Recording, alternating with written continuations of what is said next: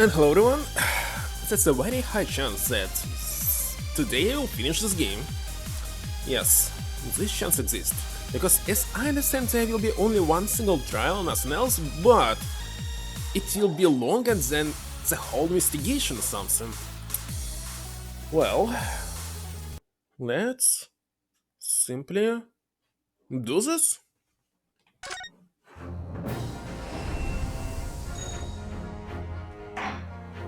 Alright, let me check the sound stream, so test.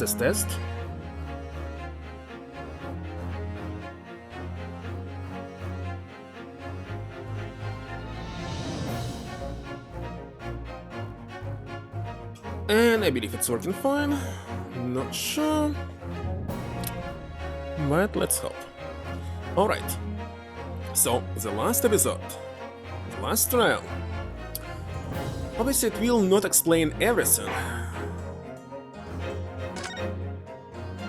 I need this to play the second game. Also there's like additional small episodes that were released like DLC for 3DS.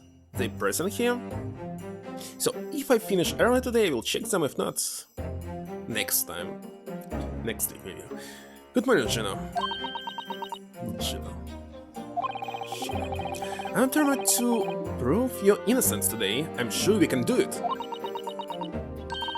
So, are you a friend then? Sorry? You know, you're in the fancy dress. Susato or however you say it, I don't know. Oh, Miss Susata had to leave early this morning. She was already gone by the time I woke up. You're right, Suzette, are you? Forget about me if you like, go and see her. It's fine. It's not as though Miss Susato and I won't meet again one day. Even so. But you, Gina, you only get one chance. This trial today is all we have. Good morning, you two. So, she'll be helping? I don't know. She might be not allowed because she's just 10 years old. How are you feeling, Jenny, and did you manage to sleep?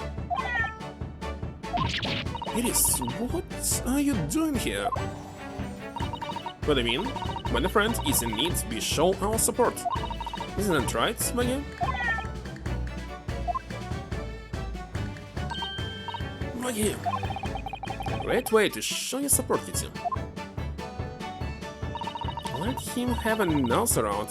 What harm can it do? Oh, that reminds me. I bought a paper on the way here. London News. Now, would you like the good news or the bad news? What do you say, Rona Jenny? Oh, well, I think I'd rather get the bad news out of the way first. Let's take the good news first. I might not live to hear the bad. Yes, this question always gives away people's personalities. Let's not go there. Right then, I'll give you the bad news first. A record amount of rain has fallen this morning and carriages all over the capital are struggling to move. Huh? The bad news was a weather report? So how that Susie made her train to Dover and that the train is in delight on its way to the port. Gosh, yes! Alright then, so the good news. Well, the rain is forecast to subside this afternoon, so even if the train is delayed, should be able to make up the time later. Well, that is good news, isn't it? I couldn't give him monkeys, really.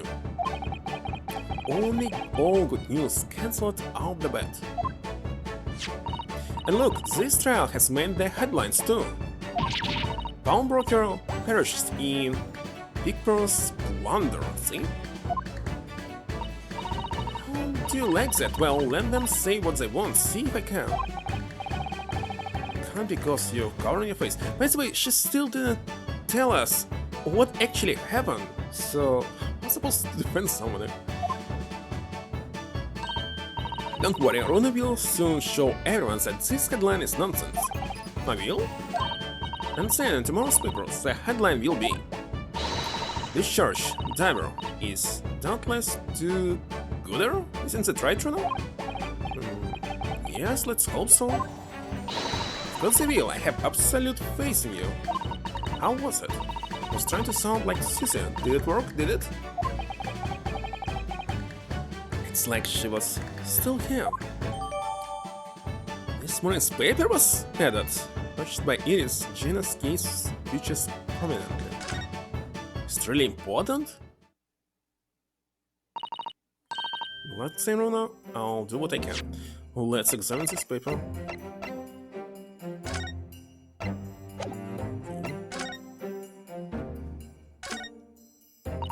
Homebreaker perishes in Keeper Splendor. How awful.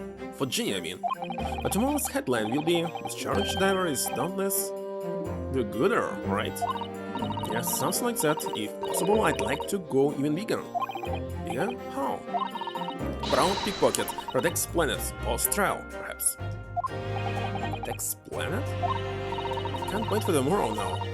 It's going to be so great.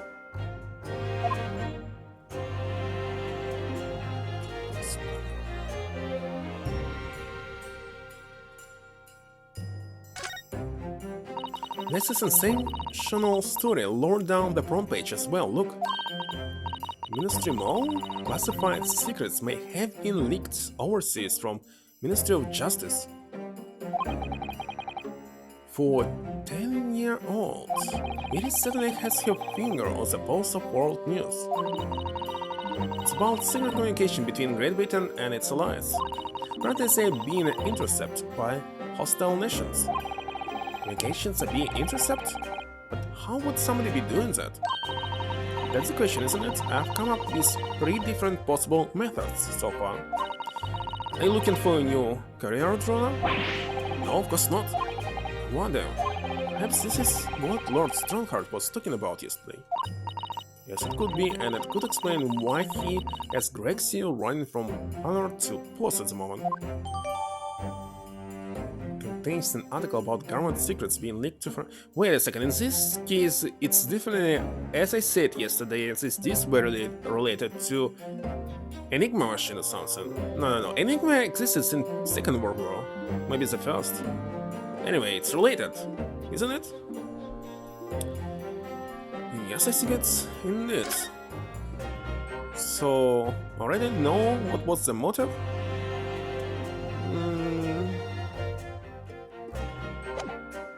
Just need to prove comparison. Okay, I'll do what I can. Obviously, I don't know the law like Susie does, but still. I'll be your side the whole time, giving you moral support and encouragement. I'm not sure that Big Sin is as comforting as you think it is, to be honest by it. Thank you, Iris. That's very kind of you. Oh yeah, Iris. Yes, Ginny? Well, I was wondering... It's all about Holmes. Did they fix him up alright? Yes, the operation was a great success. But Oscar still hasn't come around yet. I'll ask a friend of mine at Scotland Yard to send a telegram as soon as he wakes up. I'm sure Gregson will let us know the moment there's news. Alright. No Cecil Son and no Mr. Holmes. It's all down to me today to prove that Gina is innocent of this crime. Miss Gina Lester's counsel for the defense.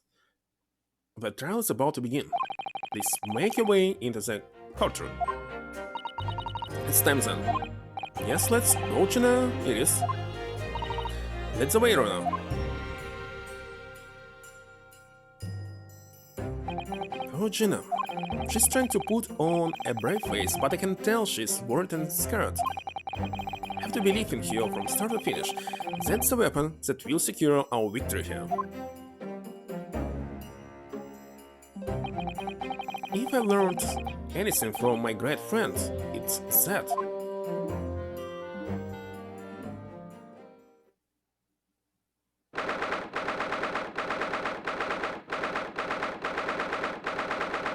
Who will be the prosecutor? I wonder. You again? 6? In the name of Your Majesty, the Queen, I hereby declare this court to be in session. This trial shall determine the guilt or innocence of Miss Gina Lestrade. I now call upon the counsels for the prosecution and defense to declare their willingness to proceed. The prosecution is ready. The defense is ready. Lord 16. My lord? Remind me, how many years ago was it that you withdrew from the public prosecution service? It was some 5 years ago, my lord. Yes, and 2 months ago you resurfaced somewhat unexpectedly, and here you are again today. As there are some circumstances of which the court should be aware that have led to this erratic behavior. It's just constantly losing everything so far. What one might describe as your former life 5 years past, you dealt exclusively in matters concerned with the highest echelons of society and government. Really? Yet today you choose to try a simple case of burglary and murder.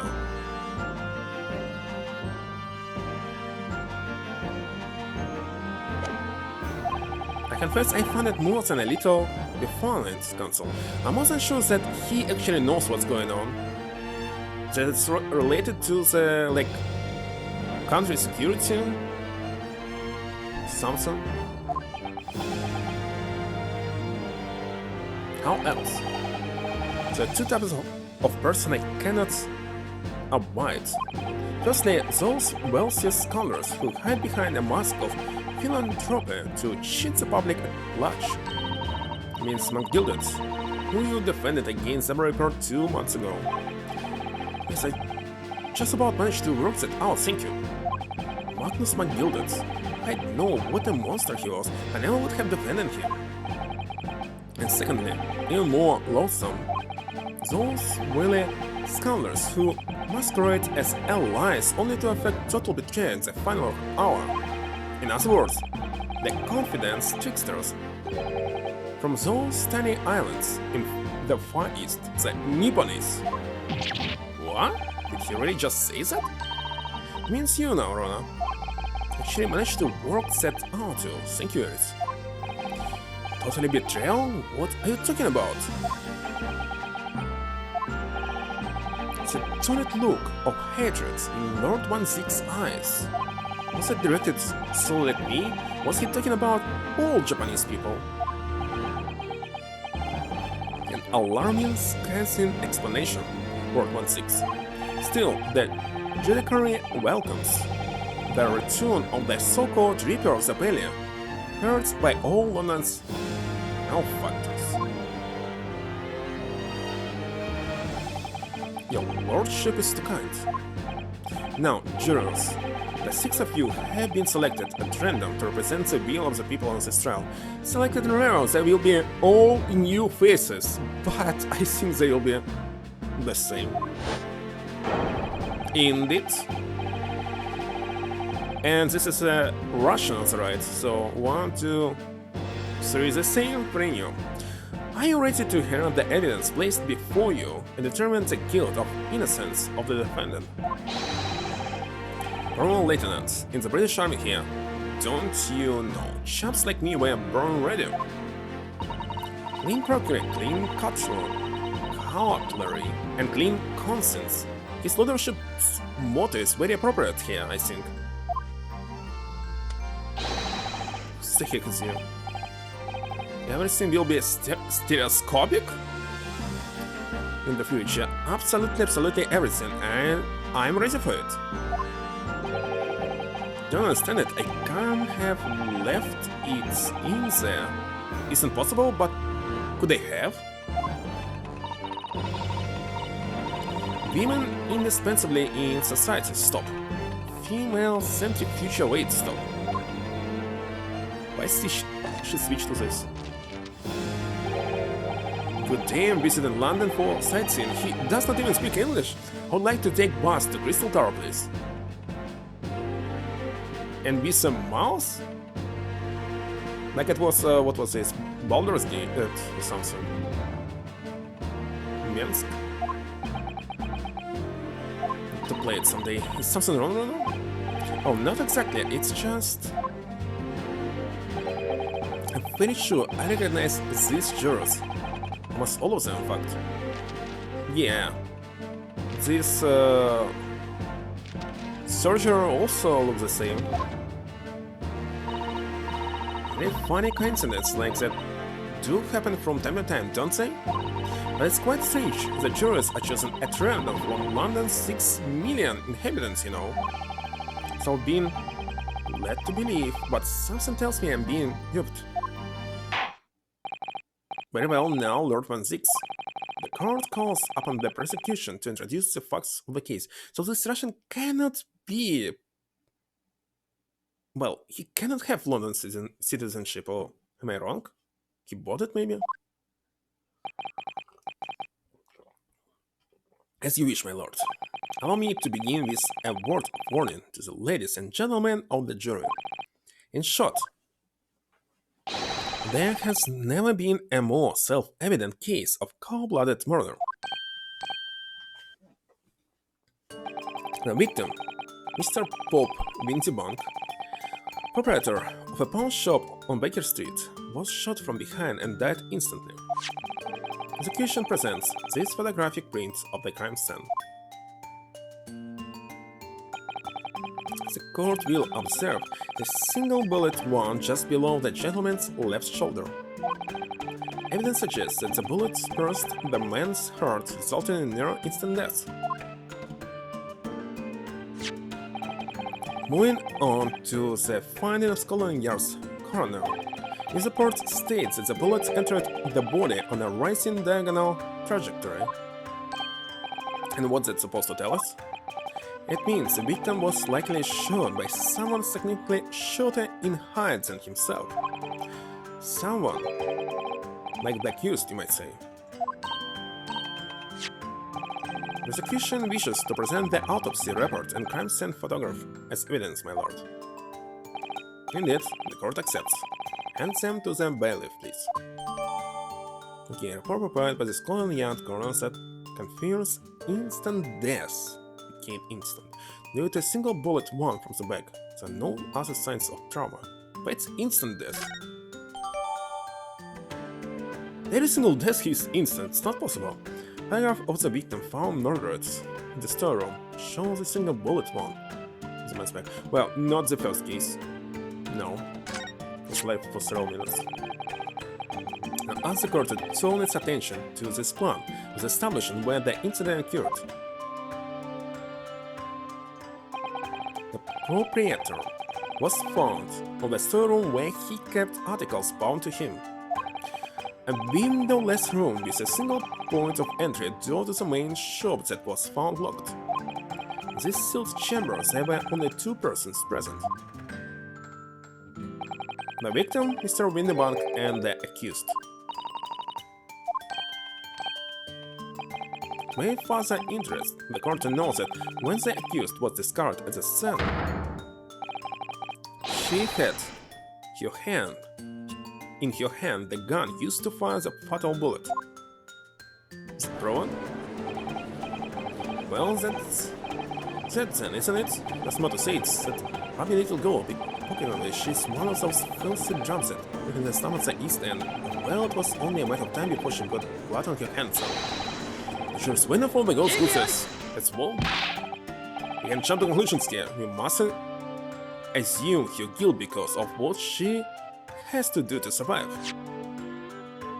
As hell. Check the report. Time of death between 1 and 1:30.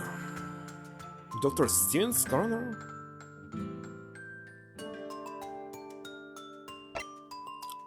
Single bullet wound in upper half of victim's back, no other visible signs of trauma. Instant death from a post-stir on anterior bullet wound to the heart. The bullet entered the body from the back in a gently rising diagonal trajectory.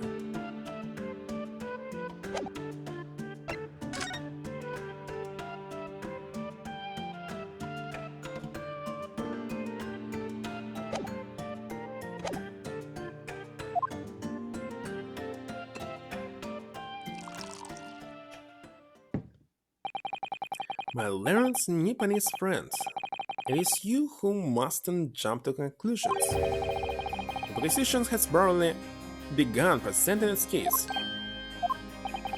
Apparently, this appalling act of murder did not go unobserved, the way witnesses.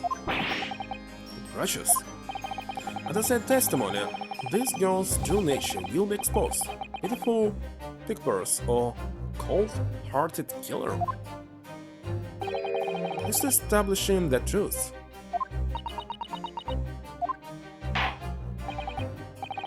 Court will take the floor plan and firearm into evidence. Hand them to the bailiff, please, Lord 16. At once, my lord. One of Winterbank's pawnbroker at the scene of the crime shows the relative position of the main shop and the real storeroom. And a gun belonging to the victim, Mr. Winterbank, that Gina was holding when she was found unconscious. The signs of a single discharge. This isn't good. Let's observe it. I don't know why do you need magnifying glass. Okay.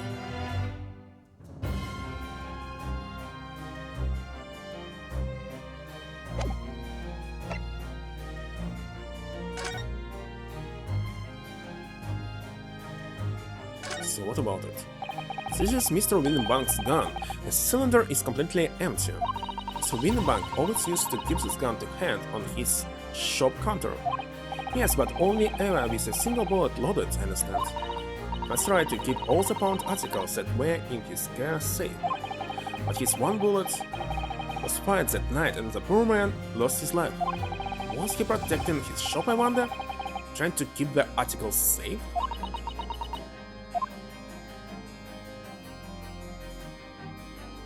Something new?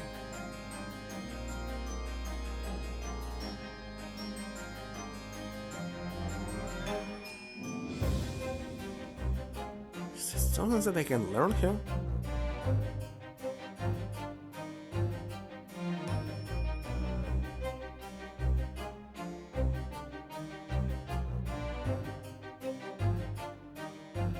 I don't think so. Maybe not.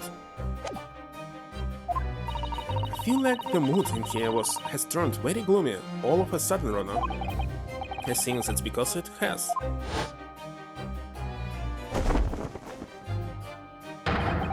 Let us begin.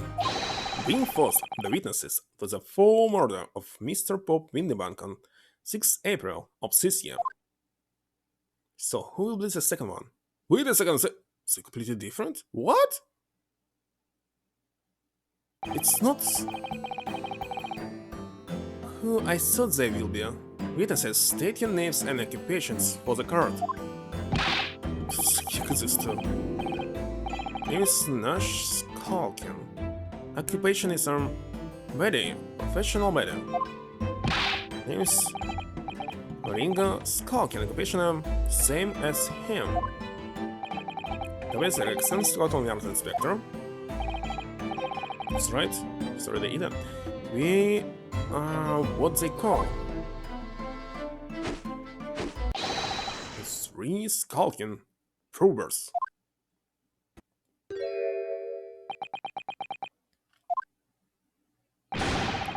What are you looking at me like that for? Don't let me in with you lot. Can't blame you, that's cold. Don't you know what we are going through? Oh my god.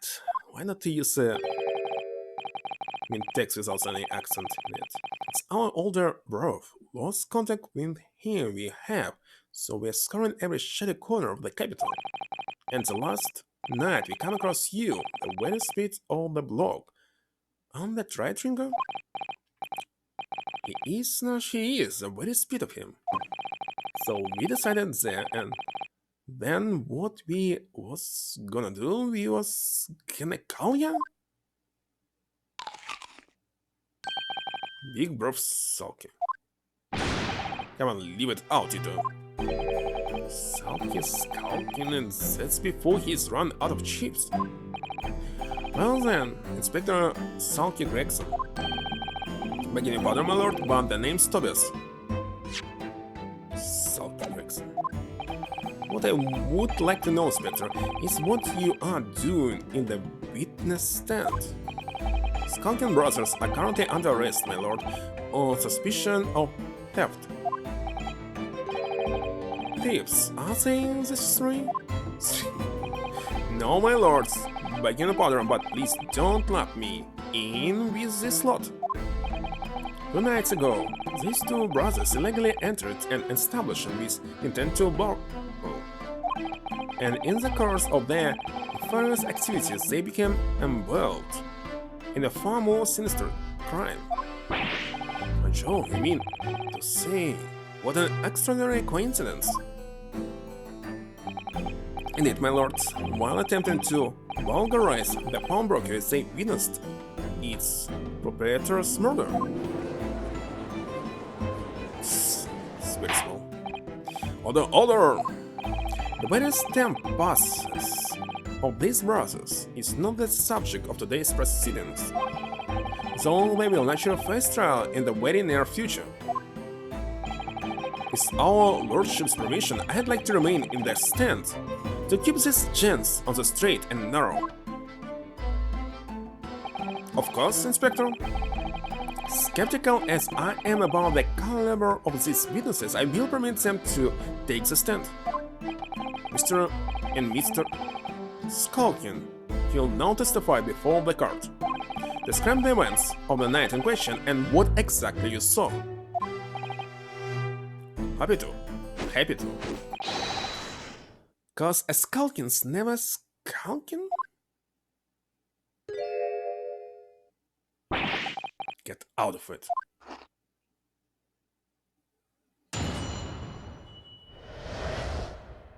Illegal entry.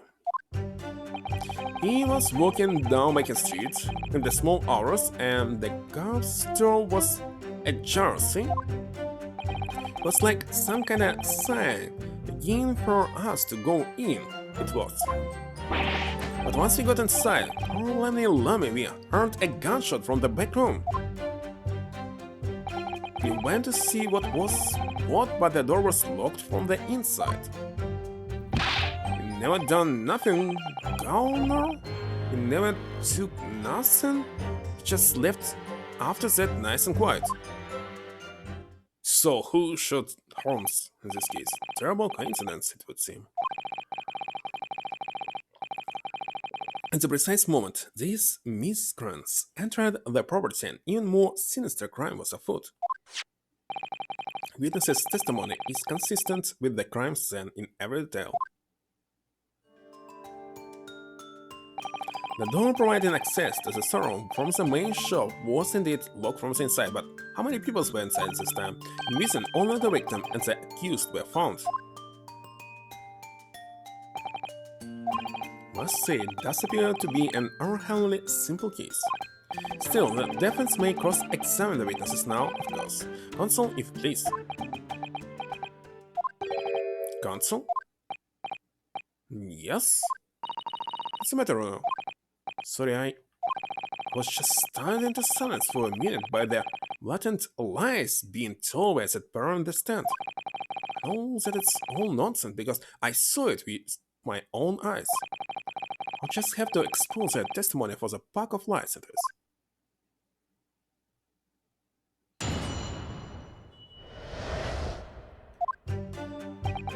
I was walking down Main Street. In the small hours, the house door was ajar. The front door of Minibank's was ajar, you say. What time of night was it? It's been about 1, right, Ringo?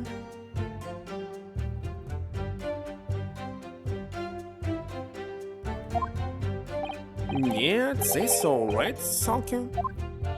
How would I know? The place will be shut at 1 in the morning, just like every other shop in town. Well, it was pitch black inside, it's true, and isn't that right, Ringo? I'm not so sure, Nash. I seem to remember a little light burn inside. What about you, Sulky? The old mucker. Leave me alone. Definitely was a small lamp burning inside. It's what alerted us to the situation in the first place. And when this gentleman ventured into the open establishment, the accused, Miss Gina Lestrade, already had the muzzle of her gun trained on the unfortunate victim. It's pure conjecture. Well, perhaps, but it changes nothing. These brothers inadvertently wandered into the middle of a cold-blooded murder, simply because they found the door of the victim's establishment open and ventured inside. Right, that's what happened. It's like some kind of sign begging for us to go in, it was. What are you trying to suggest? That you had to go in? Well, God moves in mystery ways, they say. Don't say, Ringo? I have no idea what this is. They do, Nash, they do. Must be in some sort of providence, I reckon. It will often presents itself at the whim of thieves, does it? It weren't no whim. I'm that sure of that. It went, Nash, it went, like we said at the time. Don't just find doors open in the middle of the night like that. Nah, there's no two ways about it. It was a sense that our long-lost brother was inside. Not very good liars, are they? Well, you can't deny it. Led us to a block what looks just like our bro. I said cut it out. She's getting a champion today.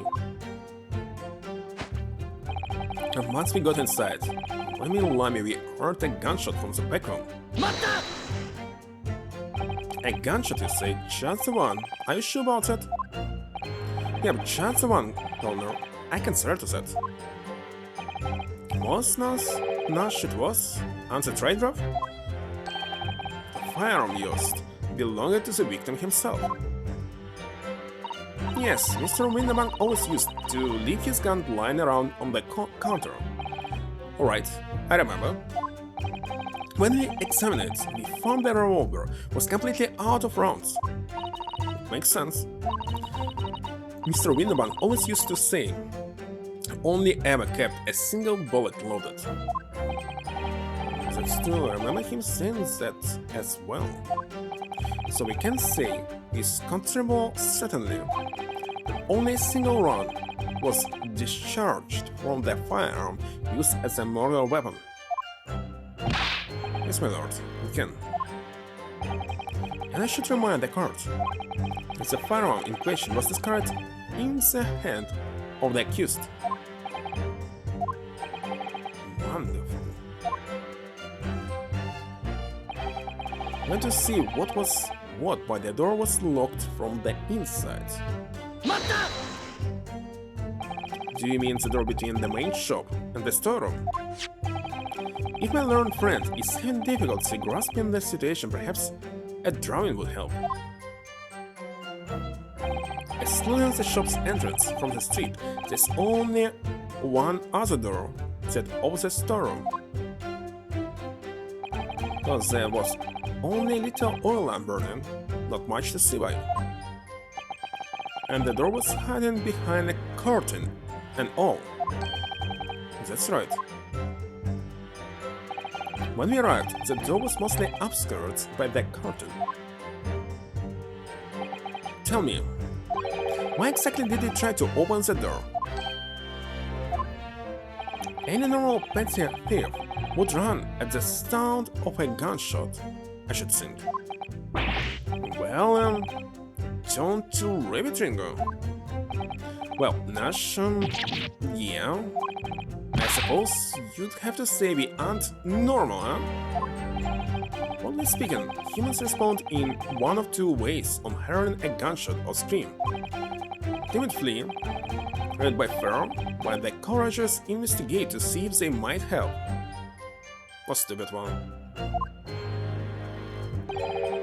These gentlemen are of the latter inclination my learned Nipponese friends, it would seem, is all the former. Alright, somehow just proved that I was a coward that night. Thank you, consuls. So I believe we all understand that the door was locked and could not be opened. Proceed, witnesses.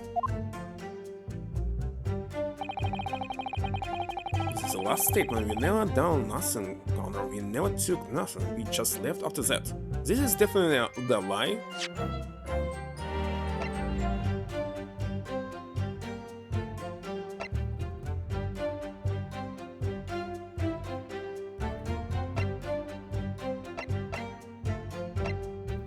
And what I have to prove, huh?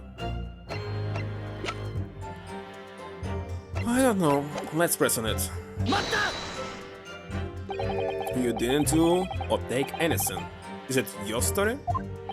Well, it was Bedlam Soonest, wasn't it? It was, Nash, it was. Didn't even have time to pull me ducks out me lucky lockets. So with no time to take your hands out of your pockets, you just left nice and quietly, you say. That's right, Governor.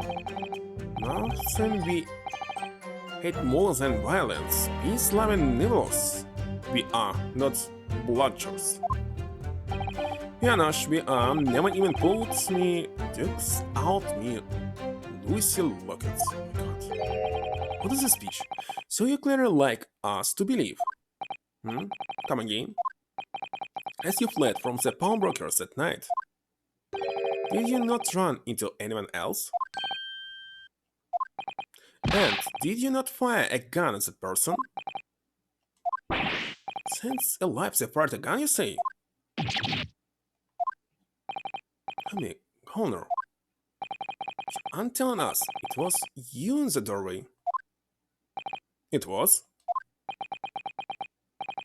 Why the bleeding Nora? And you mentioned it before. You were armed with a gun, and as you fled the scene, you fired the gun. At London's greatest detective, Sherlock Holmes. Should the greatest Mr. Holmes? Did hear that actually there was a rumor that he'd been rushed to hospital. And Holmes, that's beyond the pale. On the night in question, these pair were arrested by the police within minutes of the discovery of the crime scene. The suspicious countenance rapidly gave them away. And when searched, a firearm was indeed found in their possession. Furthermore, the barrel shows signs of a shot having been fired from it. The prosecution invites his lordship to examine the firearm recovered from these brothers. Yes, indeed. Remnants of powder around the muzzle, as you say, Consul. The courts will toll this weapon as evidence. Firearm found in the possessions of the skulking brothers upon their arrest, their signs is that a single round was fired.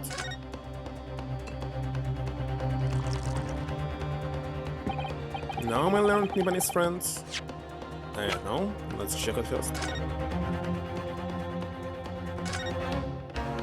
So, there's ammunition still loaded in 5 of these revolvers' 6 cylinders.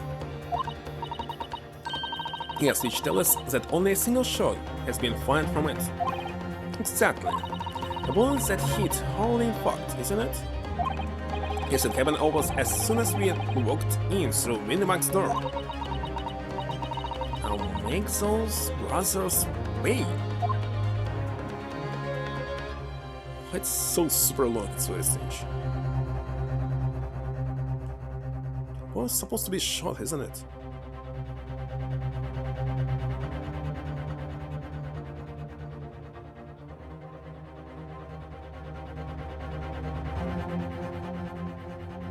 Why is it longer than it should be?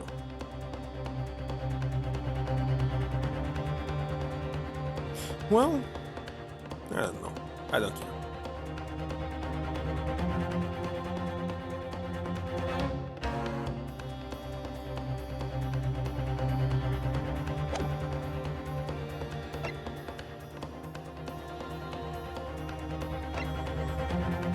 Alright, maybe it's a very old design something.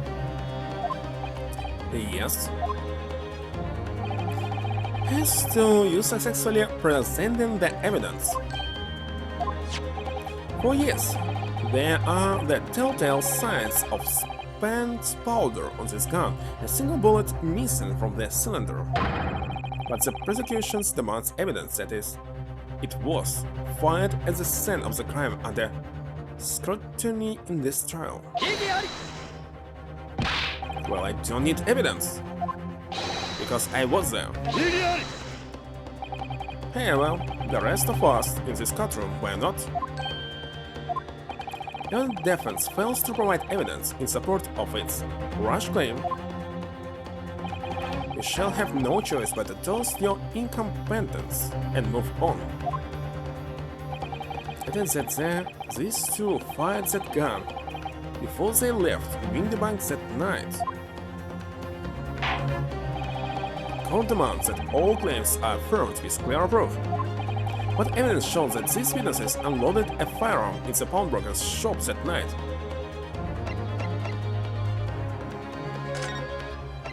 Isn't it one of the pictures, this one?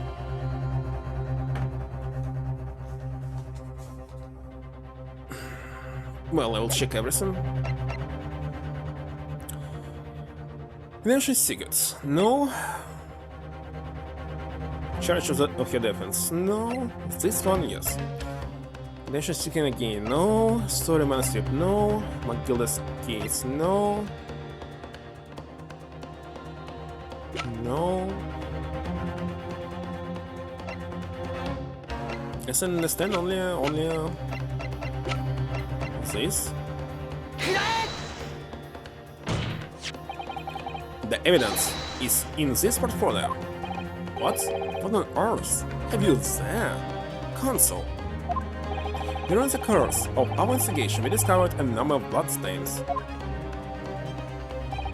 Not trusting the police to do the job they're trained to do? How arrogantly Nipponese of you. Well, anyway, we analyzed all the blood samples we found and recorded the results in this portfolio. And you claim to have the evidence the court is demanding therein?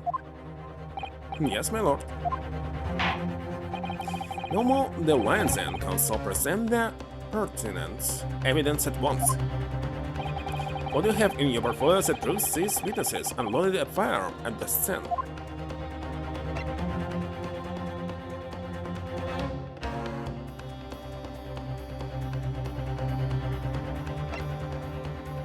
Well, kinda honest. What is that? Explain. It's a photographic print taken at Windeman's pawnbroker on the day of the incident. The scene of the crime, is it? Is that a bullet hole? And if my eyes do not deceive me, it appears the bullet is still lodged there. Yes, as your lordship noticed. The bullet appears Mr. Windebank's calendar. The date shown being the 16th of April, the very day of the pawnbroker's death. Incident occurred at 1 hour after midnight, but this indicates that a separate shot had been fired sometime after the calendar had been set to the 16th. That's right, and while it isn't irrefutable, the defense believes it's incredible evidence that the witnesses did fire a round from their gun in the pawnbroker's that night.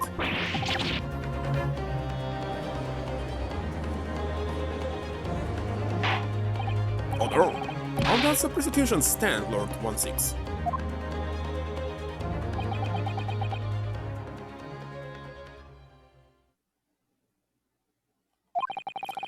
If that is the direction my learned friends wish to take, the prosecution has no objection. What? But you'll forgive me for flinging my hallowed chalice aside in disgust at the pungency it exposes. Yes, on the night in question, these brothers entered the pawnbrokery illegally. And like the bold bodies they claim to be, opened fire on the new arrivals before fleeing back into the street. Take it easy, the governor. Gonna land us in the soup. The deal, you weren't gonna get into them details. Then sulky, set the block straight. So they are not the ones we saw? Have nothing to it. So he knew, did he? 16 knew that testimony would almost certainly expose the extent of their crimes. It would seem now that I owe my learned Nipponese friends a word of gratitude. What do you mean? What I mean is that you have helpfully confirmed an important fact. What fact do you refer, Lord 16, that they were here? As has been established, at the point of their arrest, a single shot had been fired from the brother's gun. However, if that shot found its target in Mr. Holmes, then clearly these witnesses cannot be accused of the fatal shooting of the procurator and victim. In other words, these two men have no material connection to the murder of Mr. Windibank at all. So that's it.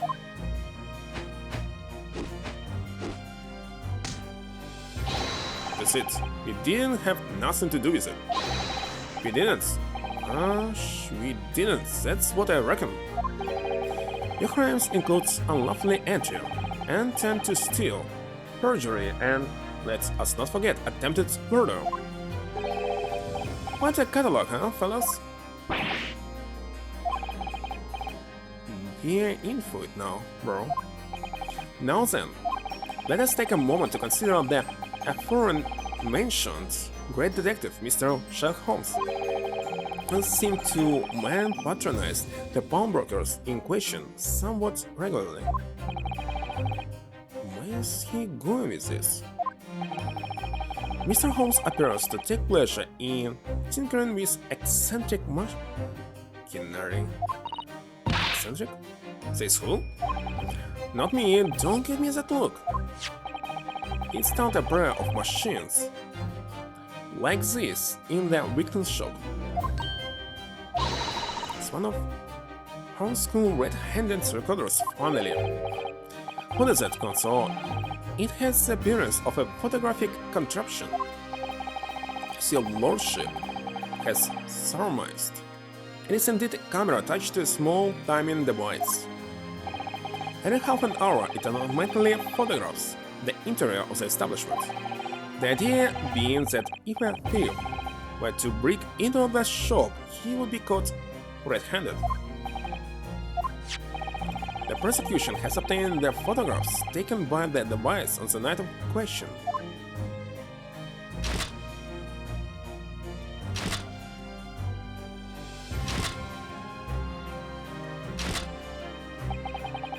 As the court will observe, copious identical prints are produced in quite desultory fashion. That's a prodigal, I feel.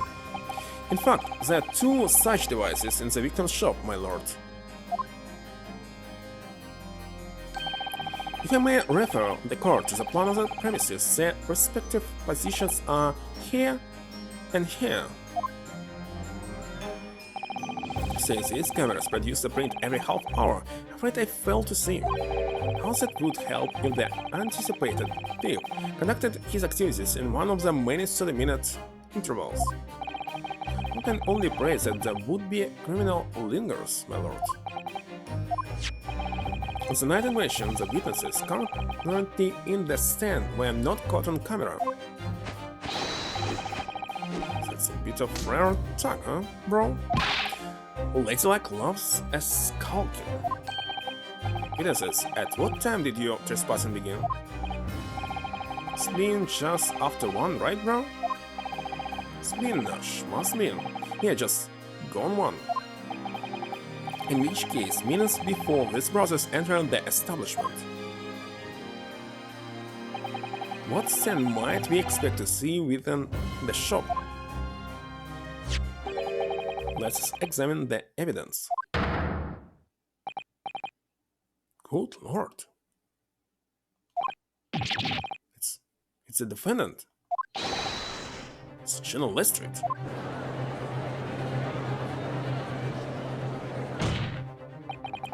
As the court can clearly see,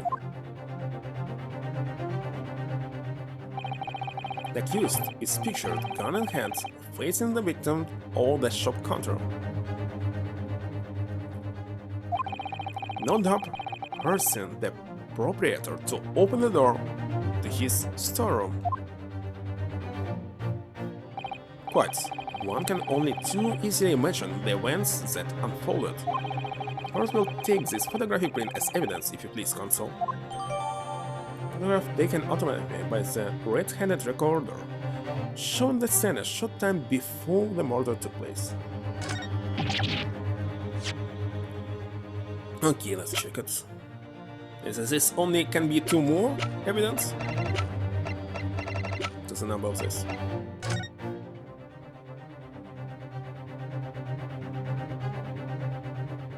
Stereoscopic scene is here.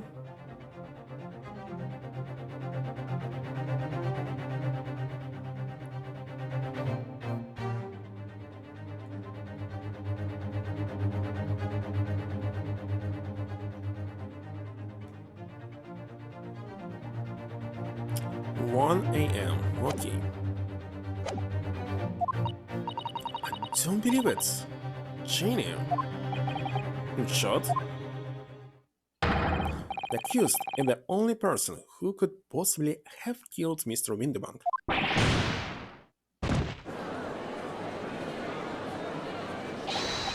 Same alert.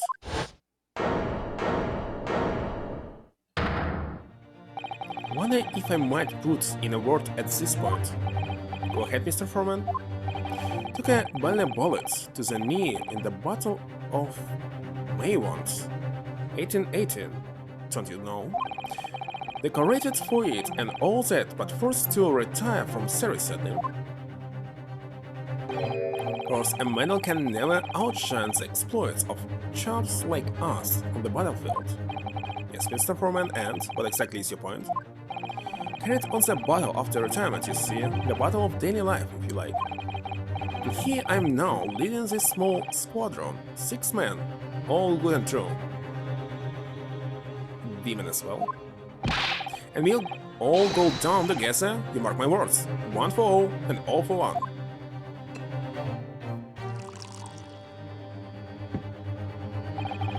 Ladies and gentlemen of the jury have reached agreement, have they? Is it what we are to understand? Well, Mr. Foreman, is it correct? In a manner of speaking, yes. That is the Garadep squadron's position, sir. No, it's too soon to make a judgment here. Status report for the courtman. On the double. His lordship insists on promptitude at all times, and that goes for making decisions too. I think you'll find the truth is as clear as they know, could reach out and touch it. I wouldn't have left it in there. Just wouldn't, but in all honesty, I can't actually remember. Situation clear, stop, no room for doubt, stop, trust, now undeniable stop. I'm very sorry for brothers. They are unlucky. Very well. And I'll call upon each member of the jury to state his or her leaning in the matter. Announce your considerate verdicts to the court.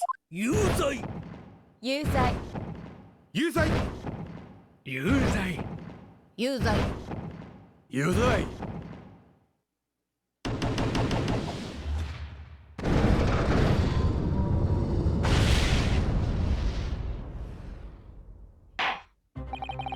Does indeed appear that the jury is unanimous in its leaning already. The photograph must be the definitive evidence that Gregson mentioned. But Jean didn't shoot him. No, of course not. My lord, the defense wishes to assert its right to some summation examination. Very well, the court grants permission. So you refuse to admit defeat again? How unsurprising. Shall proceed immediately with the summation examination. Mr. Foreman, are all members of the jury ready? Absolutely, sir. Always ready for action matchups. Very good. Ladies and gentlemen of the jury, you will each explain on what grounds you have determined the defendant to be guilty.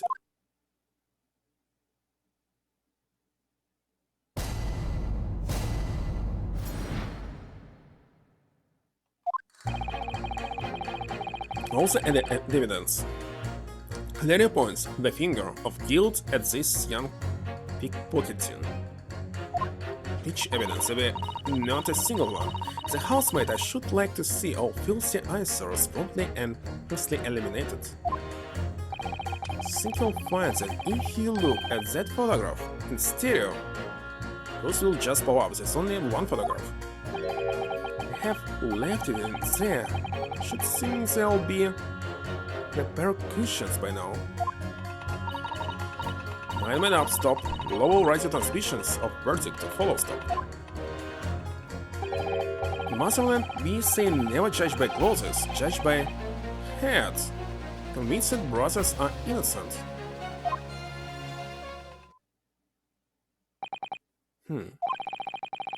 Circumstances of the crime are, and the evidence do indeed implicate the defendant rather comprehensively. Storm locked from the inside in which the victim and the accused were discovered alone, and in the accused's hand the fatal revolver, the firing of which was heard by these witnesses. To mention the sprint. Taken from my chump, seen actions on the battlefield that young girls on the verge of pulling the bullet trigger. Thanks a lot, Mr. Holmes. Oh there.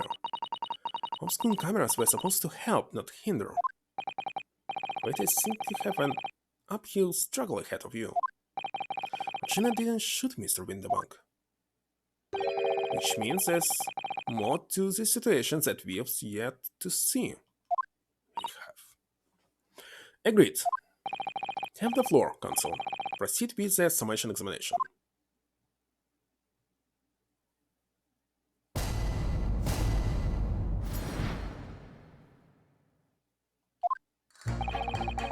The evidence clearly points the finger, okay. Dear Mr. Nasume's landlord, Mr. Garida, aren't you? You really must stop meeting like this. Oh, you said lurch up. Well, there's a turn up for the books. Yes, rather a turbulent time we had back then. Some extraordinary events took place at your house, that's for sure. Luckily, Mr. Holmes and I were able to get to the bottom of it all. I think we did rather a lot for you, didn't we? I mean, obviously. I would be suggestions that therefore you should change your leaning to not guilty or anything. Can't be denied, I suppose. The curse of the Garrideb's house was the dog of the town of the business. Rogers moved out and I couldn't get a body soul to take up their tenancies. And had the heart to break the news to Johnny yet, but enough that the old girls clubbed up. Yes, can't be denied. You did do rather a lot, but not for us, that's for dashed Saturn. I suppose not. Cause the can be no suggestions of that being the reason I'm leaning toward guilty here, obviously. But honestly, I really wish he'd pay more attention to the trial and less to juror number 2.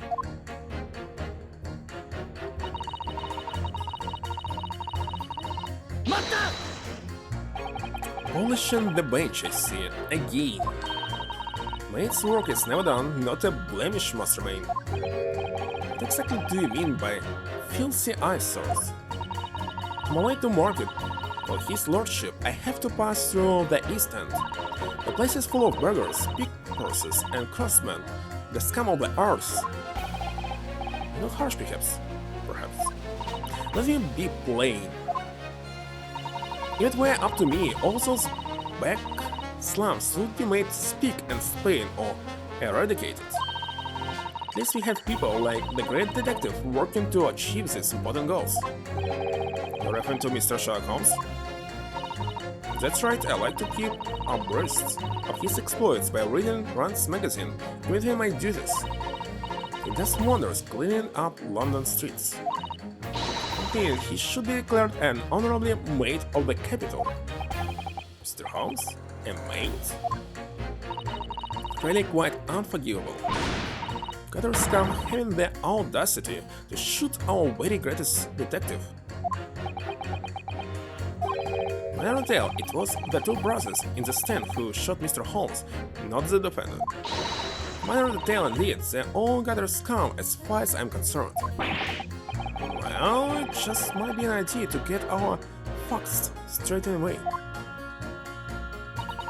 Yes, alright, I shall amend my statement. Those brothers are the scum of the earth. They should swing for shooting the great detective. I agree with you. The shooting of Mr. Holmes was an unforgivable act. But the purpose of this trial is to determine who shot the pawnbroker, Mr. Windybank. Fred, you splitting hairs, sir. Sorry?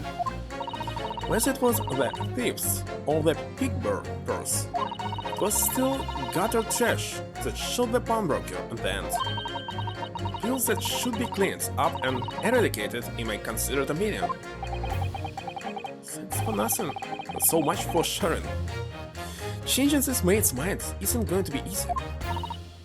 Rona was one of those 2 brothers that shot Hurley, wasn't it?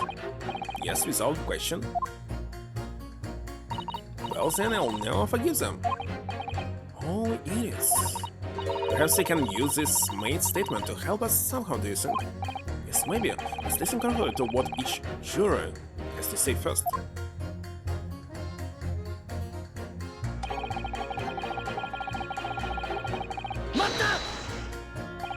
What do you mean? Look at the photograph in stereo.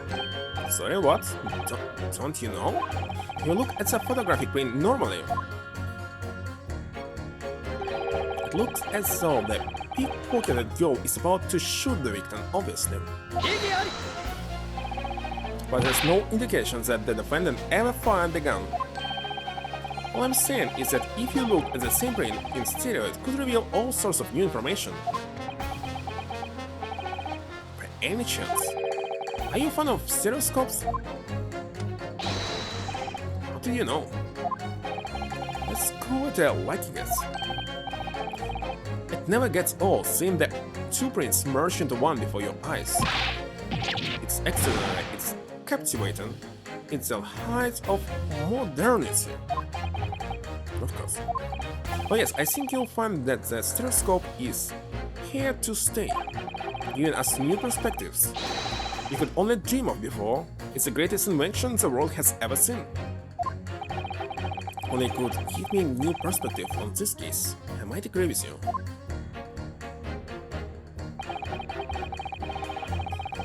He's talking about some garbage. What exactly have you been muttering about all this time, sir? You keep talking about having left something somewhere, something like that. So sorry. As you can probably tell, I'm a surgeon. If you're a surgeon, why do you need this on top of your head? It's for some other profession. not surgeon. No, medical, but not. I don't know how it's in English. It's normally passed me by. Because people conducting surgery in this country aren't considered to be doctors or no. And so me and my kind are at the forefront of medical science, the real brains in the field. So what is it that you think you left behind? That's a little embarrassing, to be honest. See, I was operating on someone yesterday, standing scene, went in through the abdomen. But when I finished the procedure, I couldn't find my scalpel anywhere. What? Did he? Surely not. Exactly, surely not. You say to yourself, don't you? Worrying, isn't it? That's what's been telling me this whole time. Do I really have left my scalpel inside the fellow's belly? No, of course I couldn't. So, there you have it. Like I said, a little embarrassing, really. It's one way of putting it. The other is manslaughter. Exactly my concern. And seeing as this case appears to be all but a sewn up, I need to focus on trying to remember exactly what I have sewn up elsewhere. Now I'm sure everything was back as it should be. Well, as sure as you can be without being sure. Sure, you need to be more sure.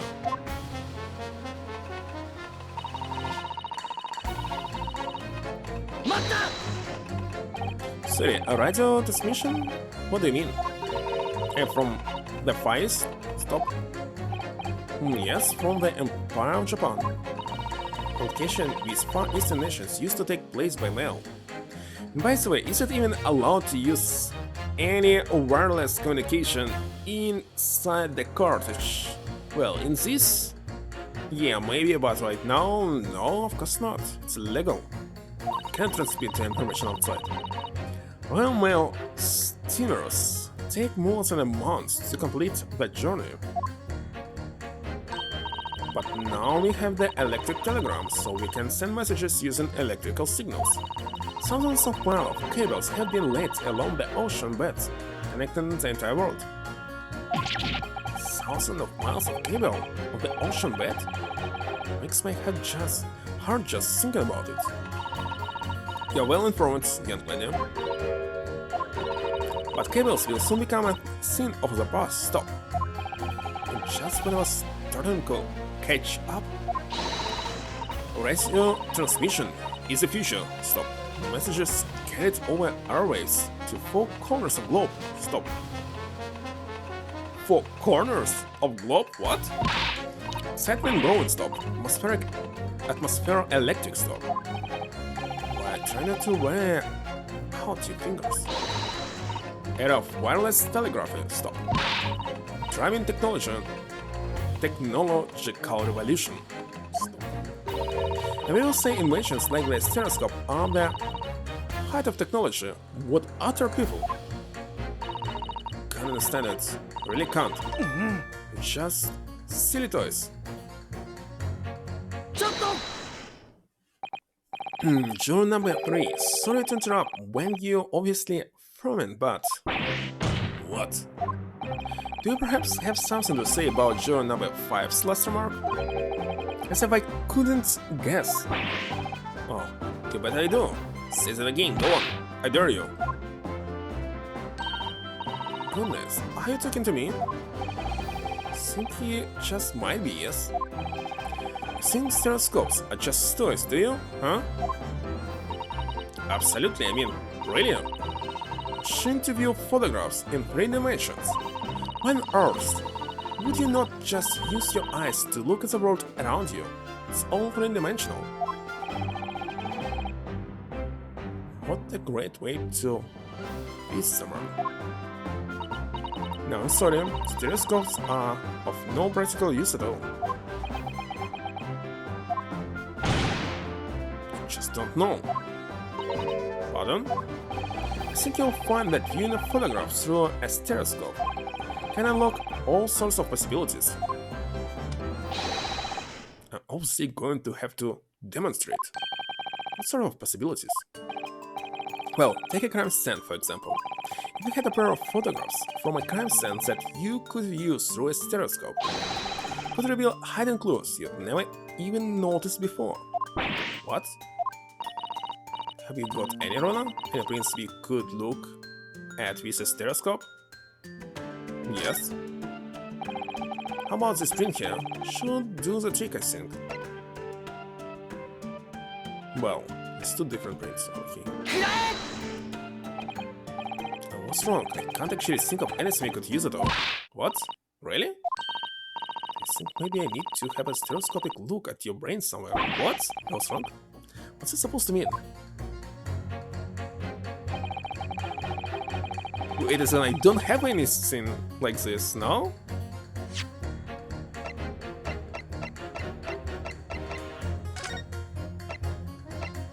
There's nothing stereoscopic that I have. Oh, seriously? You want to say this one? But how? It's only just one picture.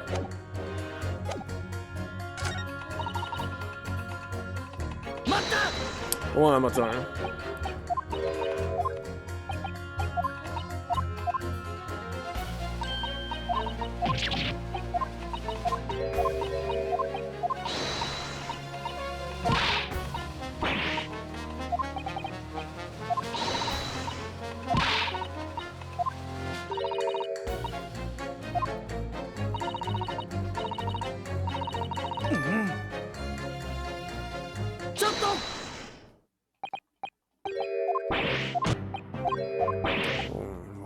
What?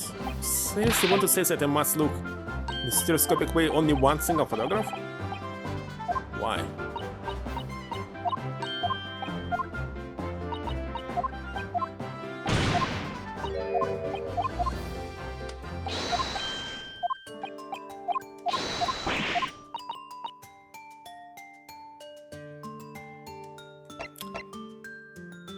Let's answer absolutely, and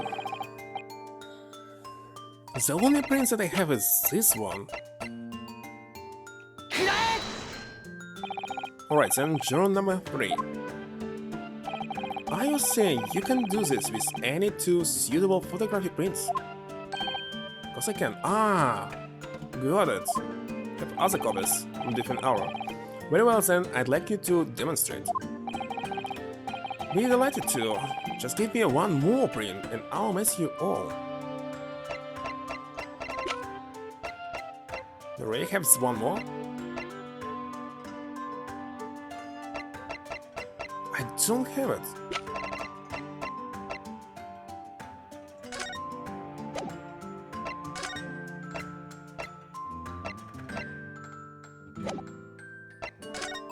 But I don't have it.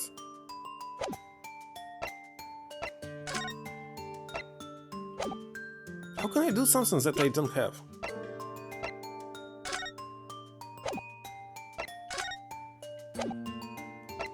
We need another print. Where can I get another print?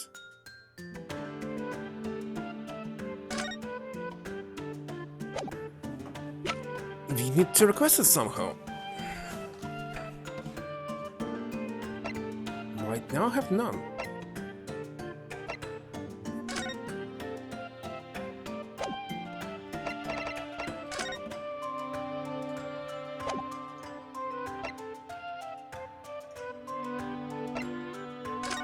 That's for sure.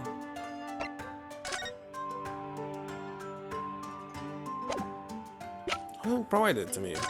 Should I press them all? And after this, something will be relevant. Okay, say I have nothing. Sorry? Do you mean one more print? Oh there, oh there.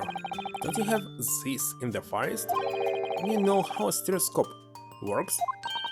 Oh no. What? You need two photographs for a stereoscope, remember? You know, one of the left eye and one for the left eye, one for the right. Oh yes, I remember now. But the print we have from the pawnbroker is just a normal photograph. No, I think you'll find that the clue is in the name. It's a stereoscope, not a monoscope. You always need two prints. Thanks for the friendly explanation.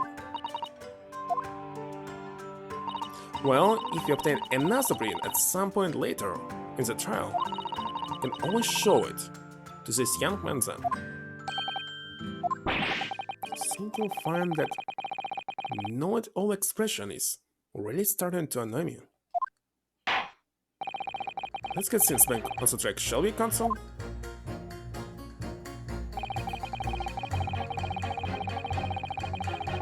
Okay, all we need is another shot from a slightly different location and we could see that thing in 3 dimensions. Can't really show up new clues though, but no unless you try. No, we still cannot do this. Where's my second print?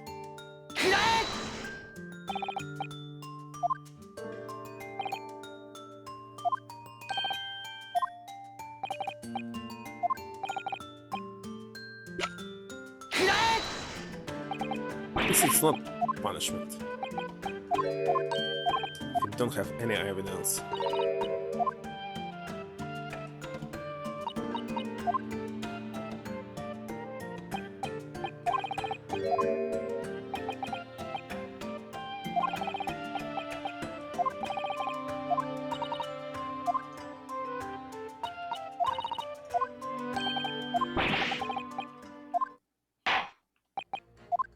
Okay, there's only one last man here. This one. No judge by clothes, judge by head. It's actually not like this, but okay. Not exactly this fragile organism expression. Wes, please tell me you're not villain Bolshevik. The Russian revolutionary. Revolutionary? No, I believe there's such a rumor. It's just a rumor? As you see, I have a fortunate appearance. I look like a vicious criminal. Your words, not mine. Just want to point that out. You will call me revolutionary murderer, autocrat. And which glove fits? Good day, I'm visiting London for sightseeing. I would like to take bus to Crystal Tower, please. Right.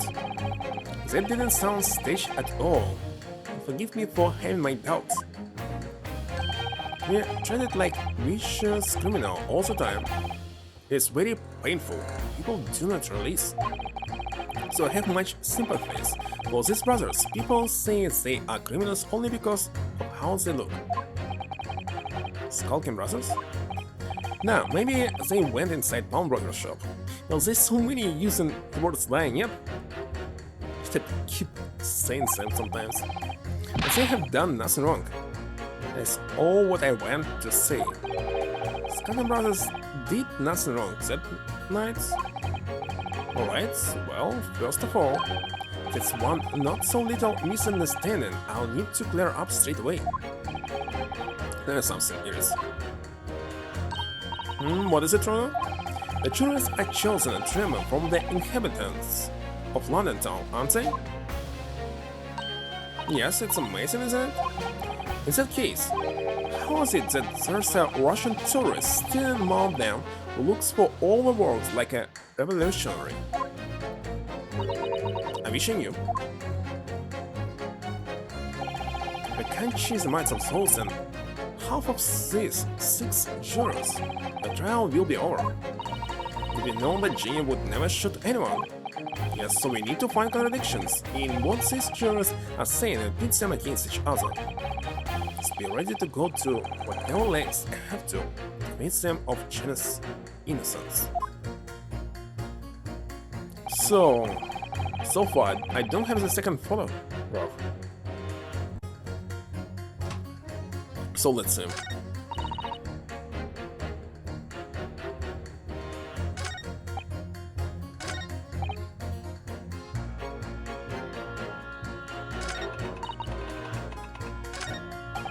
Netherlands, clothes is judged by head. And these brothers are innocent, so obviously it's these two. those two statements clearly contradict each other. But Lord, Consul, explain yourself. Why are my statements contradictory?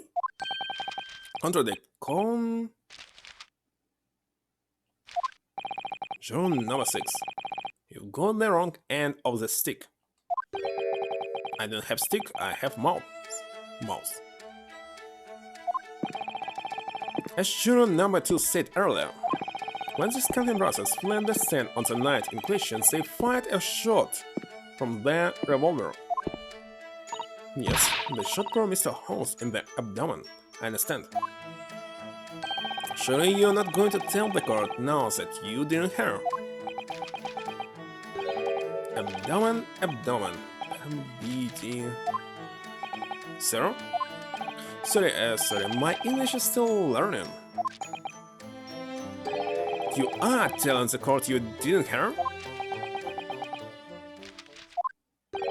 Forgive me, I didn't hear. Oh, his words. Abdomen, part of person's body containing stomach and other vital organs. Is what you mean you should say in plain English? I'm Russian, not native speaker. So it was a good idea to let this man be on the jury again. Again? So, you are telling me these brothers who look like criminals were lying? Said before we never done nothing, but trust is. They shot detective. Nah, this is double negative. Yes, that's exactly right. What's going on with this mouse? Lying is wrong, especially when one is said by a person who looks like criminal. I'm from you, that seems surprisingly prejudiced. This means, when they said we never took nothing, maybe it was also big fat lie. Is this true? Well, according to the police report, no stolen goods were found, so... Enough, I trust no one now. It's not the mouse's fault though, sir. Must serious. All eyes, I must investigate crime scene myself. I'm afraid that won't be Yes, it is, Rona. Easily. Sorry? Is the prince from early homeschool red-handed recorder? If you compare the prints that pictures Ginny and the next print from half an hour later, you'll be able to see straight away if anything was taken or not. Oh yeah, Mr. Prosecutor. Dude calling on the prosecutor in the middle of a summation examination of all times. The prince shown the accused, threatening the victim after she broke into the shop, is this one. Following this, the victim and the accused move into the storeroom. Meanwhile, the skulking brothers enter the shop and suddenly heard the fatal gunshot ring out. Sadly, none of these events were captured on film. The prints produced by the camera half an hour later, after the brothers fight, kinda interesting. I don't know what will happen if you try to use stereoscopic view on the two identical prints but with missing items. So it'll be... well, it'll be visible what is different between them or not. How will it be? Someday I'll check it. So this was taken after Homeschool was shot then. As far as I can tell.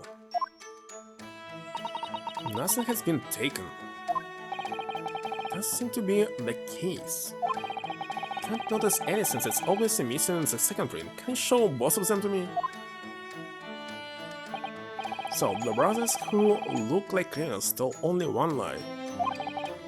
They shot men but they stole nothing.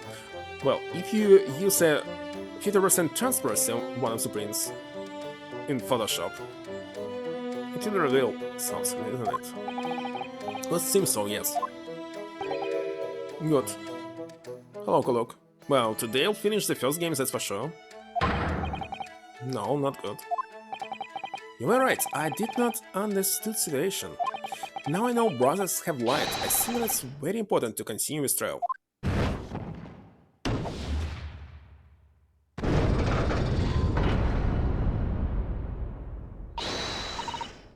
What? You think that I will not finish it today? Yeah, well done, Runa. The balance is shifting. Well, it's a start, I suppose. But there must be more. What these jurors are saying that I can use to expose the truth. And if I can do that, we just might turn the situation to our favor still. Of the trial? Yes. Thank you, console. Continue with the summation examination of the episode. I think it's half. We kindly hand the new photographic print to the bailiff to be filed as evidence. Now the print is the court records. I wonder if we can make use of that. Can I compare it myself? Cannot put it all together. Check the difference.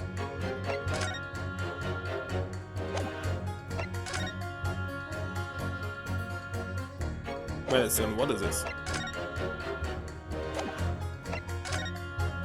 Well, I already see the difference. The lamp is broken.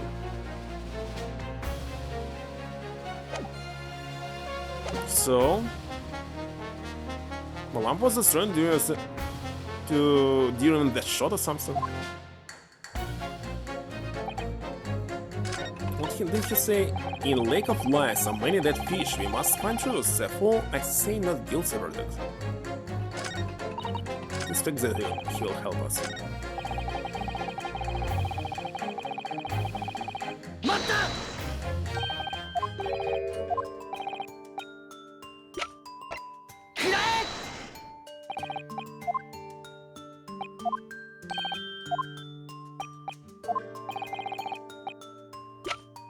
Okay, alright, these two prints were both taken with the same camera in window banks on the night in question. Yes, I see. Tell me, Mr. Lawyer, do you know how stereographic images work? Do you understand the principle? Well, I think so. I did have a lesson only yesterday. The left and right eye images need to be the same, only with a slight shift in the position of some objects. Actually, you just need to shift the camera, not the objects. Then when your brain merges the two images together inside your head, it notices the shift, as if it were depths. Yes, exactly. It's a small shift between certain objects in the two pictures that's really important. So what happens if you use two photographs that are exactly the same then? No, obviously that wouldn't work at all, not for seeing the scene three-dimensionally anyway. Of course, now I see. Since the young girl has discovered the secret. I have. Can you uncross your eyes before you tell me? Have another look at these two pictures from her homeschool camera, Runa. Go on. He was not Runa, but something else, but doesn't matter. Already ended the fight, the difference. Can you see that there's a really obvious difference between them? Of course, there is two people on the first and no people on the second. It's the only difference. Let's see.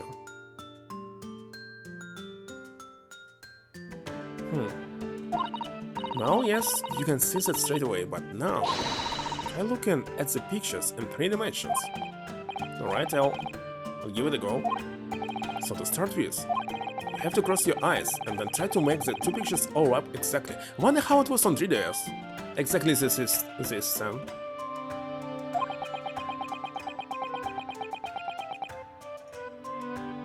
If you know what's wrong with this, you will not notice.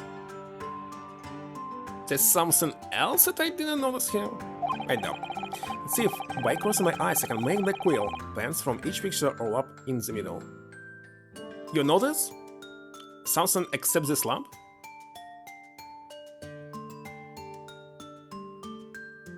What? So, there's something except this lamp is different? I wonder what. Let's see. Well, I don't want to cross my eyes. Indeed.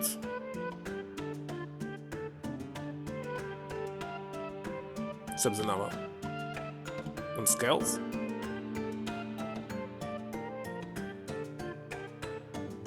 Okay, let's cross my eyes, but I do it on the phone. Let's see.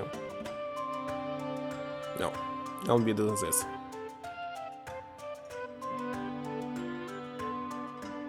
Okay, and so what?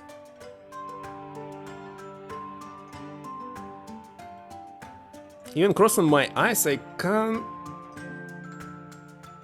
Well, I see only that something funny is going on with the lamp. Oh my god. Well, I made a stereoscopic view. That's it, indeed. It's kinda painful to watch something after this. So I see a notice. There's something missing after behind this photograph. Yeah. To the left of this dog. Wait. Well, did you manage to see it properly, Rona? Yes, I saw it. What's going on with these two pictures? Some weird things on the counter they sort of jump out at you. Let's look through this. So yeah, you need to cross your eyes. Well, not cross an eyes. I don't know why they doing this. I don't know how actually it's happening to me. If you watch the camera, I don't know. I just looking through it and it's merging without any problem. Yes, that's it, you see. That's the other amazing power of stereoscopes. That's amazing power? Is someone going to explain this? Black magic, huh? When's the deuce? Do someone that sings on the counter seems to jump out at you like that, huh? Simple found that if you consider the basic principle of the stereoscope, it will answer your own question.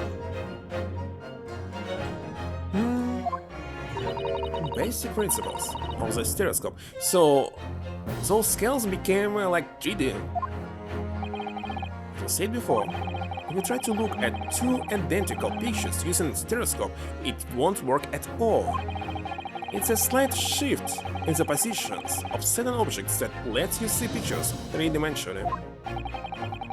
In other words, even though at first glance it seems the objects on the counter can move at all between the two pictures, this shows that exactly there have been a slight shift in their position. Yes, there must have been. Whole finds it, sir. Got the reasonable grasp of this whole cross-eyed business now, I'd say. But why in the hell does this shift between the two prints exist in the first place? Because it was remote. What's the answer, Phil? Come on, use the cross-eyed master. Me? How's the first idea? You know, Rona, it's quite simple. It is?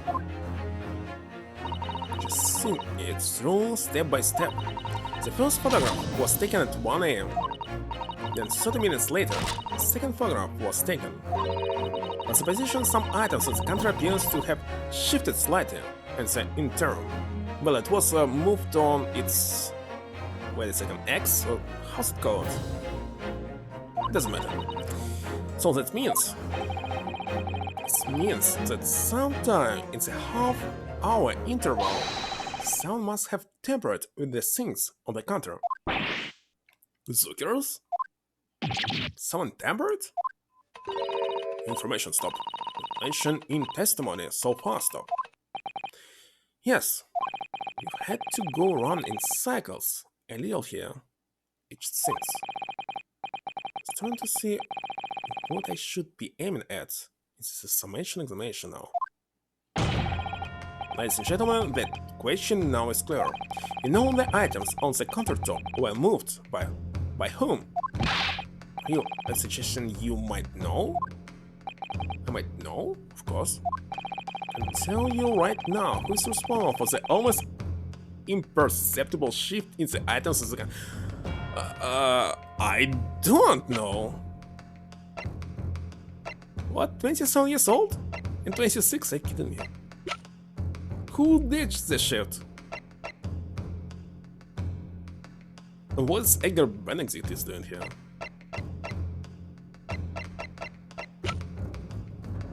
One of the Skulkins? Well, who else can it be? I don't know, let's try this one. It was the witnesses currently in the stand, the Skulkin brothers. Wait, this does not agree with what brothers said in testimony before, since they did not even have time to pull dukes from lucky lockers. My Facebook says dukes is meaning hands, and lucky lockers is meaning pockets.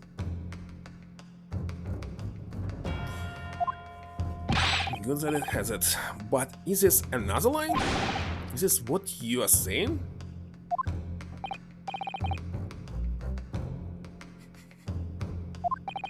Крушевич, яблочки? Now hold on a minute, you can't be sure of that. Mario and Luigi, I quite agree the accused is a common pig purse after all. It's perfectly possible that she went through the scenes on the desk to see what she might steal. What? Rinka is apple? And Nash is... What is this? I forgot what this is. Oh my god. How is it possible? I'd never heard about this. Really? Let's check the dictionary or something. I don't know. Is it something on Japanese? Oh my god, of course, yes. I didn't even think about this. Ringo. Completely forgot that it's related to Japanese. Yeah, of course. I know about the sparrow, but definitely Ringo. It's definitely possible that she went through the scenes on the desk to see what she might steal. Since it's unlikely. And why exactly? As you can see from this photographic print, the defendant was pointing a gun at the victim. It would seem, as my learned friends indicated, that she was coercing Mr. Winterbank to open the storeroom door. As a word, Miss Lestrade's interest lay within the storeroom, not in the main shop. Giving her no reason to touch anything in the contrary. All of which points to one thing. The Skulkin brothers have omitted key facts in their testimony. The accused is a pig-purse, common gutter trash. Why look any further for the rounder hair? Because the Skulkin brothers are thieves for them. No matter, in fact worse than a pig-purse. I believe that these brothers were looking for something on the victim's counter that night. Ladies and gentlemen of the jury, you would condemn the defendant on the grounds that she is a pickpocket. Would it not at least be right and proper to thoroughly scrutinize testimony given against her by two thieves? Well said. I for one would like to hear more from that shady pair. Maybe. Can you all see now? I think you'll find stereoscopes and placings. You've seen their extraordinary potential firsthand.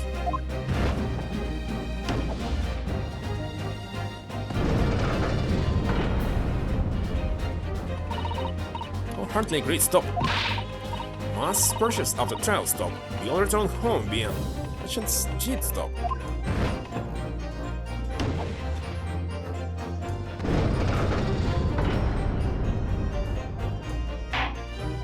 Well, it would seem this trial has yet to run its course. The ladies and gentlemen of the jury have declared their inclinations via the mightiest scales of justice. I can only call the summation examination to conclusion with a balance altered in the defendant's favor. 2 lean to guilty, 4 lean to not guilty. Currently, the jury is without consensus, and I order this trial to continue. Yeah, well done. Oh, by the way... What? Not guilty, but there's also a judge here. His opinion is also needed. Should hold on to this runner. You never know when it might come in useful. Twice in one trial would be unusual, surely? But alright.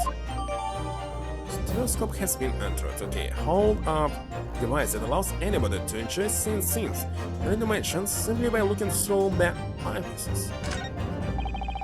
Kuluk01's. Oh, it's all there. Nothing else will be added. You have to put your 2 prints in here to start with, you see? And then when you look through the eyepieces, you can see the image in 3 dimensions. The important thing is to get right in the position of the 2 prints. You know who came up with the idea of a stereoscope, but it's really quite fascinating.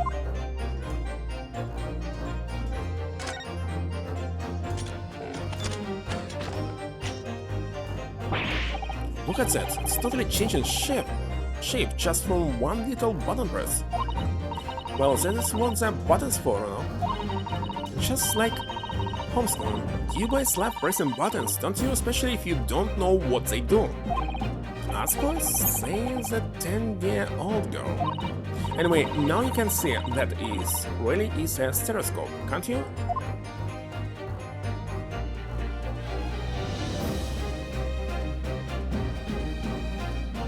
Okay, it is. It is indeed. And I think I will go and make some more tea. What, prosecutor have no last chance? Kinda sad. Why is it so? Be right back in 1 minute or 2. Maybe 3.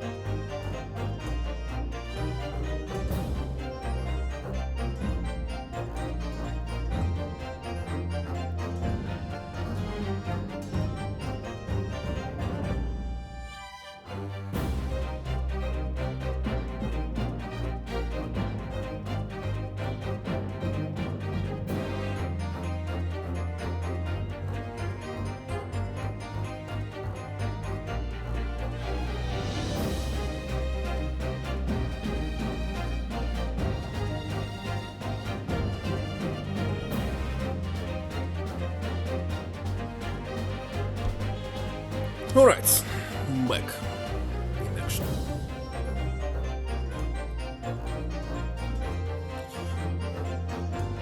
I wonder why do you need this?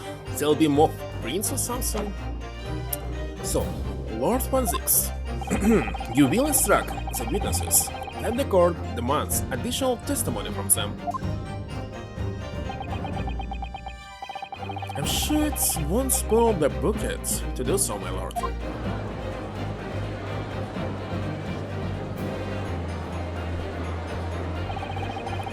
I want myself another chance to probe that pair about the activities that night at least. And I won't stop probing them until I've proven that Gina is innocent.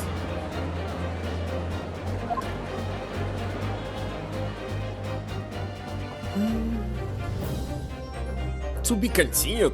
Oh my god.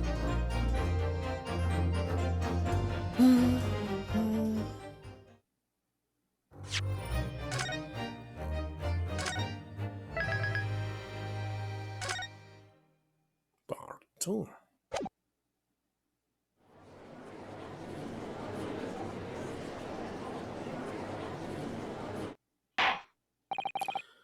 Order please, let us resume proceedings. Witnesses, you will now retake the stand.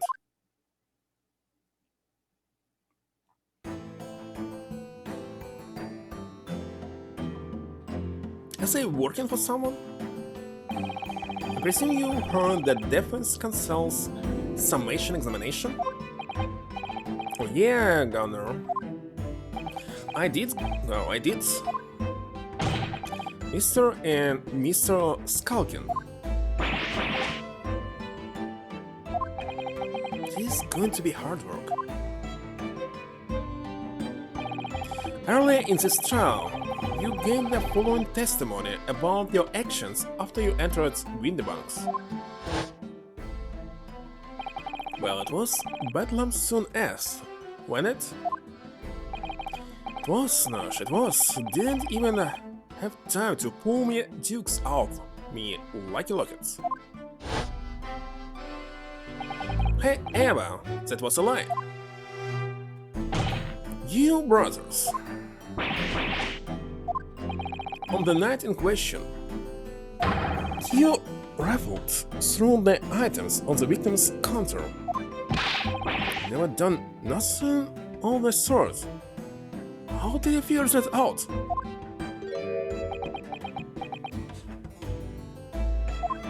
Alright. You will now give formal testimony once again. You'll tell the court precisely what happened on the night in question, and this time you will tell the truth. Each line that passes your lips serves to increase the severity of your punishment. And that, gentlemen, may deal a crushing blow to your chances of ever seeing the light of day again. A thought worth pondering, perhaps. Small girl, we heard, will what, will squeak, will pitch.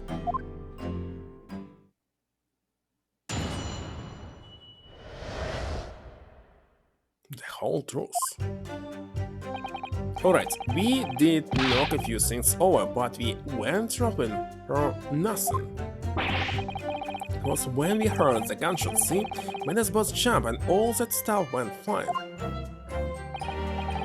I mean, it didn't all give me a fright. I was thinking the shooter would come out the door and get us next. Stuck everything back where we found it and scuppered straight into him in the black. Couldn't have shot the bone broker, see? Never even had a chance, did we? My god, it's so hard to read them. So you admit to the defense's accusation. You didn't it ransack Mr. Windybank's countertop on the night in question? Not ransack, girl, no. That's right, Nash, that's right. It's more like we tied up, yeah. Sorry. By their own admission, these brothers entered the pawnbrokery. under dubious circumstances. However, they panicked and fled and heard the gunshot, having first made good their rest. The way you say it, we hardly sound like rows at all. Don't know, we don't. Can he make us sound a bit more cutthroat? Can just be coincidence that this man showed up at Minibugs that night. There are more to their testimonies than meets the eye, I'm sure of it.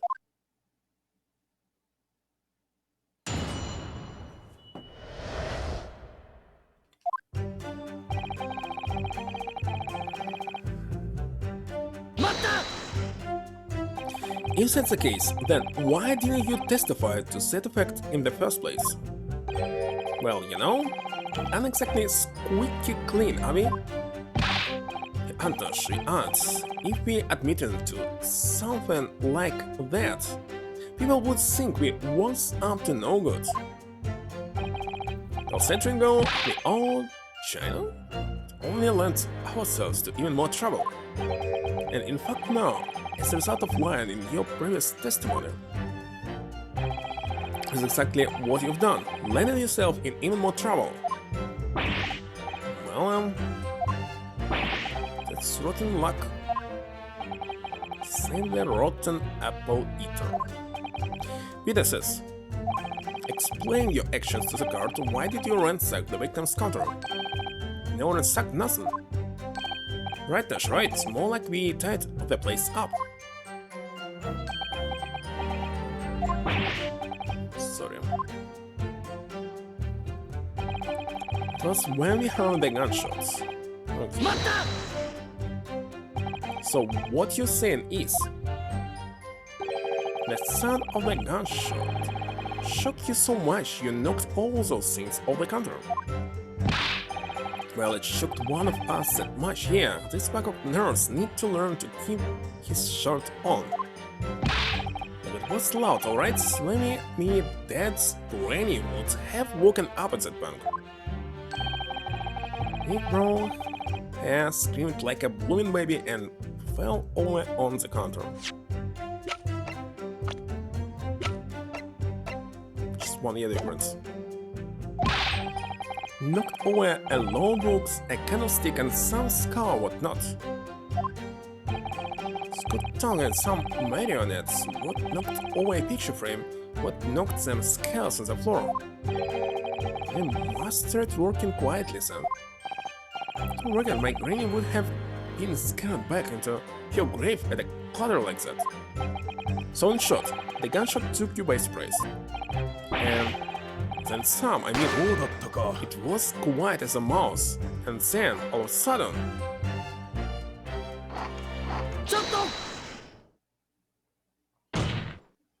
Inspector Gregson, do you have something to add? Like I keep saying, I don't appreciate being overwhelmed in these scoundrels. No something to add before their testimony? You seem to react just now at what Mr. Skulkin said.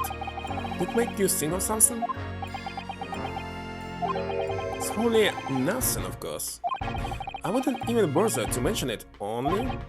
Well, the fact is, cases don't get solved if you ignore their little details. How about you just tell us what's on your mind? As you know, we brought these fellas in to the yard for questioning last night. And the statements they gave then told a slightly different story to what they're saying now. Did it? You claim you heard the victim shout something out before the gunshot.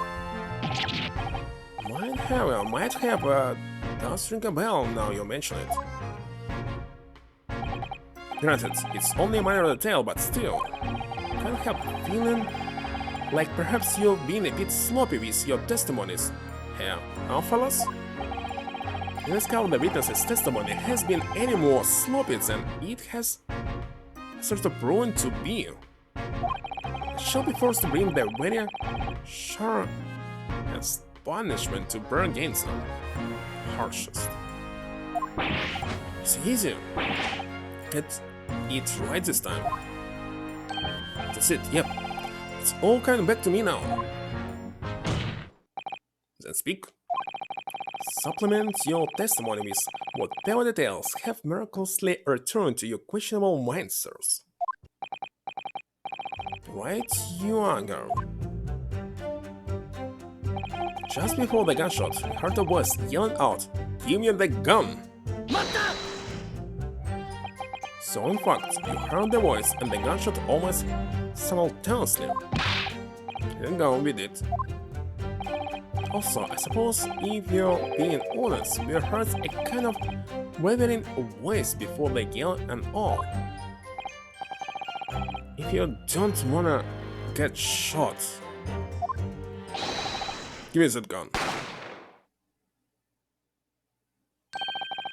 Thompson.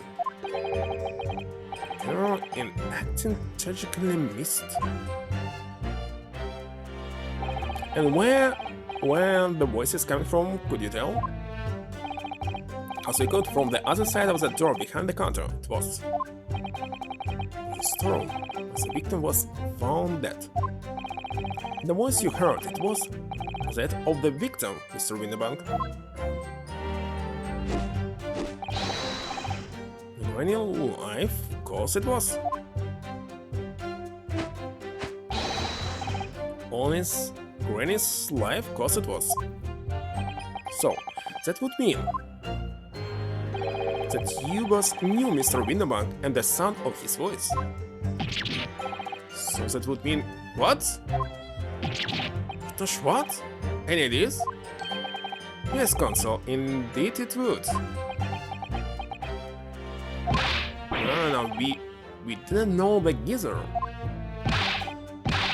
I'm supposed to deny it when the bloke in all the fancy clovers giving us the evil eye. If you value your lives, you will ensure your testimony is accurate and true. Knowing Granny life it is. On his Granny life it must be. It's a good job his Granny is dead. To summarize then, immediately after hearing the voice of the victim, you sent her the gunshot, causing you to stumble and upset the items on the counter, scattering them all the shop floor. Make it sound like we are clumsy. Don't forget we tied up after, like good little boys, anyway, the way I see it. How did they place all the items exactly how they were? Lockwood owned the place was holding guns, so have just fight instead of yelling at the go.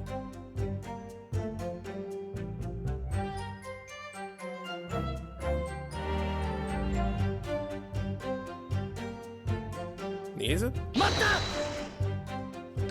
You're saying that Mr. Winterbank had a gun in his hands? Oh yeah, bet it was a sign, huh? Them two waving them guns at each other must got pretty eaten? And just before he shouted out, we heard the geezer say, "If you don't wanna get shot."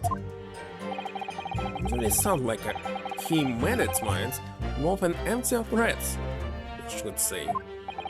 Mr. Winterbank was known to keep a revolver on his shop counter at all times. He will say that to protect the articles in his keeping, he'd readily put a bullet in someone's head if required. And someone being himself, of course.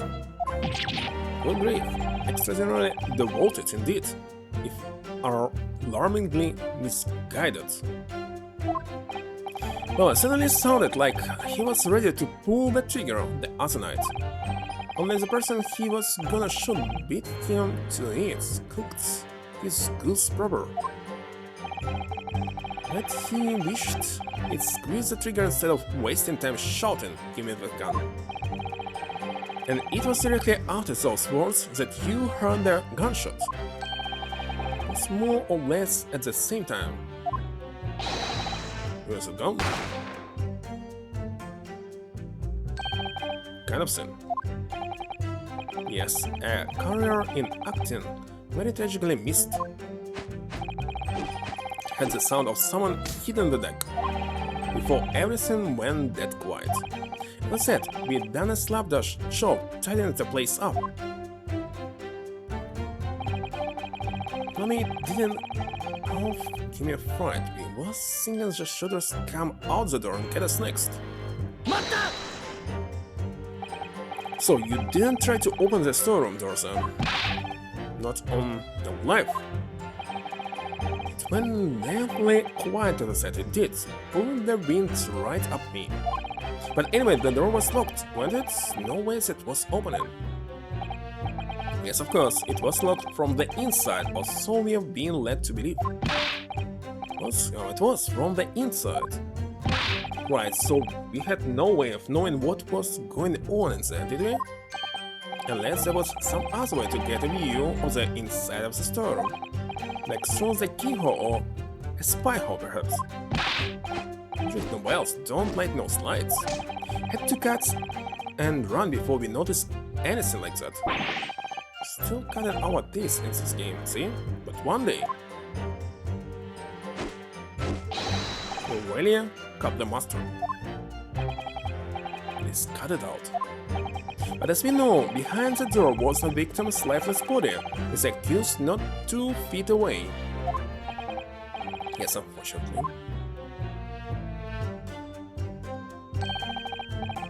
Gina was in there unconscious, with the gun in her hand. To confirm, would it be correct to say that neither of you set foot inside the storeroom? That's right, girl, that's right. We'll have, even if we wanted to. Stack everything back where we found it and scarper it straight into humans bag.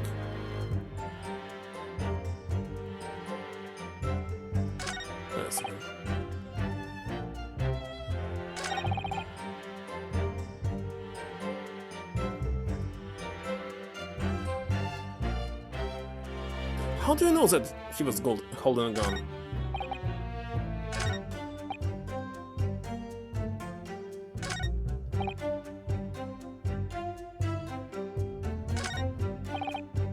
Look what on the place is holding a gun, so he could have just fired instead of yelling to go. I don't quite understand. It's very strange. Anyway, I didn't press all of them yet. So I want to check everything first. Yes, right when you fired a shot from your own gun at Mr. Sherlock Holmes. Yeah, he was a bit nasty there. He was not, no, she was, truth be told, was already shaking like a leaf when your lot turned up. You're shaking like a leaf, don't put a loaded gun in your hand. Good advice means good advice. Don't be told, we mind went totally blank. Your mind goes totally blank, make sure you don't have a loaded gun in your hand. Mental law made miss.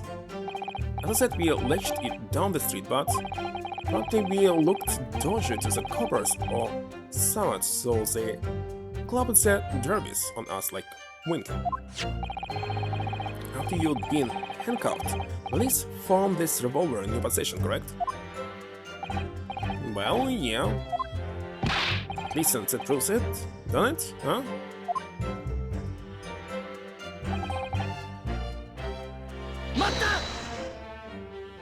And why should we believe that? Not well, cause it's true on it. The place was totally empty when we went in. At that time, the victim was already in the storeroom, having been forced to open the door by the accused who had a gun in his hand. Wait a second. I didn't... Why he was inside in the first place? There's no bed, where to sleep, etc. He may be living on the second floor, not on the first. Or what? You really want to sleep that he is sleeping in the same storeroom? Kinda strange. In other words, on the night in question, these 2 witnesses never even laid eyes on the proprietor of the pawnbroker, Mr. Windermark, but they say that he was holding a gun? Correct. You've Got it, mister. Don't treat you. So the Skulking brothers never actually encountered Mr. Winterbank. Is it really true, I wonder? That's it? That's the full extent of their testimony. What is it, Runa? You look very fierce. I could pour you some herbal tea if you try it. Thank you, but I'm fine. Being such a logical thinker, you'll probably laugh.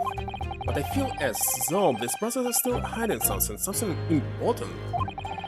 It's nothing more than a feeling, so I have no proof to support it. Well, feelings can be very logical at times. Sorry? People's expressions and movements of their eyes, the words they choose. You can take all that in and your brain will quietly analyze it to come up with feeling like you described. I concluded that there's something suspicious about this system without knowing why it's all. Simply should trust your instincts. Yes, thank you. Sometimes I think if she's 10 years old, I must be 5. Okay, so there's only one fish since that I see.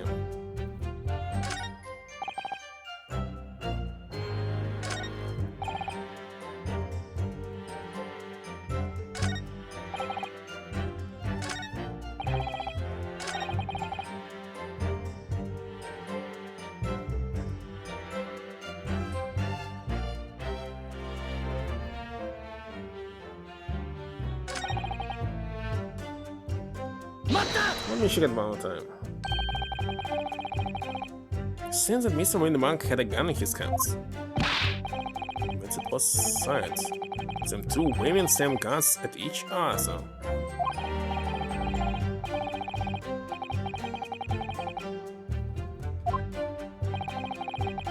Alright, so it's this one.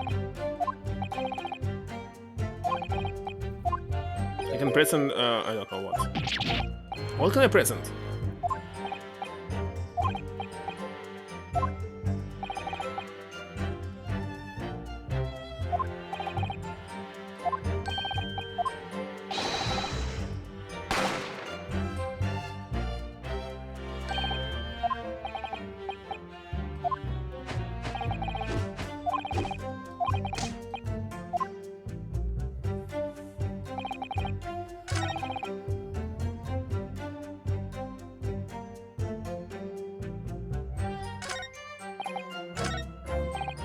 So, what can I present?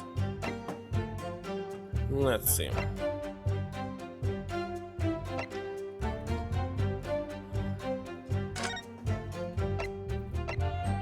Not this one.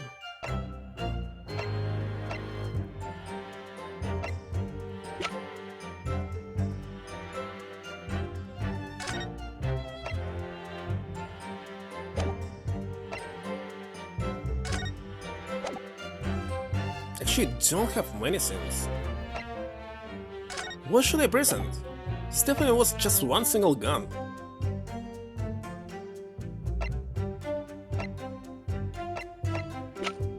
It's kinda strange. It's like no proof that the gun was just one single one.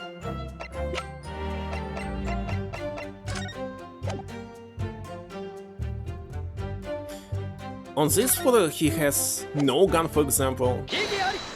Let's see. So you're saying that on the night in question the victim, Mr. Winterbank, was holding a gun, is it correct? That's it? Well, you've got the picture. She has, no question. And yet photographic evidence obtained immediately after the incident clearly shows that Mr. Winterbank was not holding a firearm of any description. What? Quadrant balance, it's untried. Can be no question that the victim's revolver was used in the incident. I would remind the court that Mr. Winterbank's gun was found at the stand. Not only was it identified as the murder weapon, but it was found in the accused's hand. Yeah, that small taller used the victim's own gun to finish him off.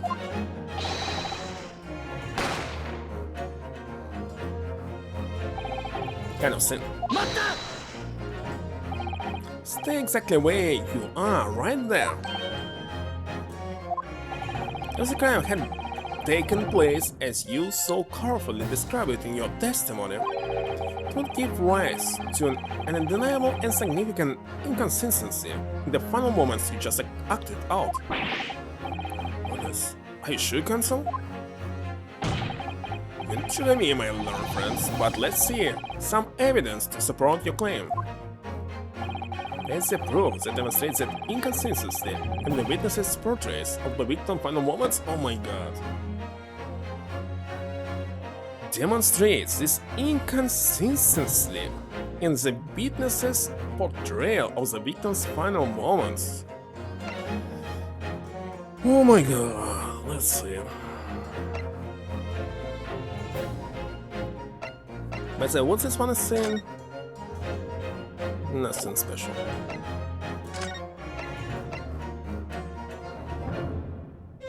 He was shot in the back.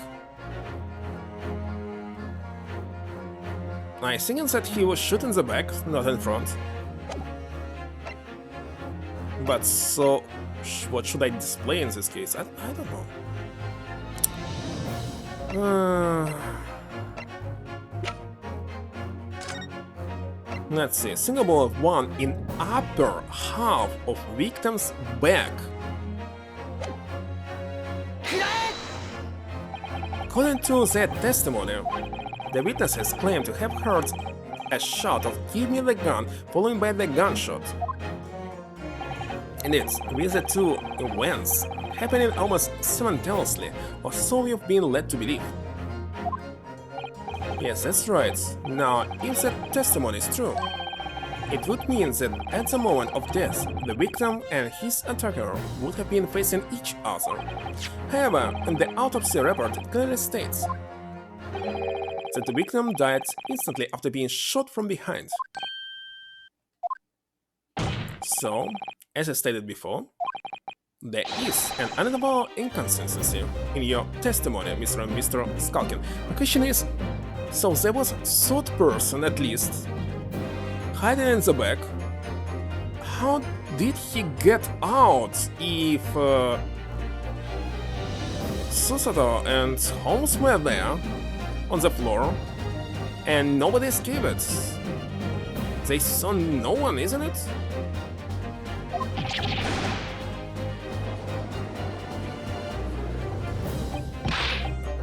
Well, it's the God's honest truth. His not is where he was shot that night. The shopkeeper had a gun in his hand, and we saw it with our own bleeding eyes, but they say that didn't open anything. Hey, you're right, just now you actually saw Mr. Winnebank holding a gun? How many guns there were? Something like that. Might slip it out. Ladies and gentlemen, you have all just heard the admission by these two witnesses that on the night in question they actually saw with their own eyes the victim wielding a gun. It can only mean that despite their testimony to the contrary, the Scully brothers must have encountered the victim in person.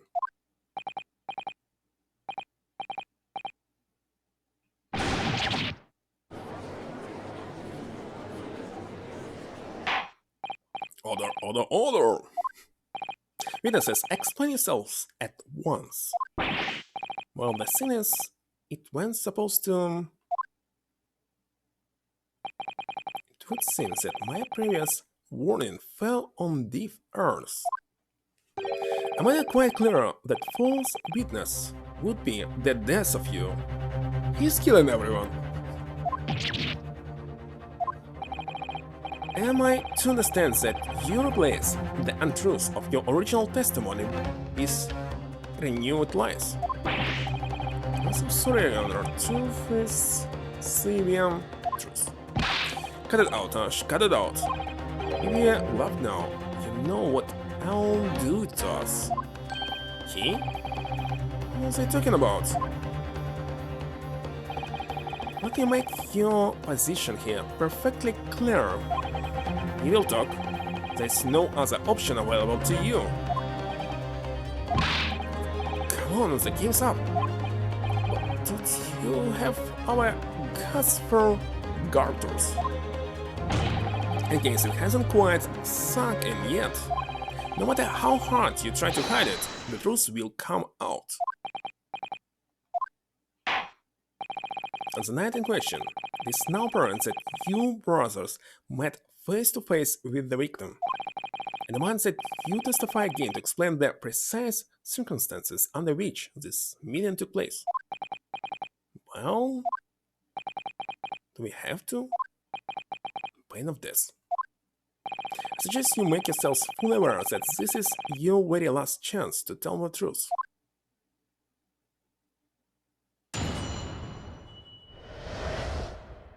Counter with the victim. Alright, so we just got inside the gun and heft as silently when the geezer showed his mark. Giving the guards, he bellowed and then he flew at us like it was possessed. And so we had it. For an old geezer, the block was strong as an ox. He chucked me over the counter. Me gunned him and then he latched it through the door into the back room. No, I had nothing to do. Just kill him. That's all what happened, I swear. So you now telling us that moments before the victim was killed in the storeroom, you in fact encountered him in the main part of the shop. Well, yes, sorry. Well, we find ourselves at an interesting junction, and even now, the change matters considerably. But honest girl, this time, we ain't got nothing more to hide. Very well, counsel for the defense, you may proceed with your cross-examination. Yes, my lord. This is it. The moment I've been waiting for.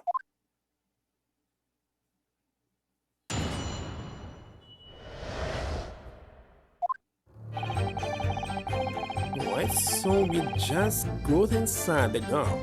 I have to sigh of relief when the geezer showed his mark.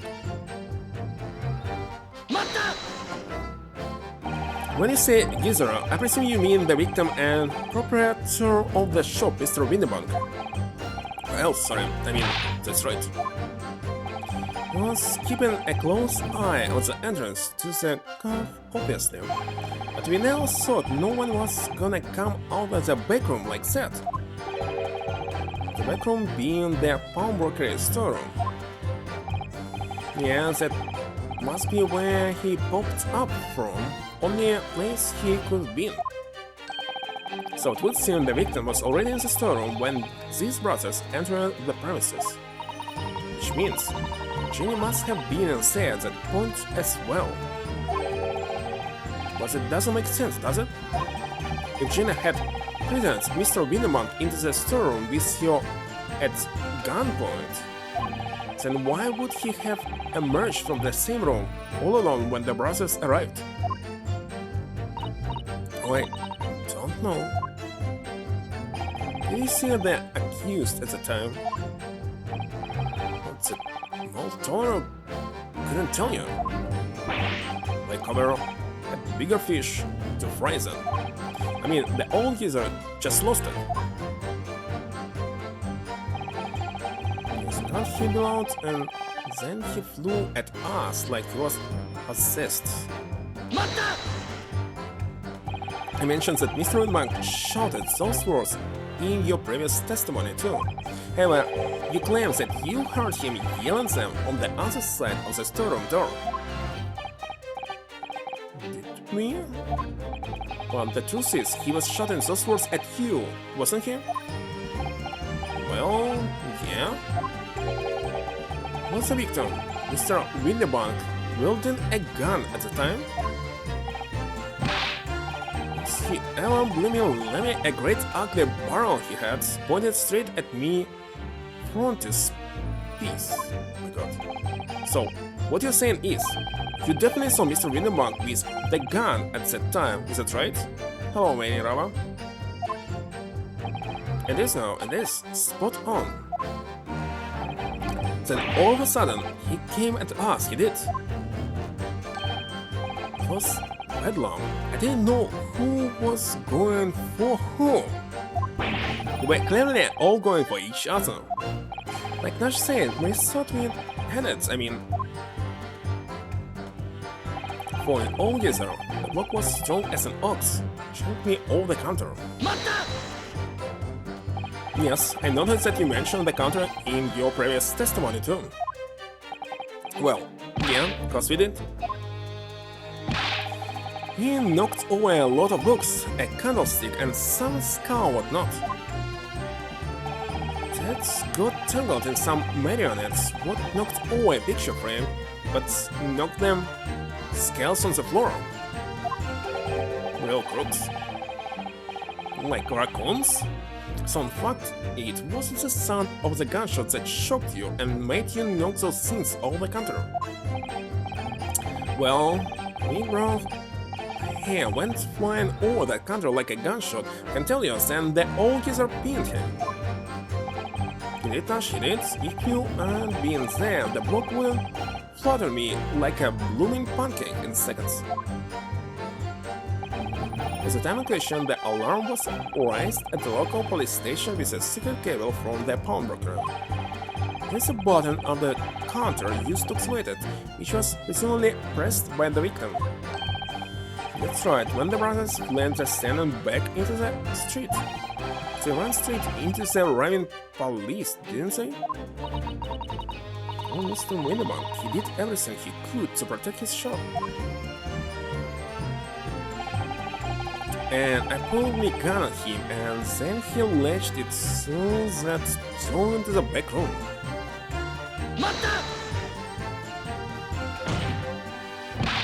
Were you intended to shoot Mr. Windenbank? No, I was just, you know, looking. Oh, funny, bro, weren't I? He was being flatterant, don't forget. My man whose shop was being burgled, yes. And then, the man fled into the storeroom when you pointed your gun at him, isn't it? Yes, that's it, he showed me a ways and ran all through the door and shot himself in. Something about the last remark. Something that doesn't quite ring true. I wonder why Mr. Windenbank ran away into the storeroom. What? Well, according to what everyone's saying, Ginny was in there waiting for him with a gun. Yes, that's right. Ginny allegedly used Mr. Windenbank's gun to threaten him and force him to open the storeroom door. In which case, how did the gun end up in Mr. Windenbank's hands again? I have no idea, but that is strange, isn't it? This little inconsistency could be significant. I should make a mental note of it. But the point is, me and my brown hair... That's right, Nash, that's right, me and my brown hair. Why do I keep saying me instead of mine? We never had nothing to do with killing him.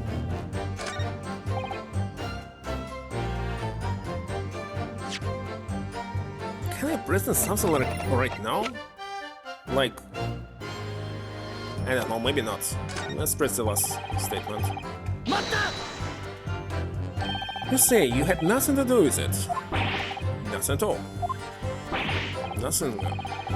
The old geezer went and shot himself in the back room, didn't he? Locked it to us from the inside. No, it was, cause we tried to open it. But it's a decent door that one couldn't strong. Wouldn't budge an inch. So in the end, the situation remains unchanged. There's a very big hole in it, which opened from the outside, so just open it, unlock the door, and that's it, easy. Or point the gun inside, trying to threat him or something. Said the storeroom with the pawnbroker there was only the one other person. The sole person who could possibly have shot the victim. The accused, Miss Gina Lestrade. Wouldn't it wouldn't it appear so? Let's say you to that console. I don't know.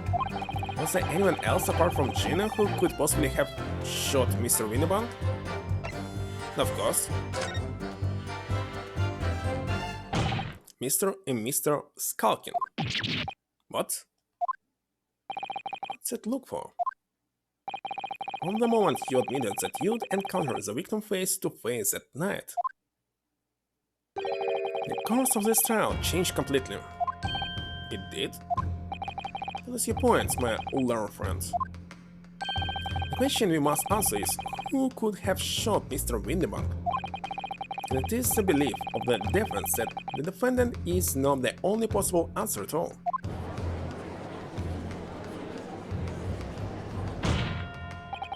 Have my attention? In that case, let us return to this plan of the premises.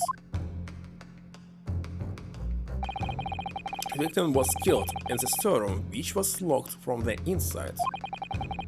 Those are the facts, so pray, what are the possible answers to the question of who shot the man? Could they be? They could shot him through the hole? Counsel, you must now provide answers to the court in respect of two conundrums. Two, my lord? Twice as many chances to be right, maybe. It's namely, from what location did the culprit shoot the victim? And furthermore, where was the victim at the time? Understood, my lord. Alright, Runa? I'm not entirely sure, but there's one thing I'm sure about. If I can prove that there's a credible new alternative to what happened, it would change Gina's prospects hugely. So now, time for some clarity. Show the court on this plan the answers to the questions posed by his lordship. If you believe someone else could have killed the victim, indicate from where that person could have fired the gun, from outside of course. There? The defense believes that the culprit could have shot the victim from this location here. And in answer to the second question, assuming the culprit fired from the location indicated, where was the victim at the time? Victim was inside? The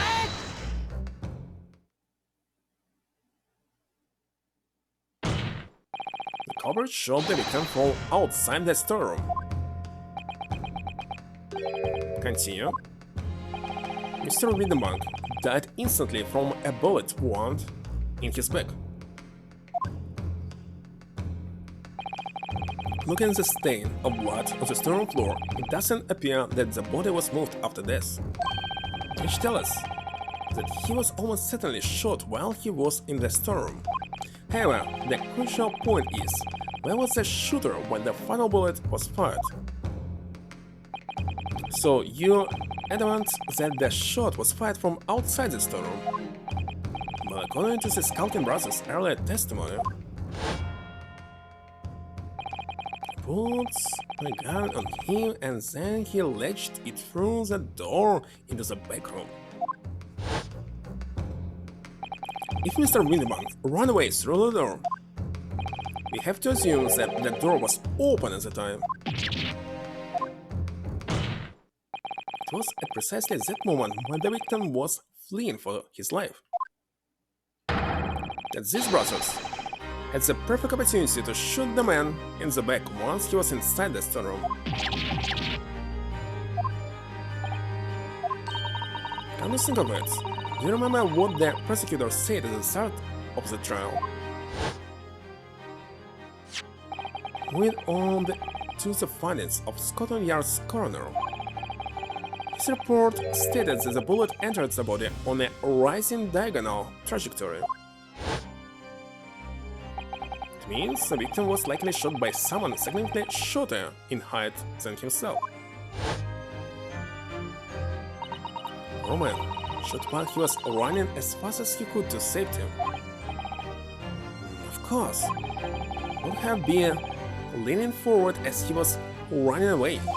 So even if the bullet was fired horizontally, it would still have entered his body on an upward trajectory. And by the way, hope also not exactly where your face is, it was in the middle of the door. So the culprit isn't necessarily someone shorter than Mr. Windenbank. Sure, my learned friend can't have forgotten that the storeroom door was found closed and locked from the inside. Claims the victim was shot as he fled into the room. Do you also claim his court was dexterous enough to turn the key in the lock? But what if someone else locked the door? Yes, there's someone else who could have locked the storeroom door. Is it so? Very well, then counsel, present your hypothesis to the court. Is this scenario just described? The defendant's assertion is that the victim was shot from outside the storeroom. In which case, who shot and locked the storeroom door from the inside? Well, it's kinda obvious. Obviously, the person who locked the door was the only other person inside the storeroom at the time. Defendant Miss Gina Lestrade. It's absurd. The suggestion that the accused deliberately engineered the sealed room? For what possible reason? Such actions would only serve to tighten the noose around her neck. You cling to your game, say, well, counsel? Oh, yes, it's a tricky one, that, isn't it? How wicked notions have no place in my courtroom, counsel, remember that, please. But of course she would have locked the door. It always goes without saying, doesn't it? It does? Well, if I was she in that situation, I know I would have locked the door as quickly as I could. I mean, those two walkers had just fired a gun in your direction, hadn't they? Yes, obviously. Before the two brothers arrived, Miss Lestrade and Mr. Windenbank were in the storeroom together.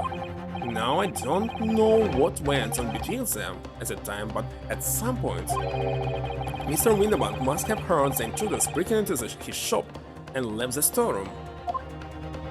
Intruders, huh? That's us, bro. If your theory is correct, that would leave the accused alone in the storeroom. Yes, it would. Then probably only moments later, the victim fled back through the storeroom door, hoping to escape danger. Hidden in the back by the bullet, Mr. Windenbank fell to the floor where he was, just inside the storeroom. And what we have to ask ourselves now is, what would the defendant have done at that moment? I see where you're going with this. Outside the storeroom was a terrifying killer who had just murdered Mr. Windenbank. As soon as that thought struck Miss Lestrade, she slammed the door shut and locked it. In order to save your own life. I mean, the Iron the ones who done it. The Iron Girl. The Iron, we gotta believe us. You gotta believe us. I mean, come on, we never shot no one. That's bluntly untrue. I know for a fact that you would. Because before my own eyes, you shot Mr. Sherlock Holmes. There's only one logical conclusion here. Mr. and Mr. Skulkin. The brothers had every opportunity to have been the true perpetrators of Mr. Windenbank's murder. But they got shot only once.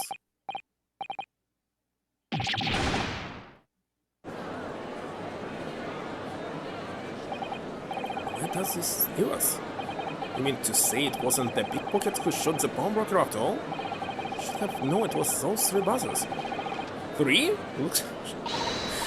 So, detective as well? They look as shady as a dense forest. That was amazing. All the members of the jury seem to be firmly on your side now. No, first time ever. Probably is the last. Well, I think you've done it. Surely they'll have to give a verdict of not.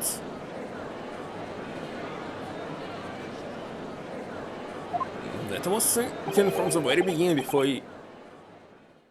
this day actually came. And admirable efforts, my learned friends. What's this now? He's laughing? Find the situation amusing, Lord 16? I myself find the defense's argument most persuasive.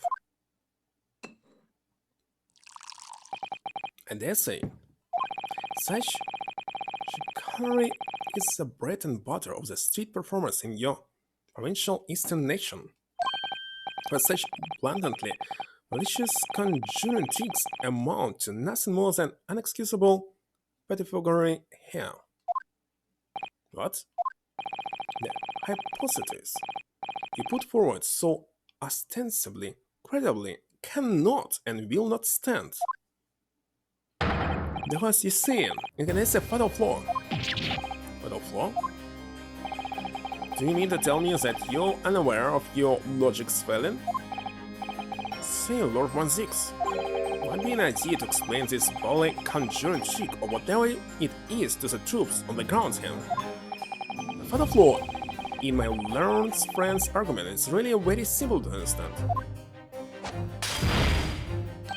Assuming you're not too dim-witted to count bullets. Just count bullets? Oh, there. Notice them. Huh? What's everyone talking about? Kind of obvious. Console.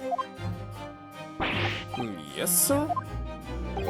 Tell the court how many bullets were found at the scene of the crime. Two bullets? Correct. The first that which hit the victim in the back, ending his life, and the second that which struck the detective, Mr. Sherlock Holmes, on his arrival at the scene. Actually, there must be 3 bullets, not 2. Nobody said that actually bullet did not stay in the Holmes body, isn't it? Why don't present a picture showing the damage caused by the second bullet earlier in the proceedings? It's supposed to be shot bullets? I don't know. The bullet which injured Mr. Holmes appears to have passed through his body to strike the calendar. Have no information about this. Your lordship's understanding is correct. Furthermore, we know that 2 firearms involved in the incident. The revolver belonging to the victim, Mr. Windebank, and the Skulkin Brothers revolver. The evidence shows that a single bullet was fired from each gun, so the left gun injured someone else who is still missing from the scene, isn't it? Indeed, it should be. Yes, indeed it does. A single bullet from each. Now then, my learned friend. You yourself told the court only moments ago that these 2 brothers shot Mr. Sherlock Holmes right before your eyes. Yes, I did. My goodness, I think you'll find that if the single bullet that was fired from the brothers' gun hit Mr. Holmes, it means Windebank not shot by the same gun. Stop. Only 1 bullet. Stop. Exactly. Yes, this Nepalese street performer presented an ostensibly credible argument. However, it was never anything more than a diversionary trick with no hope of standing up to scrutiny.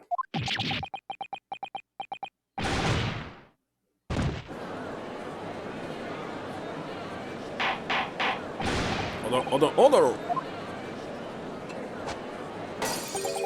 Pray forgive the discourtesy of flinging the dregs of this hollowed nectar in the public gallery. Lord 16. But this court needs to open its eyes. The accused, Miss Gina Lestrade, is no ordinary little girl. Despite her young years, she can, veritably, no longer be described as a juvenile. No, the person in the dog is far from a law-abiding citizen. She has a past riddled with criminal conduct. The truth is, the accused broke into the pawnbrokery on the night in question with loathsome intent. As we can see beyond down in this print which depicts her threatening the victim with a murder weapon. And I have here in my possessions one more piece of evidence the prosecution wishes to present. How's it related? The disc. Be taken that whatever it is of McGillet's down to the yard. Senior match. I thought that there were two discs, looks like only one. Oh, don't give it to him. It's mine. That is mine. I'm sorry, miss, but anything belonging to McGillet's has to be taken in as evidence now. Well, this is definitely part of some kind of enigmation. It's a music box disc. McGillet's music box disc. 20 days before the hateful murder of Mr. Indebond, the accused attempted to make off with this article, which clearly doesn't belong to her, and with none of the subtlety of pickpocket might add, but my brute force and brazen impudence. Rushes. Make no mistake, any sympathy for the accused on account of her years is misguided and dangerous. No depths to which this girl would not stoop if pushed. No crime she would not commit. The car forgets the fact at its peril. I see. I think it would be prudent to take this music box disc into evidence, counsel. I have no space for it. Northbound 6, I'm... as a grim testament to the defendant's character. No, seriously, there's no place for this disc here. It will be a third page or something. Inspector Gregson. What? Yes, Inspector? We had a meeting yesterday at the yard with the prosecution service and I think it was agreed that the disc wouldn't be used as evidence. What's this all about? Why is the inspector acting strangely? That's the first time he's said anything to 1-6 at all. I'm unaware of any such meeting. But those were the instructions right from the top. The government's bigwigs were insistent. Inspector, I am the prosecutor and I alone determine how to present my case. Your warning is noted, thank you. The prosecution wishes to proceed with submitting this disc as evidence, my lord. Indeed, Spelliff? It really was added? I wonder how it looks like. The prosecution has established the accused's motive, opportunity, and baseness of character. You need only motive, opportunity, and evidence, and not some baseness of character. Yeah, there's a third place here. Oh, wait a second, we didn't check the blood here. Oh, Rona, look, this is blood. Yes, you're right. Just a small smear, but definitely blood. Actually, I feel as though I might have noticed that before. Then it's my time to shine again. It will be green? I thought I'd be waiting for you. It must be green. Alright, hold still with this draw. Can we get this done quickly? Here it is, in a flash. And... what? It is green. So, it's the third bullet, not the second. Oh, lovely bright shade again. It's kind of obvious. Wait, that color. What is it? Just that green it? It's not the first time we've seen that color, is it? Now it's very easy to prove everything.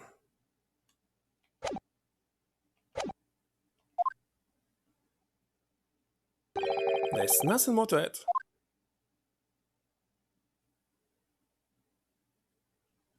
Ladies and gentlemen of the jury, I await your informed decision and rest my case. Don't believe it. And the jury on my set for once for all of 5 minutes. There. It wasn't even for 5 minutes, Ron. My lord. What if I might say something at this point? Proceed, Mr. Foreman. Been stalling about in a bit of a fog up to now, if truth be told, but all of a sudden, the answer's probably obvious to me and my man. There's only one thing for it. Oh no. Very well. The court will hear from the jury. Ladies and gentlemen, you will present your opinions as to the defendant's culpability. 有罪 有罪有罪有罪有罪有罪 Again.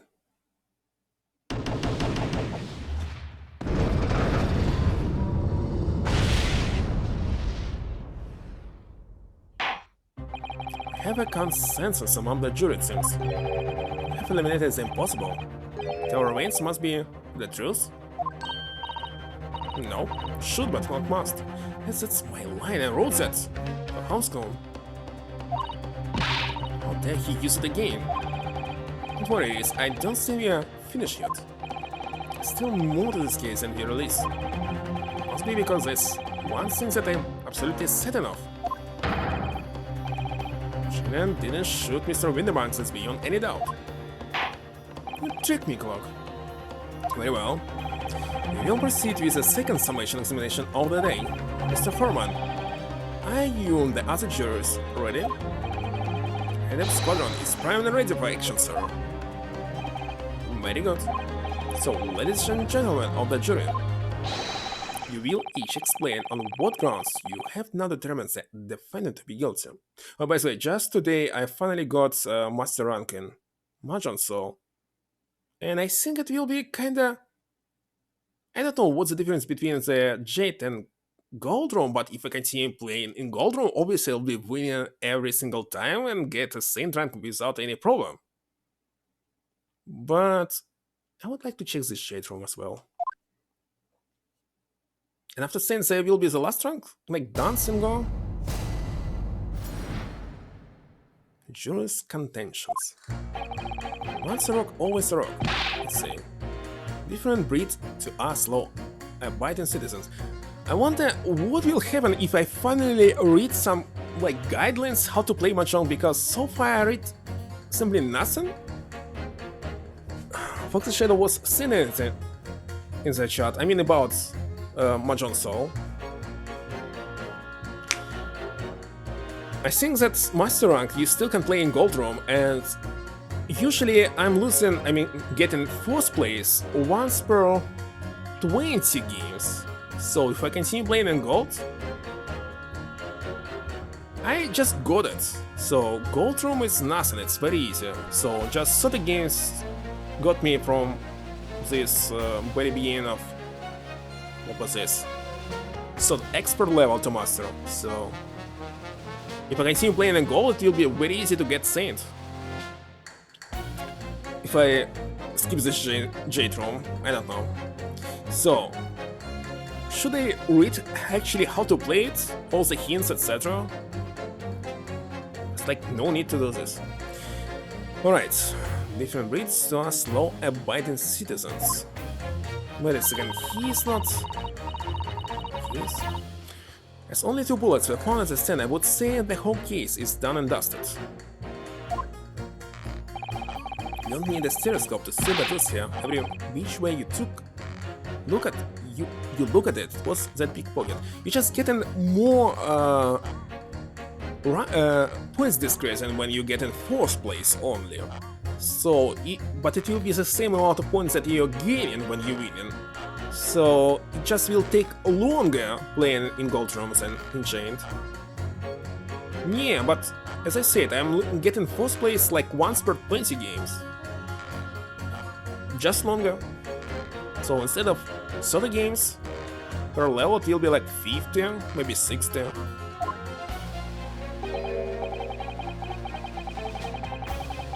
Yeah, so I need to check how hard is cheat.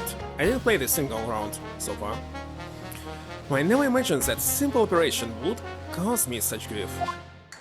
Don't really know, should I continue? Maybe it's better to try Torment.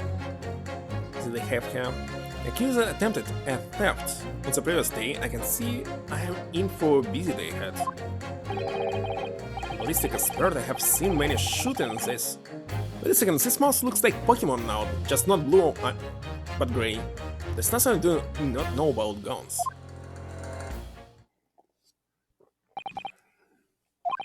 To seem there's little remaining room for doubt. I have to admit I was rather bowled over by the arguments put forward by the chap in black. And when they fell apart like a house of cards, I saw that Julia, well, being hoodwinked. But like, if I ever will be in jury, I would never say guilty at all. Even for obvious cases. Well, no more. The whole courtroom is turning against me.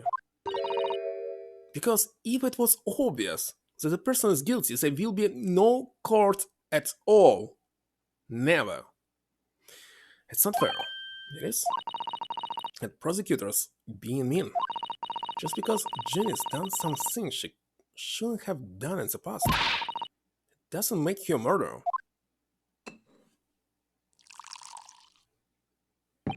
Allow me to sorrow this fruity vintage while I sorrow the spectacle of your fruitless debate on the matter. Here's to the truth coming out eventually.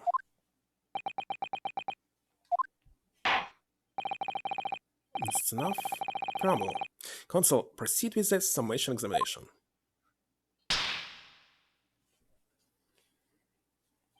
Yes, my lord. You received it?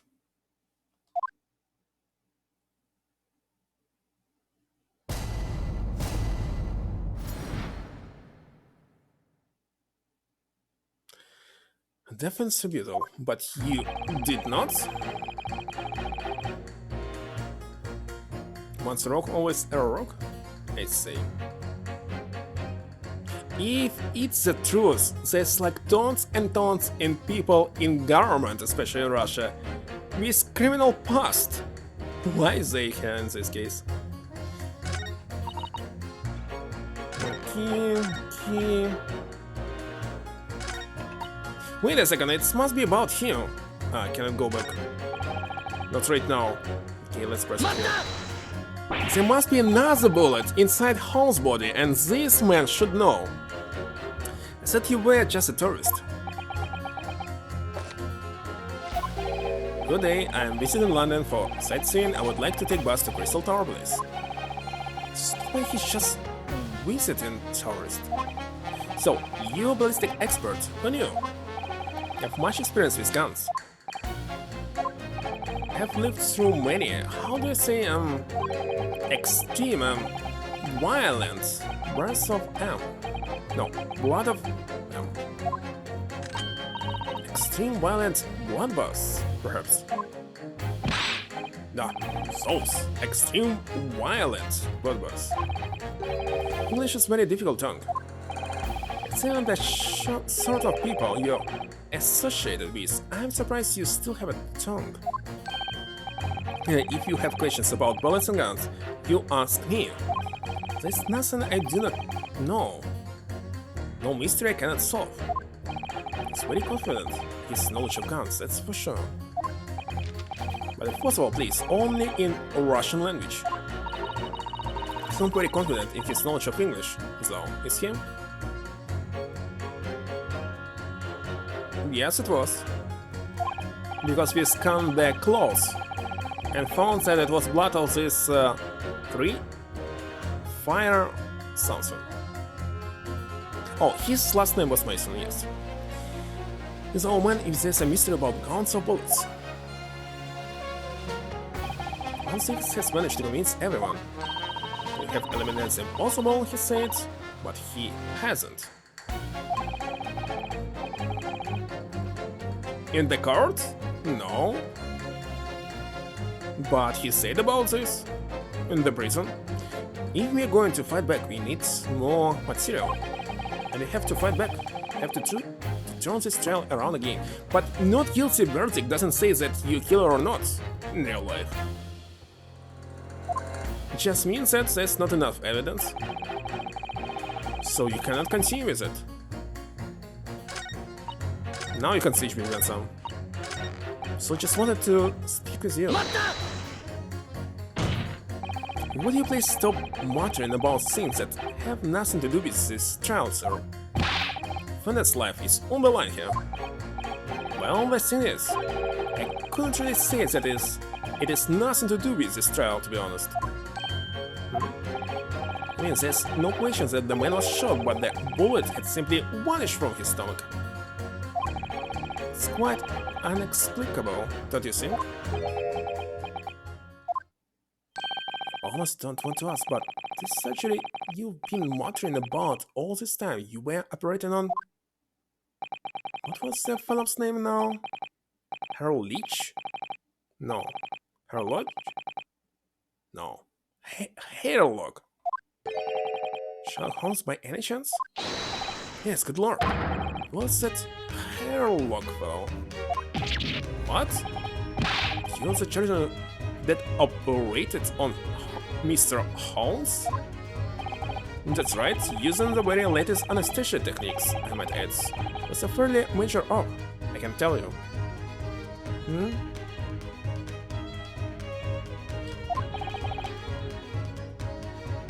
It's crazy.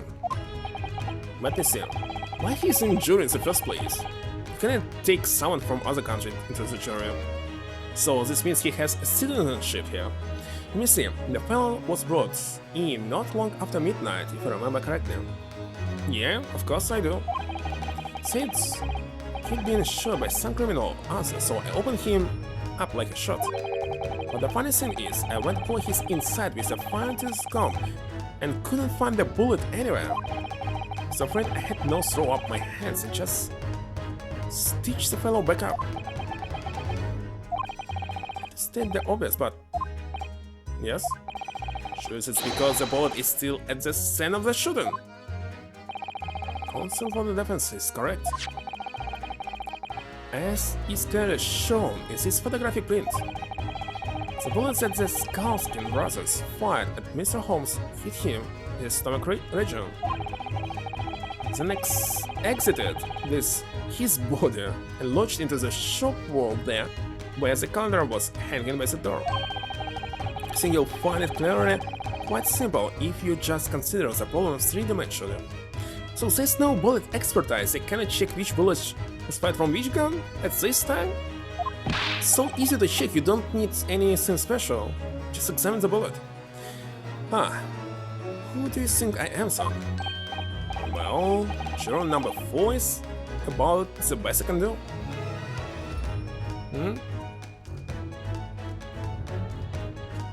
What, really?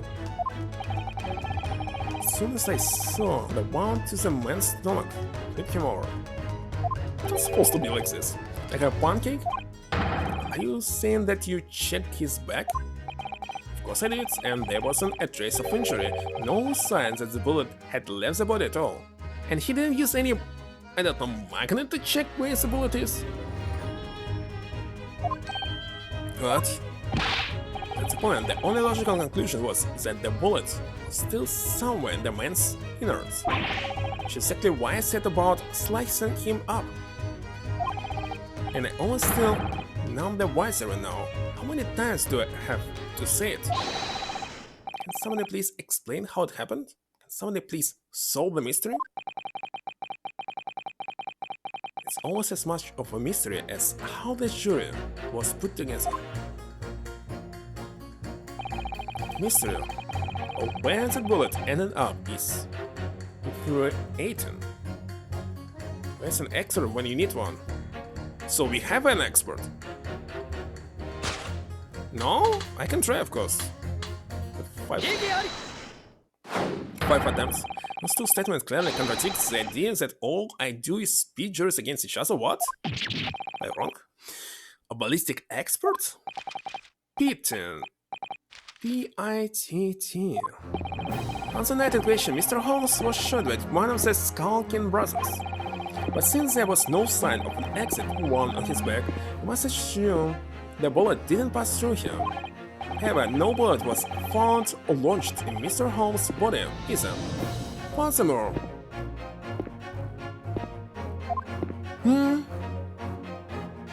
a bullet was found lodged in the wall of the shop where Mr. Holmes was shot. So it was as a weapon? Juror number 6. Well, it's ancient times, so why not? Oh, my name is William. Pleased to meet you. William. These apparent contradictions in the fact that he's so clearly troubling juror number 4. Are you able to explain the mystery? I've seen very similar situation in Motherland. Last night there was blizzard, was trying away along mountain roads in freezing cold. Jolly. Well, you can easily identify the firearm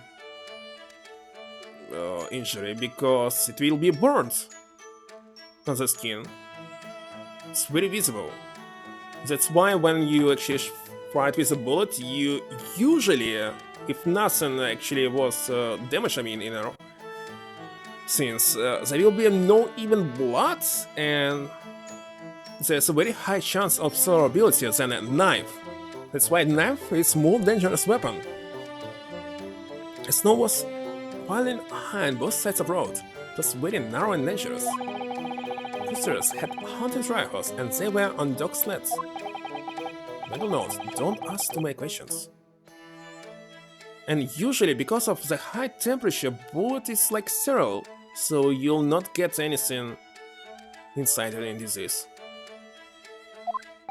I was shot from behind and I fell down in snow.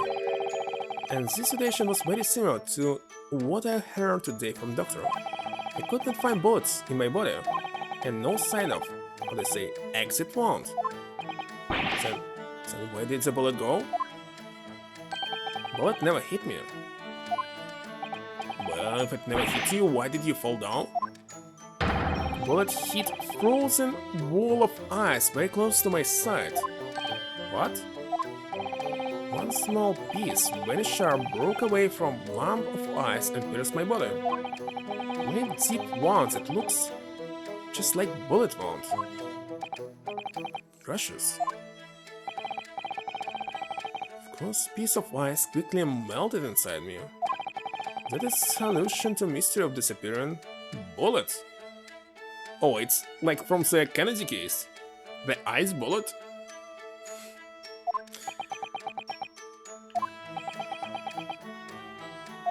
Well, it was figured out that even if you use the ice bullets that will not melt it during the fire for some reason, it cannot damage you so hard. But that doesn't answer the question at all. This shouldn't happen in a pawnbroker's shop. Not some snowy mountain road in another country. Is it related to the lamp? Just an idea, but we might not be looking exactly the same scenario here. I don't know. Where exactly was Holmes' shot again? What's happening? Well, according to the reports, his stomach, sort of around this area, I think. Well, that's precisely where he always wears a little pouch on his belt. Pouch? Actually, I have noticed something like that. Yes, a pouch. It's where he keeps 3 glass vials of very dangerous chemicals that he uses in his investigations. What, really? Doctor, where the pouch of Mr. Holmes was... Where's the pouch Mr. Holmes was wearing? Well, he's on his body, isn't it? I said. The fellow had nothing like that on his person when he arrived at the hospital, as far as I remember. If I may. Not 1-6. While this, it is forbidden for the prosecution to interject during a summation examination, I should inform the defense that I have the pouch in question in the antechamber outside the courtroom. Really? Sorry. As understand it, when the police arrived on the scene and found Mr. Holmes injured, they removed the pouch in order to access the wound. Thank goodness. Thought I was getting forgetful for a moment. Since then, it has been in my safekeeping along with all other evidence relating to the case. I'm personally watched was the fact that it has not been touched since the incident occurred. Very well, while extremely unconventional during the summation examination, I must demand the prosecution presents the item in question with all speed. Reinforce Mr. Sherlock Holmes' pouch. I see. So this is the pouch worn by Mr. Holmes on the night in question, is it? Look at that. Oh, hiding maybe something? One of the files is broken, the leather around it is scorched black. It's almost as if the file exploded. Exploded? So that night, the bullet from the Skulking Brothers gun struck Mr. Holmes' pouch. It was the glass file exploding that caused the fellow injury. The bullet did not penetrate the victim, but was deflected into a wall of shop. Why in this case the blood is green? Let's check the blood on this pouch. The lifelong complex aroma.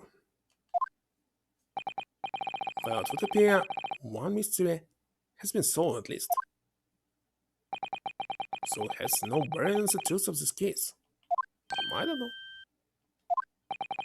The Bunklin and Brolin brothers shot the detective, and the accused shot the pawnbroker.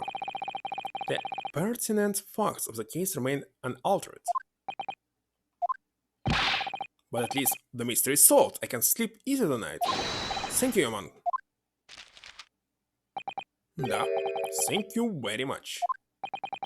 I could help. Due to its bearing on the conundrum just solved, the court will sequester this scruffy punch as evidence.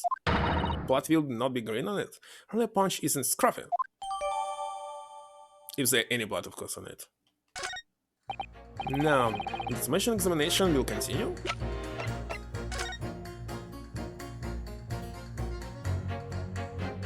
Wait a second, bullet's still here. This file has been smashed to pieces. Presumably, this is when the bullet struck. Soon the bullet hits the chemical in the file, there would have been a really big explosion. Big explosion? Homeschooling potions, chemicals are amazingly useful for the investigation work he does, and also quite tricky to handle. Safely at least. They're very dangerous. Sure that when this file broke, the chemical inside would have ignited. Note to self, always walk on the right-hand side of homes in future. The left is the danger zone. How to check this bullet? If it's possible. It's really scorched badly just here. The stub is broken, look. This must be when the bullet hits them. You see.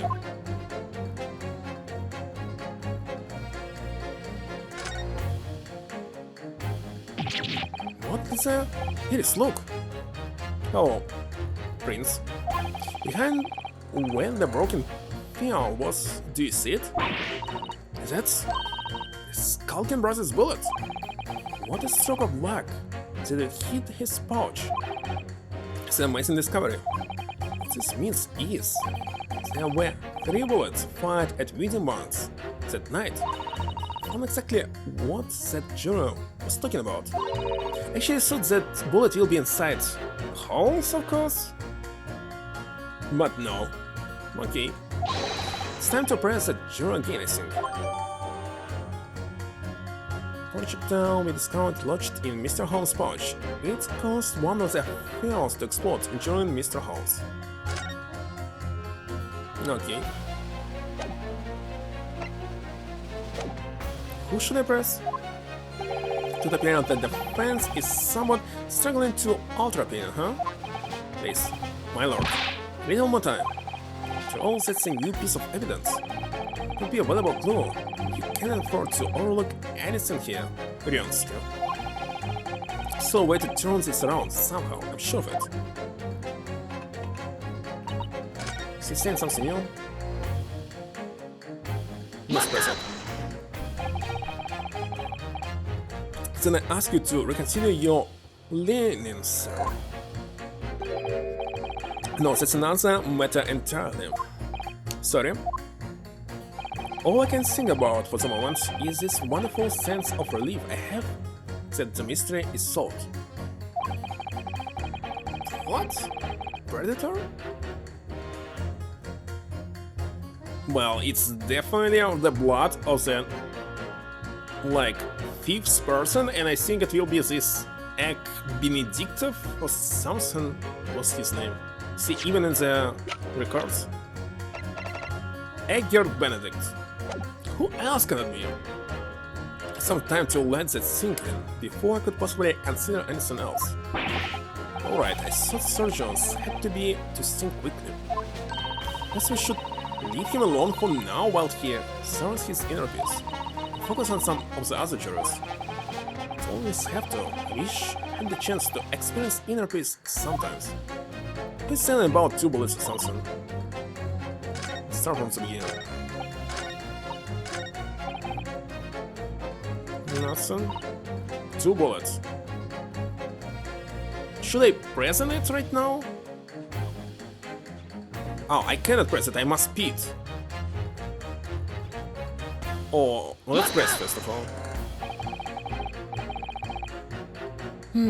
Yeah, Cambridge. Benedict. It's a number of bullets that has you convinced. By the way, Benedict Cambridge has relatives for the royal family. And if all of them will die, he might be the next king of Great Britain or something, I don't remember. Maybe France? But there's no kings in France. I don't remember. Okay, some relations to the king, to the royal family. It's a number of bullets that has you convinced. Only 2 bullets were fired, and the 2 guns that fired them have been examined by the police. But of course there's tons of relatives, tons, so this will never happen. When the other mate asks me how many are invited for dinner, I always tell her to count the table standings. Well, that's logical, I suppose. Also, yes, sometimes after dinner, crockery does go missing, while 2 guests dressed like the fine channel. Does your employer dine with thieves? So I suppose, if there was another bullet somewhere of which we were unaware, so I must pity with whom. I have to reconsider my position. So bullets sound the same. Could it be possible? I can prove it. Allow me to show you then the third bullet. Well, here it is. We discovered it just now. Yes, on the night in question at Within Banks, pawnbroker, another bullet was fired.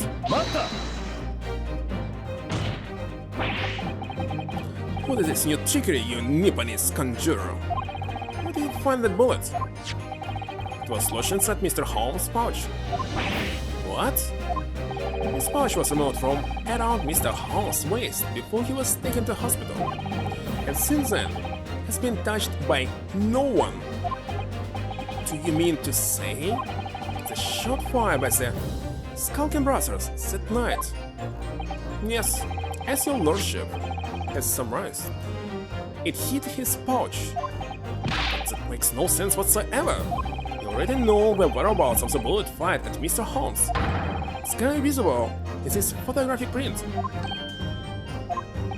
2 guns from the same have already been submitted in the court record as evidence. Yes, that of Mr. Winterbank and that belonging to the Skulking brothers. An examination of both guns revealed that only a single bullet had been fired from each. Rubber? What that must mean?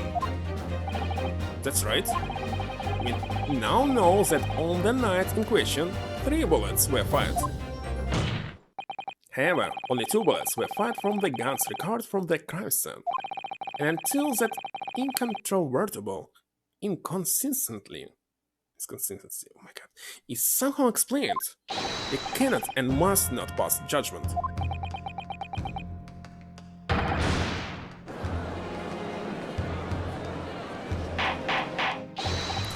Order! While the summation examination remains incomplete, the court has been presented with new facts. Facts that would appear to shake the very foundations upon which the case against the defendant has been built.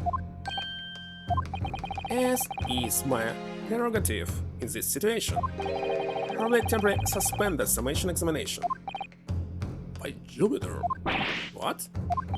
Well, if bring the witnesses back to the stand at once.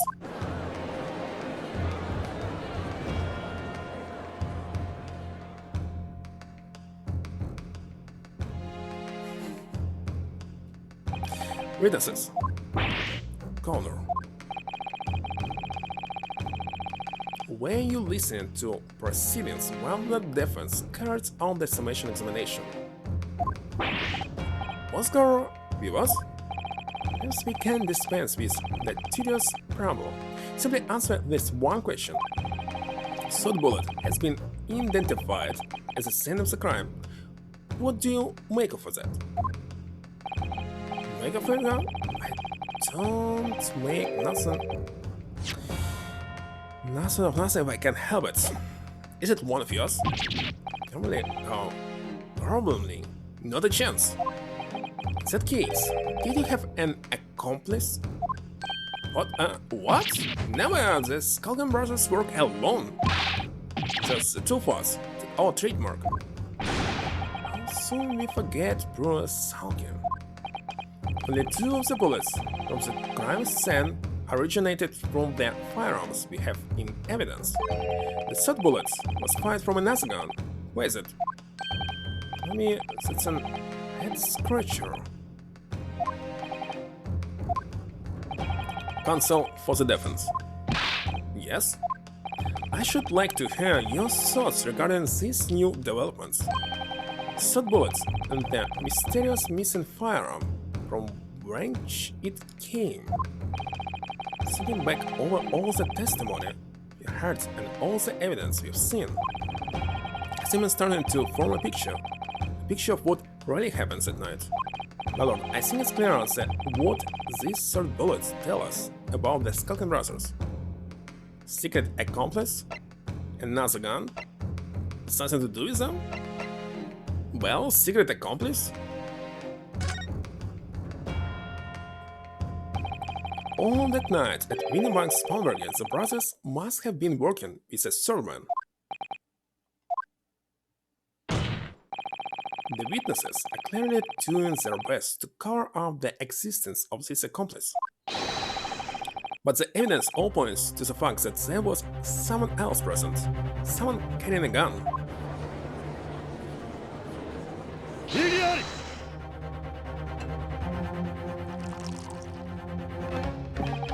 Because he was in this episode already, and there is 2 tickets that we have right now. One about this code with disc and another one, this one, and another one about the box. So you need definitely a music box to use this disc for. So he came for it, of course. Indeed, what else? And it should be a decipher device or something, isn't it?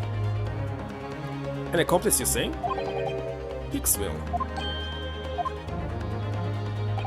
These protracted proceedings have already forced us to endure 2 summation examinations. Yet in all that time, there has been not more of a third man. It is apparently a race-like being exists. court must be shown hard evidence. Without it, this fantasy will be crushed.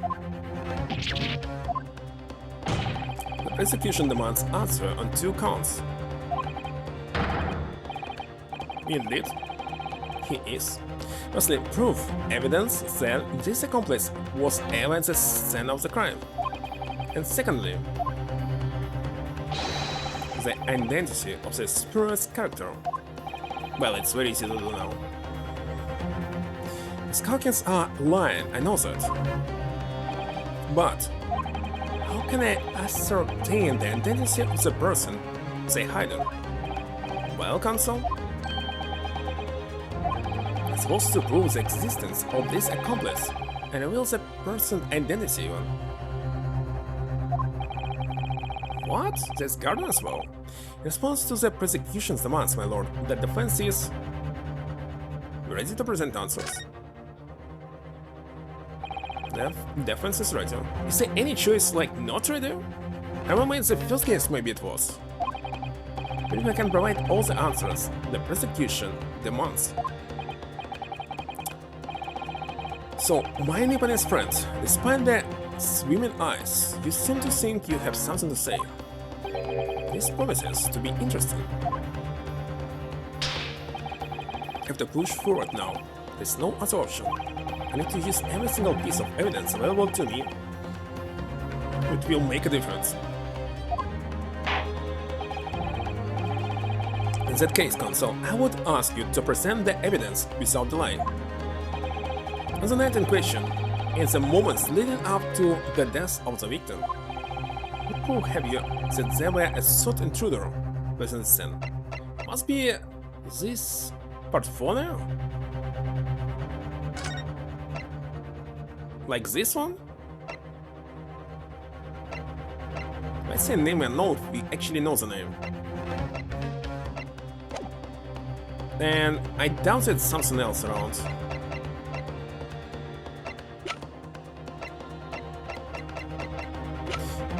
Okay, let's press it.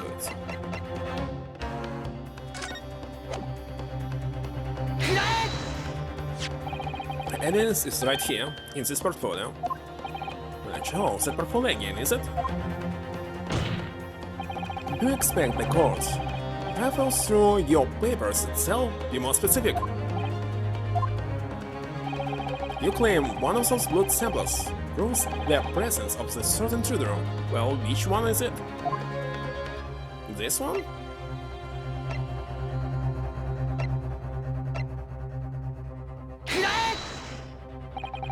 What am I looking at here? There appears to be some green paint, or such like around the bullet hole in the middle of the calendar. It's a bloodstain, my lord. A bloodstain? Green blood? Curious, even for you. Is it correct to understand that the intruder was some unhuman creature? It's something developed by Mr. Sherlock Holmes. Why is a great detective? Your invention, stop. Not yet appeared in store. Please stop. It's this, you see. It doesn't have a name yet, so...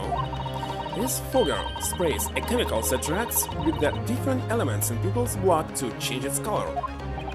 Different elements of people's blood? Yes. Everyone's blood is slightly different, you see, because it's made up of different elements. So by seeing that color, it changes to, you can tell in a flash whose blood it is. It's a whole extra dimension to looking at blood. I got blood in cartoon stop, very excited stop. As an example, this one showed the blood of the victim, Mr. Winterbank. Straight in blue. Yes, so you see the green color of this bloodstain on the calendar shows that somebody else was shot in the main part of the shop. All fine, sir, young man. Could be from some unrelated incident, couldn't it? No, it's not unrelated. They show in the calendar is the date on which Mr. Winterbank was killed. Well, I simply remember that there was blood before Holmes was shot at. By Johnny. The Therefore, we can assume that whoever was shot on the same day. Then, whose blood is it? Well, the Skulkin brothers in the stand don't appear to be suffering from any gunshot injuries. Which means it must be in the blood of somebody else, the third intruder in fact.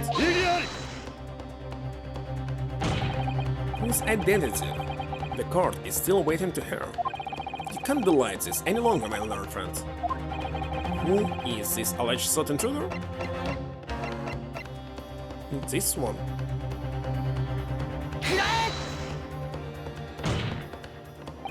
The man's name is Eggert Benedict.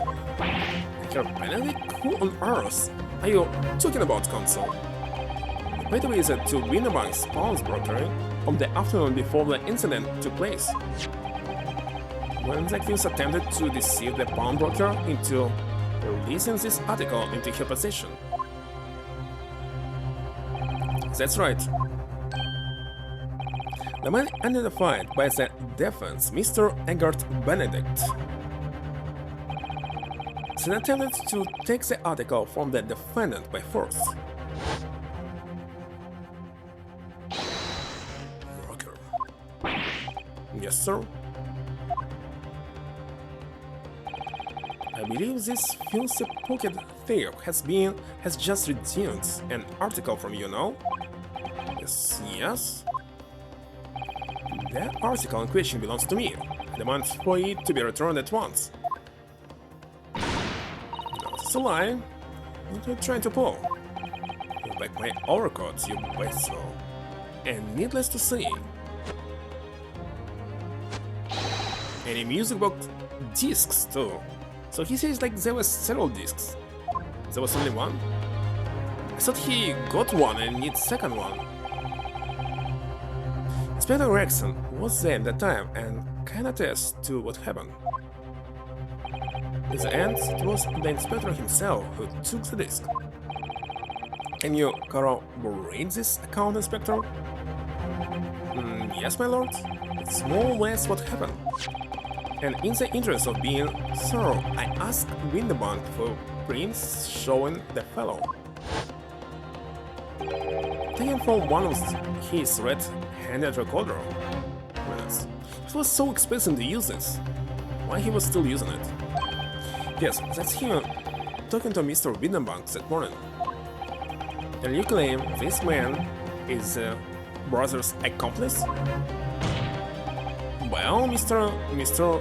Skulkin? Never seen the greaser before in my life. All my life, never seen him.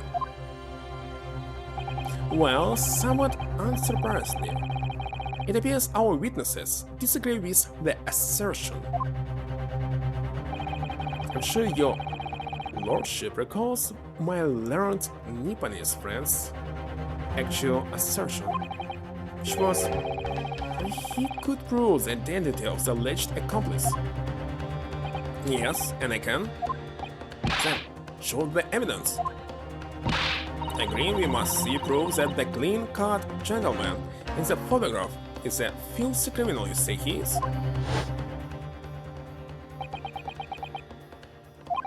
This is the last piece of evidence. I've had a feeling that something has been missing in this trial from the very start.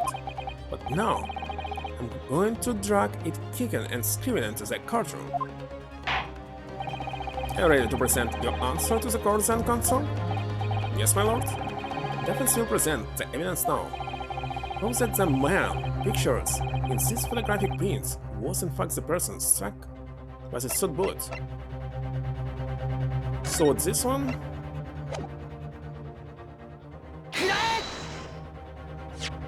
The pose is right here in this portfolio. The gracious Consul, does the portfolio contain the answers to every question posed?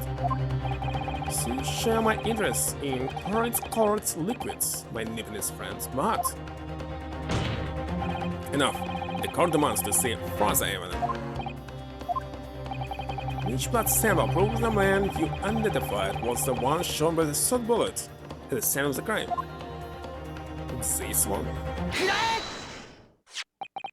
As I mentioned before, On the afternoon of the day in question, the defendant attempted, deceitfully, admittedly, to reclaim this dish from Winnebanks, which is when the aforementioned Edgar Benedict appeared on the scene, I believe. This man then attempted to purloin the article from the defendant's possession, no? That's correct, my lord. I myself was present at the time. It was followed that a minor incident occurred. But of course, sir, here's a dish for you.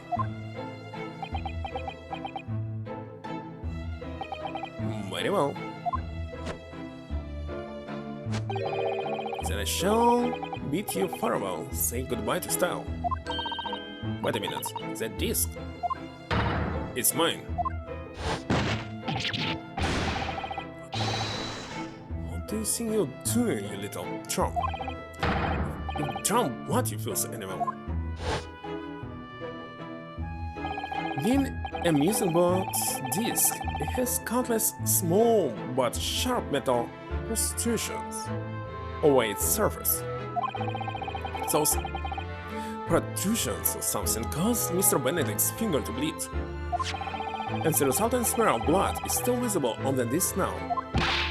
Goodness, a blood stain, is it? My sister and I have just analyzed the blood stain here in this very courtroom, using my trusty fogger gun. Blu-ray discs. And oh, magnetic optical disc.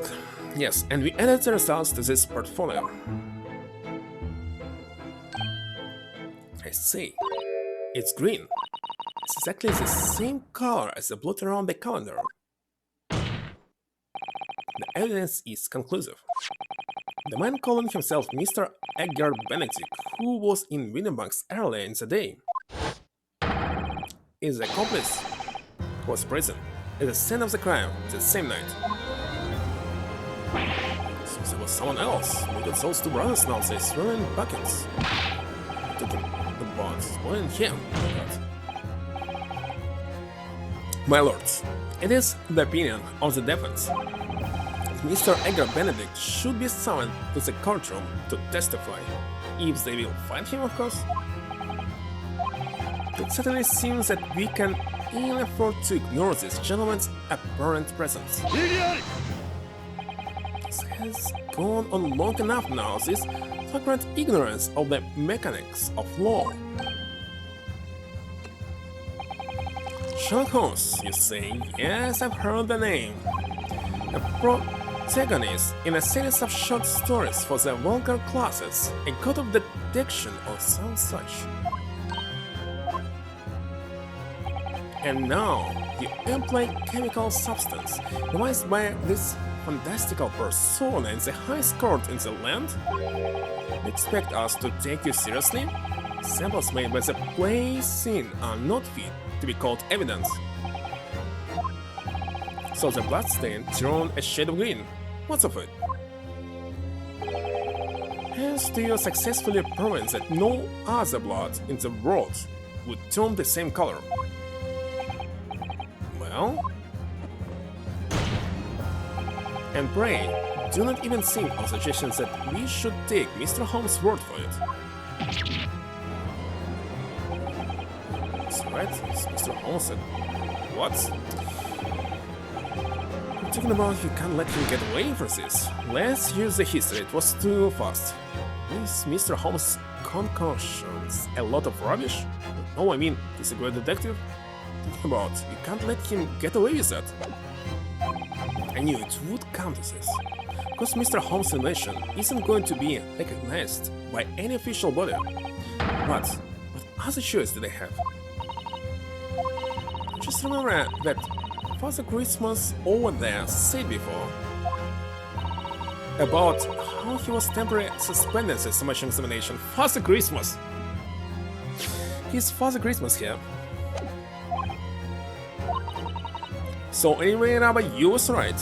He's something this. In other words, the examination isn't over yet, is it? Good grief, what did you just say, young girl? And in summation examinations, the decision as to whether or not the trial continues is in the hands of the 6 jurors, isn't it? So the way I see it, it doesn't matter what certain other people think of homeschool invention. At least, not for now. Yes, she's right. Young lady, you have quite a devious mind. It really just comes down to one thing. Whether these ladies and gentlemen of the jury are convinced by what you say, Runa. Is that about right? What do you say? Or did I misunderstand something? Unbelievable. Mr. Holmes' partner is a force to be reckoned with. It is Wilson. It is Watson, sharpshooter. After that shrewd analysis of the situation from entirely unexpected source, it must be acknowledged that the previous summation examination has yet to reach its conclusion. This is absurd. Ladies and gentlemen of the jury, the court now looks to you for your final opinion in this matter. As proud citizens of Your Majesty of Britain, I am sure you will come to fair and just conclusions. So then, state your final decisions in turn, please. 無罪無罪無罪有罪有罪無罪 Muzai?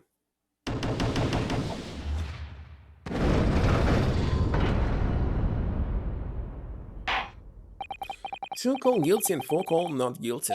Such is the outcome of the summation examination. 有理あり Lord, with all due respect, this is an outrage. The prosecution refuses to accept this decision. On what grounds? If the jurors are persuaded by somehow baked concoction devised by a pretender to real police work, then they are too ignorant to be trusted with the judgment of anyone's guilt. Solely, number 6, but the outcome of the summation examination cannot be ignored, said Father Christmas. The trial will continue.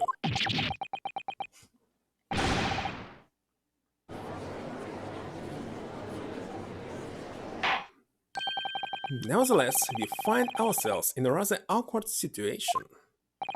The defense has very reasonably requested the how to pronounce this? I forgot.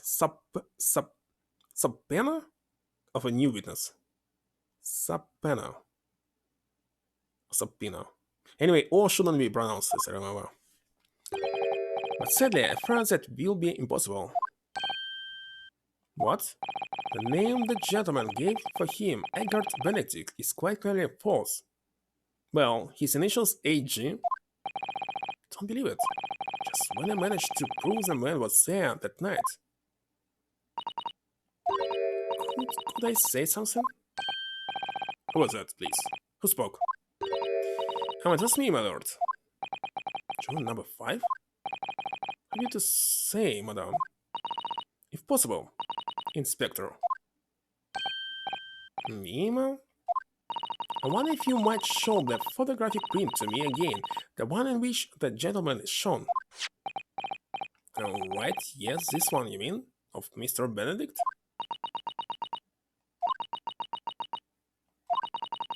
Yes, there's no doubt in my mind. Journal number 5, you don't mean to say you know this man? Yes, I know him. What? No, good gracious.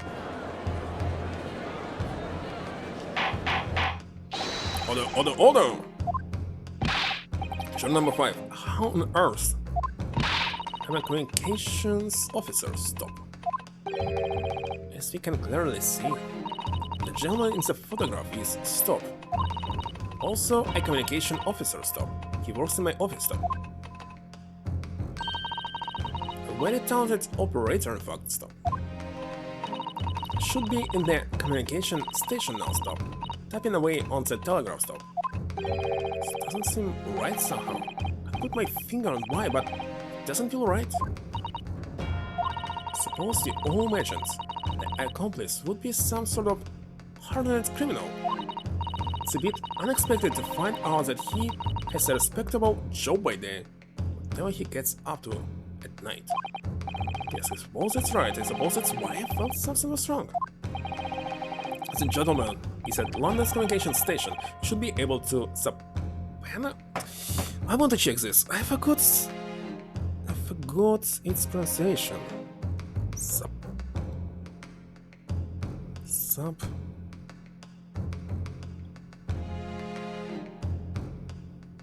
Subpoena. Oh my god, subpoena or something. Subpoena. Let it be subpoena. Well, it's better to check its invoice, but okay. Subpoena him within the hour. Lot 16, if you please. Yes, my lord. Make the necessary arrangements with all haste, as your lordship bids. Court will recess for 1 hour. When the new witness arrives, he shall reconvene to herald that gentleman's testimony. Inspector Jackson? Yes, my lord. I should like to hear from you specifically about events at the pawnbrokery on the day in question. Come to my chambers during the recess. Yes, sir, my lord. Very well. Court is adjourned until 1:40 p.m. That was it? What, to be continued? But of course! What else could it be?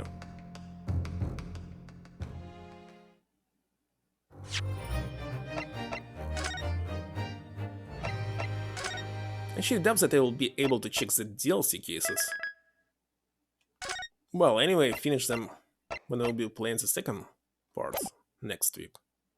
Maybe the week after it.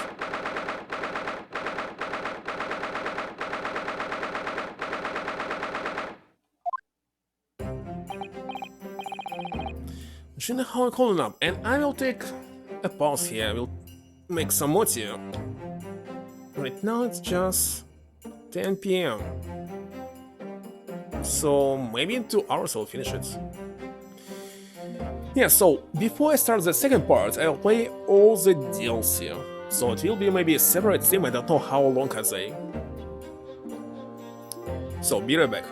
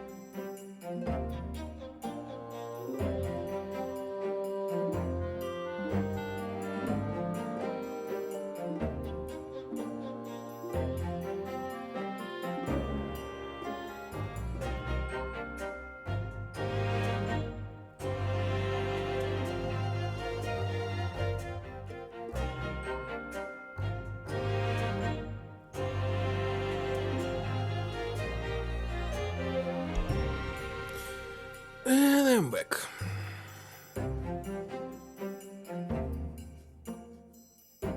So, just 2 hours. So, I don't need it for to doing some separate stream, isn't it?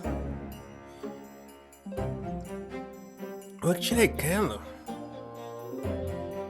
Like, which day will be tomorrow? Let's see. Tomorrow is Monday. Oh my god, it's Monday already. So maybe on Monday I'll play DLC only for 2 hours. Well, I'll be reading everything, so maybe 3 hours. Maybe check some other stuff. Well, Gina, how are you holding up? I'm starting to feel quite warmly towards your freaking cold shoulders now. I can actually play it during the daytime, maybe. Well, I will see. Ginny, are you alright? Why aren't you saying anything? Not Moses! Everything must be finished here. What's the point now? Why go to all this trouble in Hollowsburg and fight so hard for the likes of me? What? Well, you saw it, that picture? What picture? Oh, you mean this? The photograph taken by homeschool red-handed recorder? Well, there's always a second part. Well, I didn't think it would have captured a scene like this, that's for sure. It's hopeless. Anyone who sees that gonna think I did it, aren't they? Well, I won't pretend it wasn't a bit of a shock when the prosecution first presented it to the court. Surely you've gotta have your doubts about me now. Can't still think I'm innocent. Of course I can. Jenny, why don't you talk to us? Tell us what really happens at night. Yes, I only managed to piece together a lot of new information, but still, I'd really like to hear it from you. Alright then. It was after we had the dinner together at your place, right, Iris? Then we all had a chat up in your office, didn't we? Yes, I remember.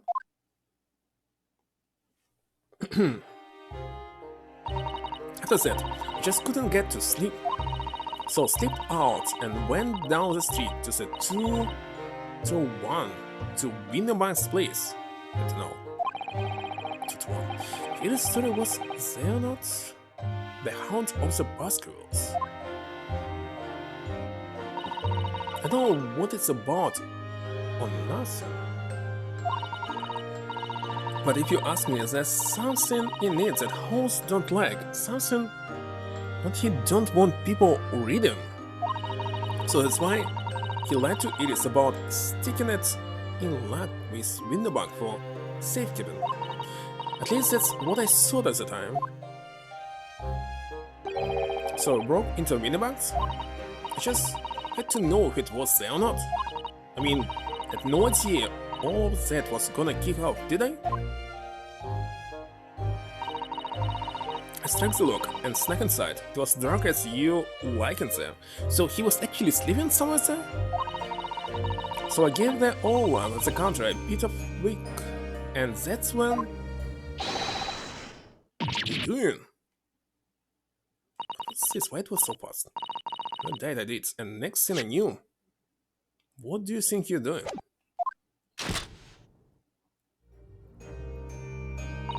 I grabbed the gun off the counter and was waving it in the air like... I don't know what. Years ago, who was in here this afternoon? I didn't think pickpockets went in for armored robbery. Yeah, mental script. Have you got it here? Did Holmes leave a lot of paper with you? A story? I beg your pardon? The Hound of the... something or other. With hey, I wanna see it. I'm sorry, young lady, But I'd sooner die than relinquish an article belonging to one of my customers. Don't want it. What I do with it anyway? I just wanna see its hair, that's all. Oh, you want to see it, do you? I don't know if Holmes really found it or there or not. Please just let me see it and I'll go. Very well, sir. But for pity's sake, stop waving my gun around, will you? So then they all go. I locked the storeroom door and we both went inside. And it was there alright, the mantle script. Holmes went blind after all. You did all that just to check for me, Jenny? Anyway, then there was a bit of a kick up out in the main bit of the shop. The Skulking Brothers arriving on the stand, yes. What was this noise? Someone's breaking in. Near me, there's some bogus convention here tonight that I don't know about. Seems I forgot to shut the door behind me, sorry. I'll go on and take care of it. You possibly have my gun back? I'll come with you and... Oh, don't be foolish, young girl. You must stay right here. Don't leave this room under any circumstances. Having said, he took the gun out of my hands and walked back out in the shop. I'm back in the storeroom, like he said, straining my ears in the dark to hear what was going on. Sounded like they got into a bit of scrap. Started to think I should help them. So I was just about to go out the storeroom myself when I heard a couple of shots go off. Two, I think. Almost at the same time.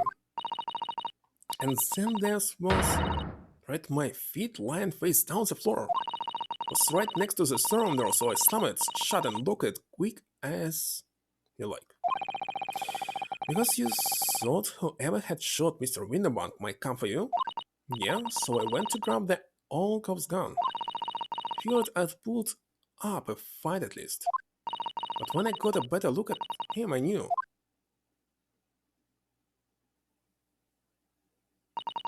Winterbank was a gunner. It felt funny in my head all of a sudden, kind of dizzy. And after that, I don't remember nothing. It must be when you passed out, you know. If I hadn't done what I'd done, the old cop might still be alive. You tell the police everything you just told us? Because I did, but they didn't believe a word of it, did they? All they said was, if I kept telling lies, it'll make things even worse for you. As they were lying as well. Be alright, Jenny. Don't worry. Just stay strong a little longer. I was about to put the real culprits through the mill. Is it called what was they in the afternoon? Is it Egbert Benedict? Still remember how he looked at me like I was nothing. He was there that night. Don't know his real name yet, but I'm convinced that he's involved somehow. Anyway, thank you for telling us what happened, Jenna. I appreciate your honesty. What? You can leave it all in Runa's capable hands now, Jenny.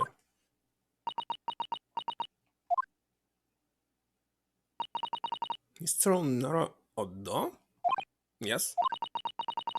How come you trust me? I don't get it. So really? For people with native English, it's hard to pronounce Japanese names? When have you forgotten what happened here before? Come on, it was only 2 months ago. Me and Mr. McGilded, he told you a whole pack of lies. You got the bog trotter off with them and saw he was a killer. No, I could never forget that. Did what I thought was best at the time. But the pain of that error of judgment doesn't get any easier to bear. Still, don't forget that I also made you a promise. I told you that I'll be on your side to the bitter end, and no matter what. But what if I'm lying? You could be working to get another killer off the hook for all you know. Hello there. Where can't use spelling? Sorry, can't pronounce it correctly. I was once in your position, Gina. I was the accused in a trial. You were? Before I left Japan, I was accused of murder. And strange as it might sound, the circumstances of the crime were pretty damning.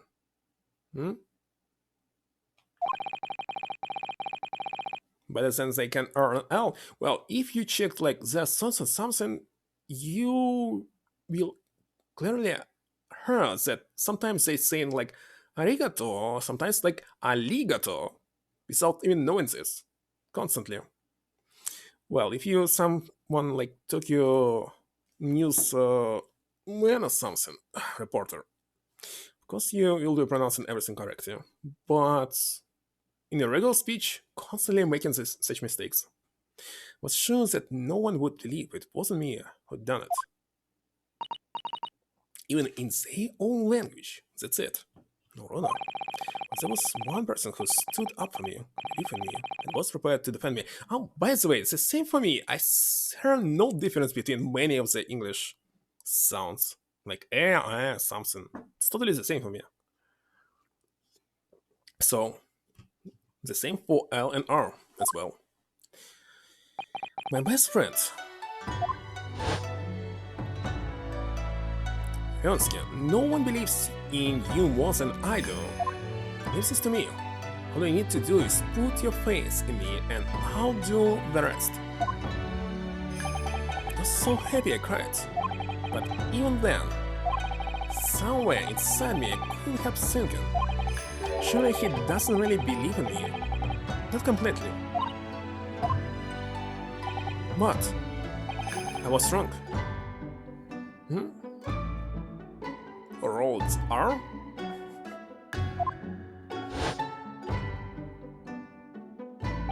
As soon as my trial began, it was obvious. Or even in the famous One Piece, his name is Luffy, stated by the author. But usually they say Luffy sometimes. South African accent, let's see, that he had an absolute unwavering belief in me.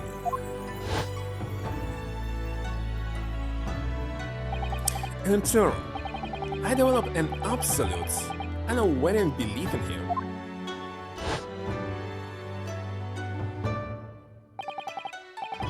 And with my graphic branding, don't tell me that you are...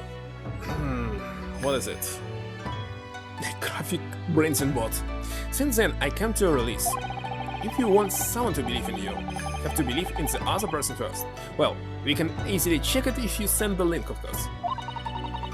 What are you saying? I promise you, Gino, that no matter what happens, I'll keep believing in you. So you don't need to worry. I won't let you down.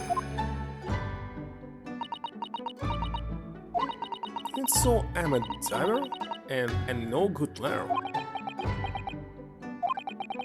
Not like my gilded, I know that. That's right, you are our engineer. Here it is. I know you better than you think. And we come to the conclusion that you someone we can trust. Yes, it's really all we need to know. Example. Mr. Nara O'Doyan. Why?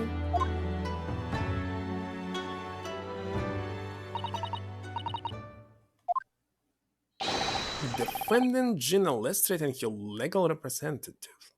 So, the hour has passed. Court proceedings. Oh, an hour. I'm about to resume. Please head into the courtroom immediately. Yes, of course. Thank you.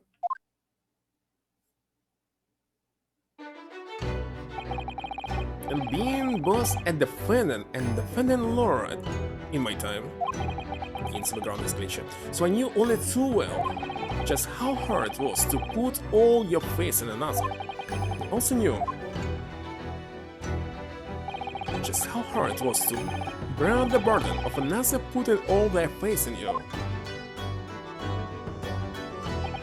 This is it at last. The final chapter.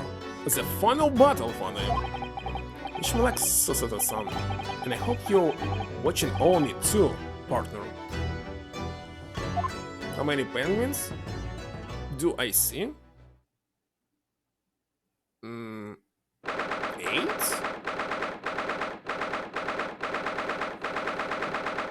It should be 8.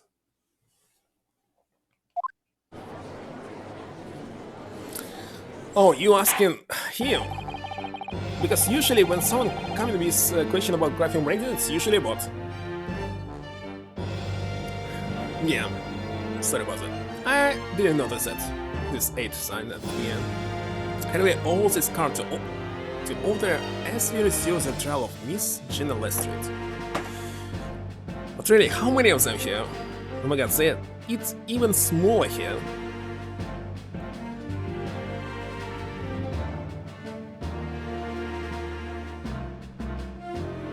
Let's see.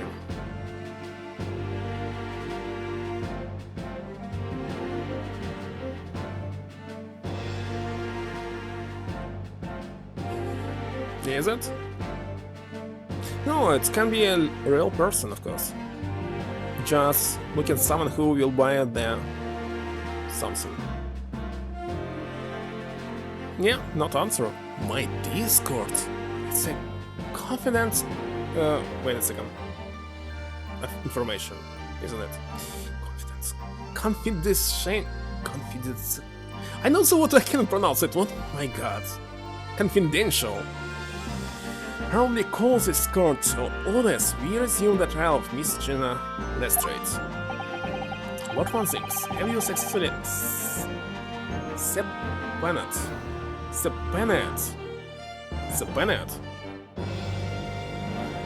the witness?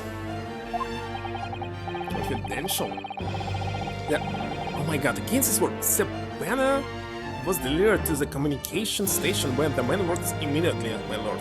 I'm not saying they're like called to the cart or something.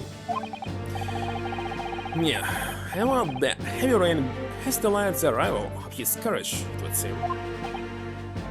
I know what will happen, I think. Everything will be classified here, and the case will be closed. Without finding who was guilty. I see. Then let us turn our attention to Inspector Gregson's precise of the case heard by the court this morning. Clearing omission of the third bullet in your report is a serious blunder, Inspector. I actually would like to take some English classes or something. Definitely they will be thorough. Like, opportunities to find them, but it will be time consuming. Like, I can't waste my time. So I can only apologize, my lord. And also the defense's chemical analysis of the plot at the scene makes for compelling arguments. I cannot permit such untried method to be used as evidence in my courtroom. It's a big mistake to cross Homeschool and me. A very big mistake. My lord, the separate witness has just arrived in the building. Thank you, officer. Show him to the stand without delay. Mr. Benedict Cumberbatch. I didn't expect to be crossing path with him again so soon, and suddenly not like this. Okay, what can be his name? Arthur Greenlight or something?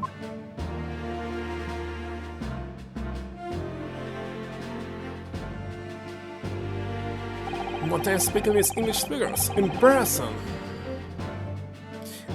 There's only a problem because I'm speaking in person only to people who are from India, so I don't know where to find some native speakers.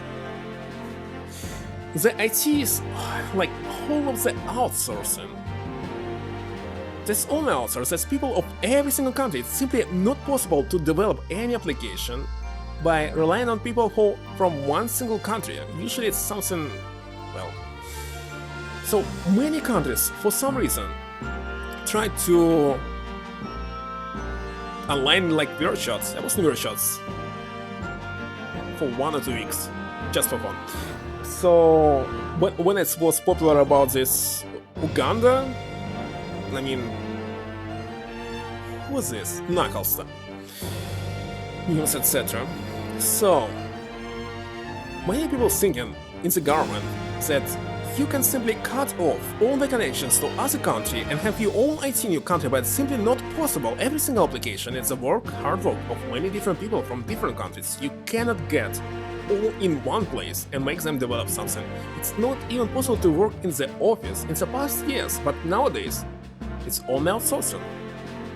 So India, like Russia, Ukraine, Australia and other countries, you have IT in everywhere, and like 95% of people who are using obviously English because it's an international language. It's not native for them. Sometimes it's really hard to understand each other because of this. But yeah. So where to try some? I can try to find who will be playing like some mahjong in real life. Go play with them, but maybe it will be Chinese people. Alright, thank you for complying with the car subpoena. Such short notice, sir. But of course, my lord, as an upstanding member of London society, it's my pleasure to oblige. And where was he shot? In the hand, maybe? Now, kindness, state your name and occupation for the record. Ashley Graydon, so AG, Communication Officer. So Graydon and I both work at London Central Communication Station. Now perhaps somebody would kindly explain what all this is about. You were apprised of the situation by the court officer on your way here, I presume? Yes, I was. Something to do with a murder that took place at a pawnbroker's on Baker Street. And some nonsense about me having been there on the night in question. It is the accusation, isn't it? This really is beyond a joke, you know? Very well. Without further delay, the court will hear your testimony now, Mr. Graydon. You will respond to the accusation made against you on the earth.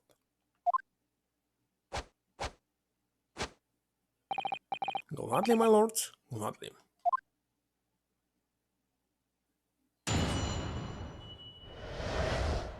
The accusation. Naturally, I have occasion to make use of pawnbroking services from time to time, but are you seriously suggesting I colluded with these thugs to break into the place on the night of the murder? I have no intention of admitting to such an outrageous accusation. Even if certain parties have present claims that my blood was found at the scene. Some scaramouche that Texas homebrewed Central can hardly be taken as serious evidence. Oh my god. So, you deny the accusation completely, do you? What? The third brother? The third brother, it's this detective on the right. That's it? For the, what did I miss? Must say I'm dismayed. For the highest court in the land to be swayed by this self-professed detective style. Was this a third one, the real one?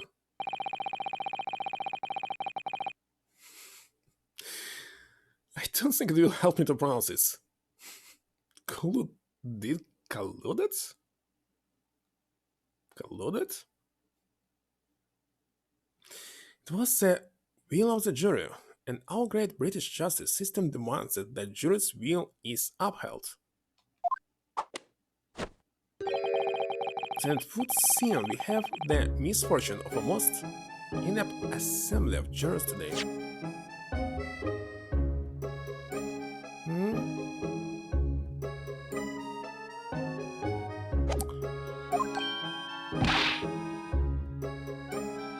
Why, Johnny, how long am I expected to be detained here? Yes, they were constantly looking at him, trying to make him complete the sentence, etc. In following the defendant's cross-examination, and they said that we're only working on it too. Your involvement in this matter has not been established. You are free to leave immediately. Well, I didn't think that he is the real brother. They were just talking about him like he's part of the tribe. Good, then I shall be away in time for eternity. Some small consolation, please. Let's not hold up Mr. Graydon any longer than necessary, Consul. Proceed with the cross-examination. So, we meet again, Mr. Edgar Benedict. Or is it Mr. Graydon? My apologies, you are... Jonsky Naruhodo, defense lawyer, we have met. If you say so. Ashley Graydon? And Chanting.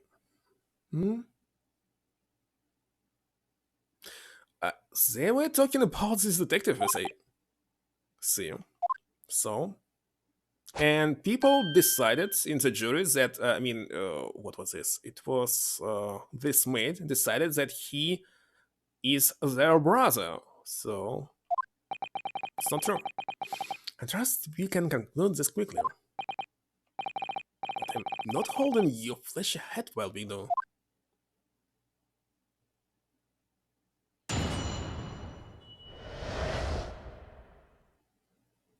Not sure. Accusation. Actually, I have occasion to make use of pawnbroking services from time to time. Is it possible to do this without any pressing? It should be. But I seriously suggestion. I colluded with these thugs to break into the place on the night of the murder. So maybe there's no such brother? I have no intention of admitting to such an atrocious accusation, and even if seven partners have present claims that my plot was found in the scene, I don't know what to actually present to him. What do I have? Well, I know his intentions to find this box, at least.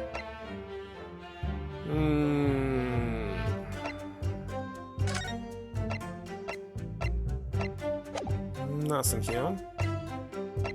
What is this manuscript?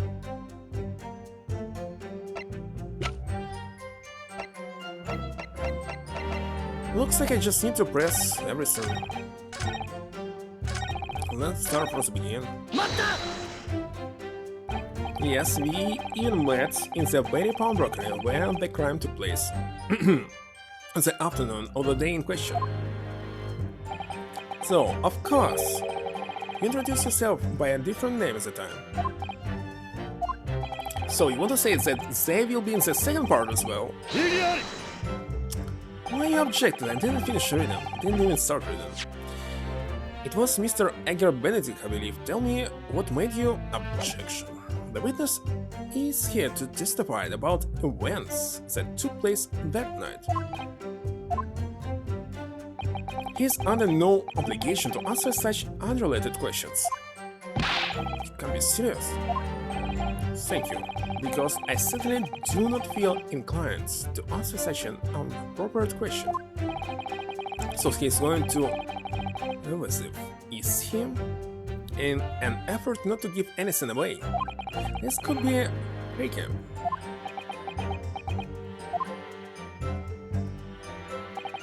Okay, sushi suggestion.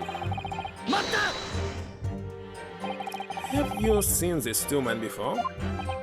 The Sparrow?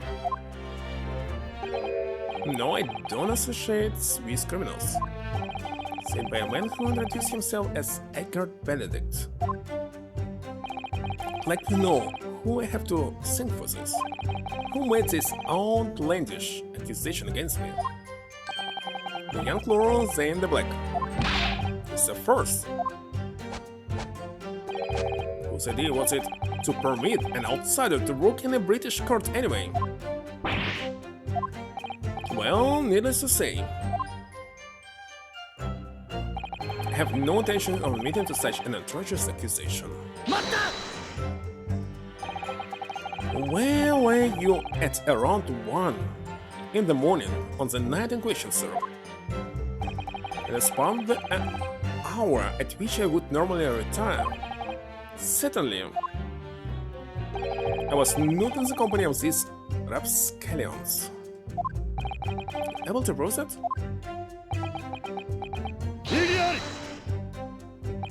Listen carefully, my learned Nipponese friend.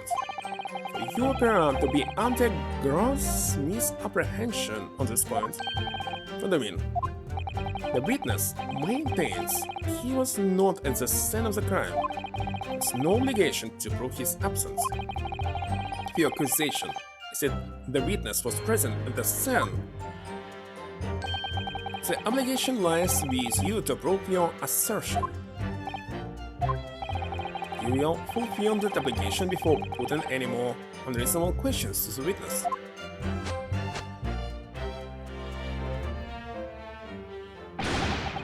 Silent Victor Wiggle, thanks. Okay, 7 parties have present claim about the blood. Let's see. Blood was found at the scene of the crime, there's no question of that. Mr. Holmes' chemical analysis has positively identified the substance as such. And I'm not the only human to have blood running through my veins, am I? How can you be sure that the blood is mine? Could equally be the blood of one of these two miscreants. Energy Riddle's blood has a slightly different composition, it seems. The Holmes chemical is able to differentiate different blood samples by spare me the science lesson. Who's this Holmes character anyway? Oh, I assumed all Londoners would know the name. He's a great, a renowned detective. So even you are unable to bring yourself to say great detective. A great detective, you say? Huh. No, it's a realm of fairy tales, are we?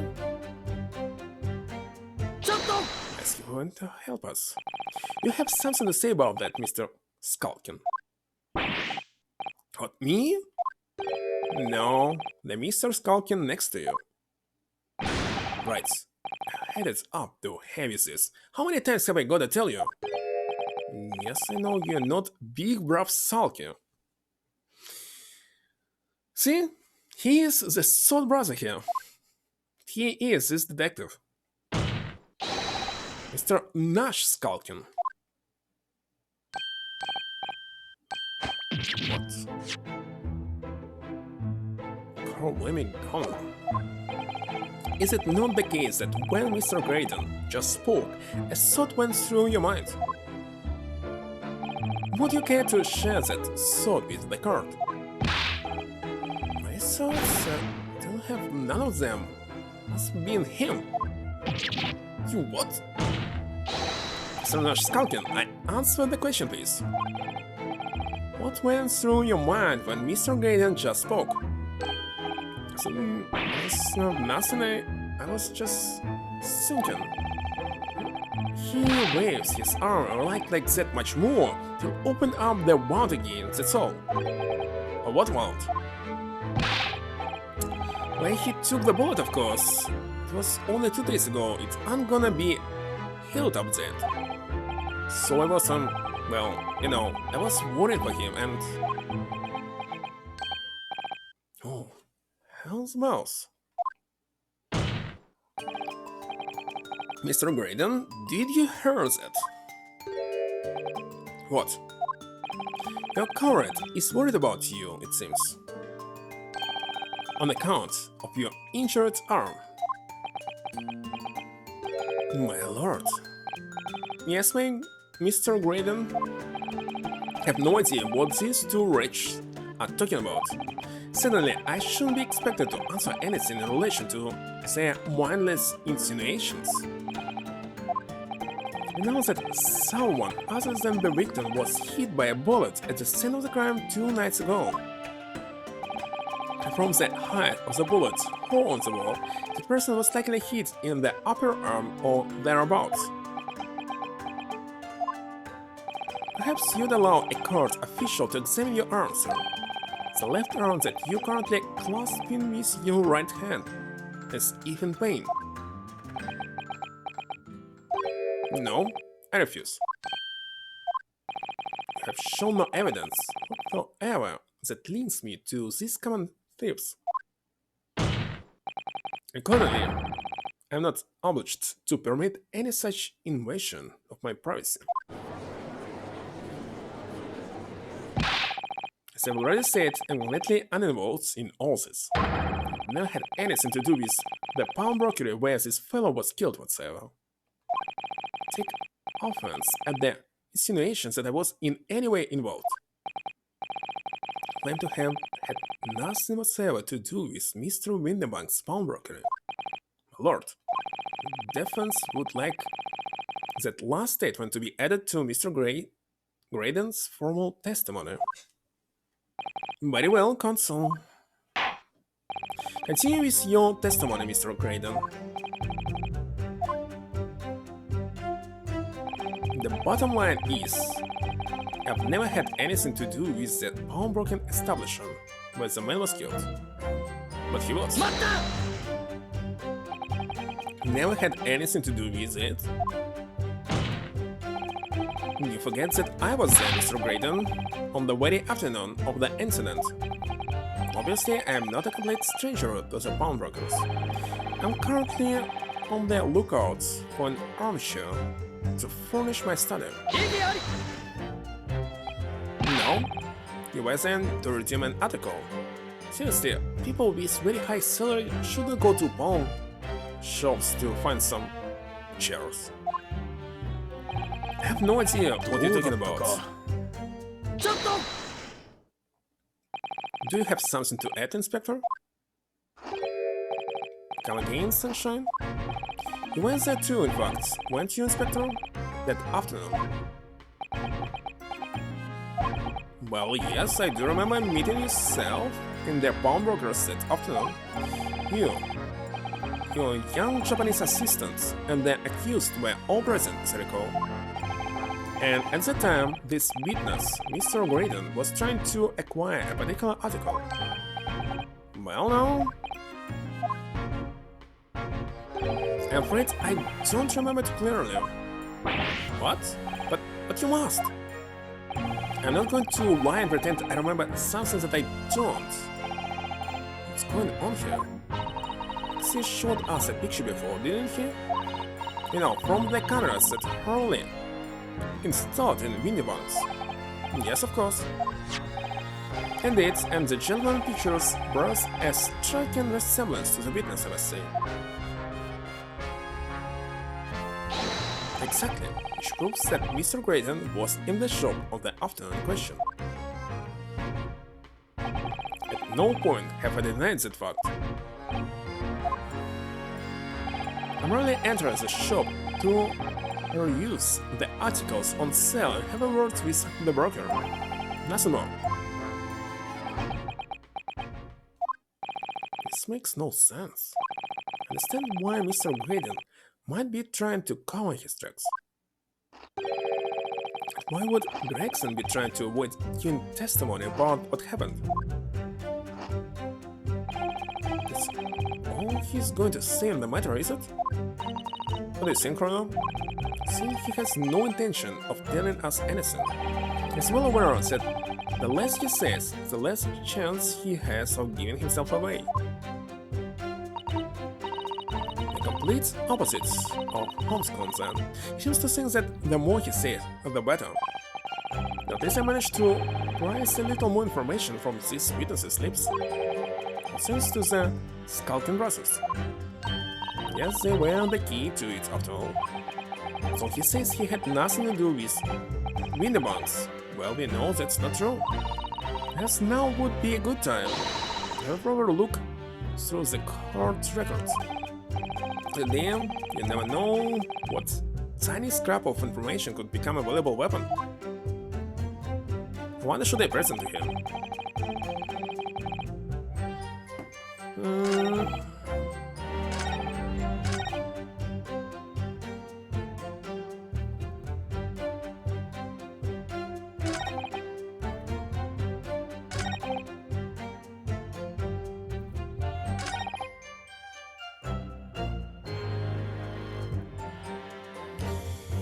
So, what am I supposed to present?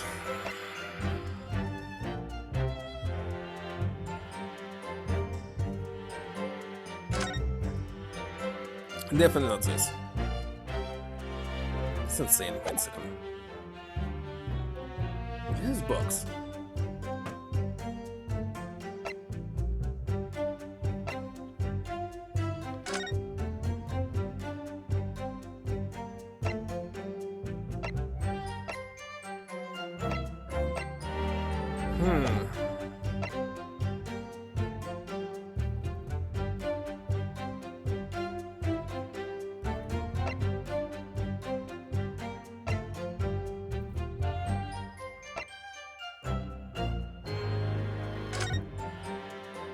So what?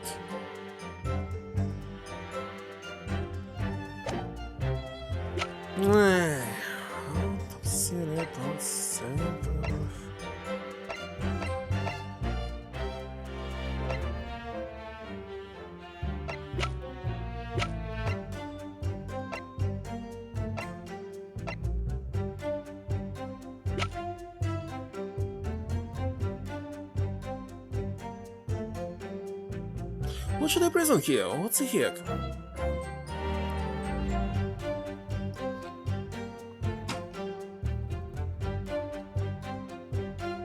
Like, how, for example, President this will help?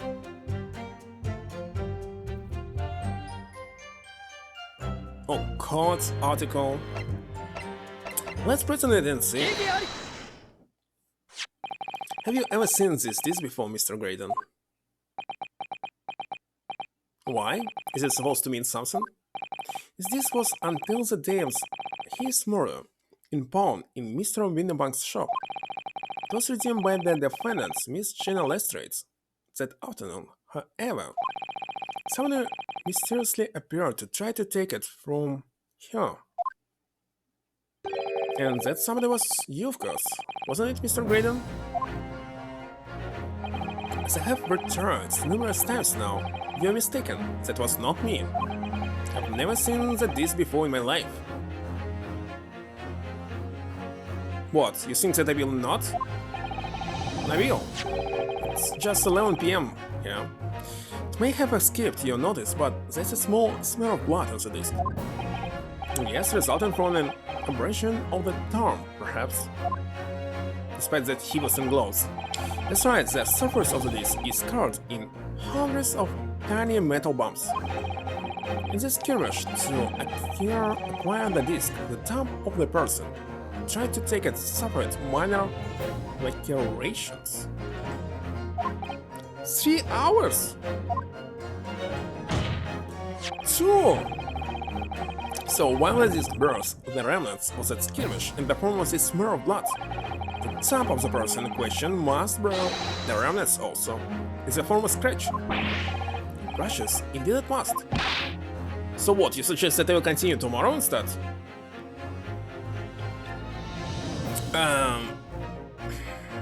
If I continue tomorrow, obviously I will cover DLC tomorrow as well.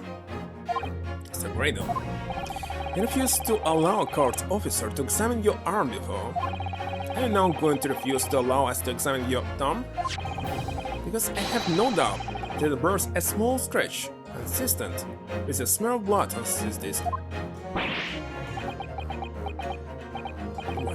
Well. It would seem I underestimated you. So let's see, 2 hours for DLC. And 2 hours for this ending. With 3. So exactly 11 we'll raid somebody and tomorrow we'll finish with it together with all DLC. So what is the meaning of this? So you admit it now? You admit you have a scratch on your thumb from when you attempted to take the disc from the defendant.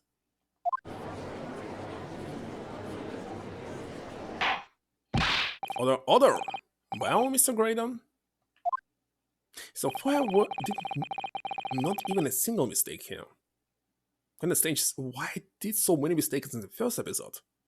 4, I believe. It would appear there has been something of misunderstanding here. I don't attempt to take the disc, as you put it. No, quite the reverse. What are you trying to say? It's really quite simple, you see. The disc was mine from the outset. There's some crime in taking items that you own out of pawn? Alright, see you, Spark. What? I mean, see you Tuesday or Wednesday. Well, it should be Tuesday when I start. That's the gate, isn't it? It would seem, Mr. Graydon, that in this piece of evidence, my learned friends have established a link between yourself and the incident. Accordingly, you'll tell the court everything you know about the disc now. Why it will take so much time? It's almost done, isn't it? As you wish. So I'm quite sure it has nothing whatsoever to do with the pawnbroker's murder.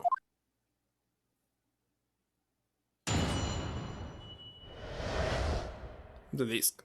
It's known that it's in for Mark Gilded, but the item belongs to me. Attention's ticket was stolen from me by the accused, that filthy Gutterling, on the day in question. I proceeded at once to the shop in order to explain my situation and redeem my article. In the end, of course, the disc was taken by the police. As a word, I had absolutely no reason to break into the shop later that same night. Well, reason is here. Box. Did I hear you correctly, sir? McGillet, you say, the famous London philanthropist who perished in his very courtroom 2 months ago after being acquitted of a distinctly messy murder. Yes, my lord, the one and the same. Good lord, Mr. Graydon, are you saying that Mr. McGildet and yourself were acquainted? Yes, that's correct.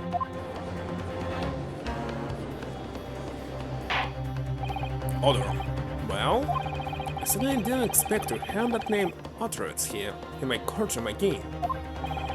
According to what Gina told us, this disc was placed in pawn on the fatal night 2 months ago. The killer himself gave instructions to deposit it at Windybunk's. It's funny this Mr. Graydon here is claiming that this belongs to him then, isn't it?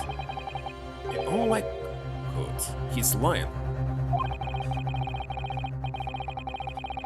So, he appeared that afternoon at Windybunk's in order to get his hands on my gilded disc for some reason. Counsel, you will commence your cross-examination, please.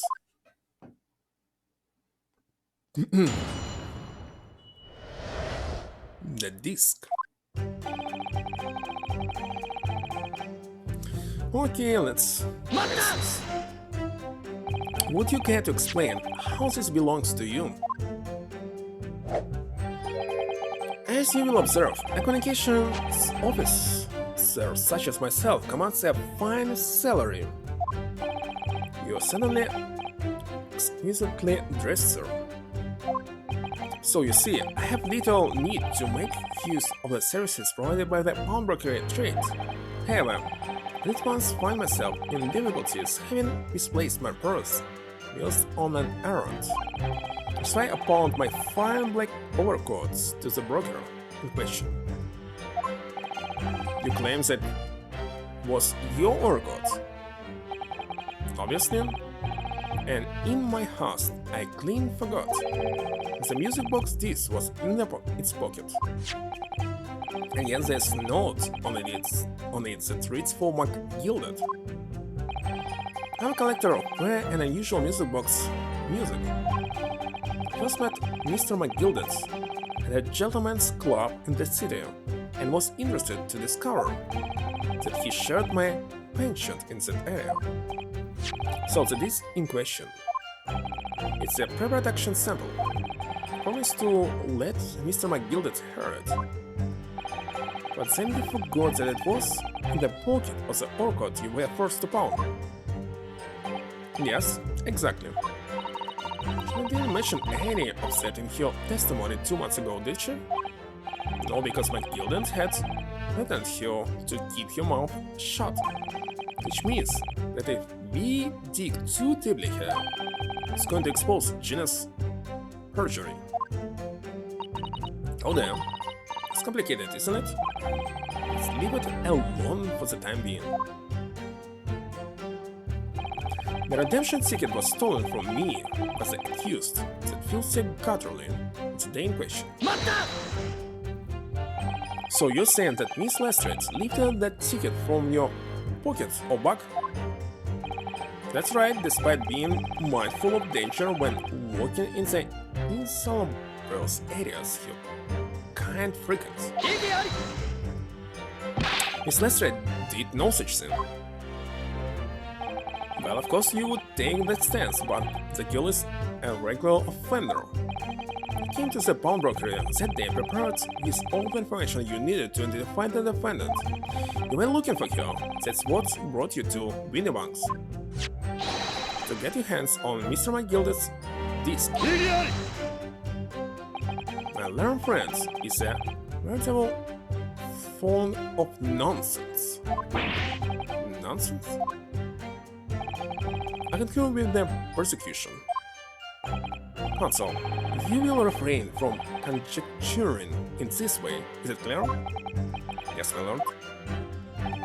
Then I will continue with my testimony for what possible use it can be.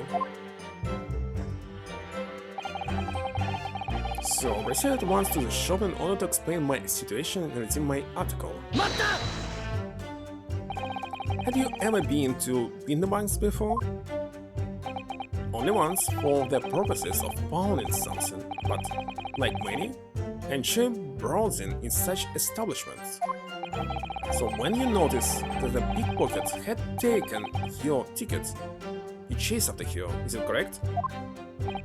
Yes, that's right, I didn't notice it first, of course, such is the art of the pickers. Wait a second, is there any indication on the ticket to what it's belonging to?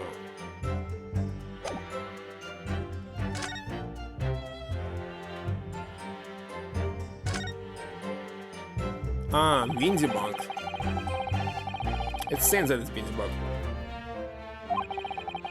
Foxy playing heroes for 11 hours? How is it possible? He's still online? So far I finished only the first 2 games. So I will also play someday. Yes, that's right, I didn't notice at first, of course. Such is the art of the pickers. But when I did, I headed to the pawnbroker at once in order to reclaim my coat before the thief could.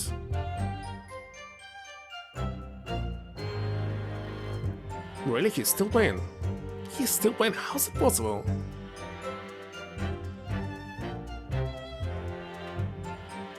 Alright. was merely trying to recover what was rightfully mine in the first place. Well, he's constantly playing some kind of strategy games, isn't it? I played the first two heroes because they were, like, super famous. Obviously I played the third and fourth and fifth and so on. And say what he likes because he knows we have no evidence contradicting him on this. And the game is kinda very addictive. Maybe the third is the best one, but the first two were also very addictive. At the end of course, the disc was taken by the police. Yes, it was taken by Inspector Gregson here, wasn't it?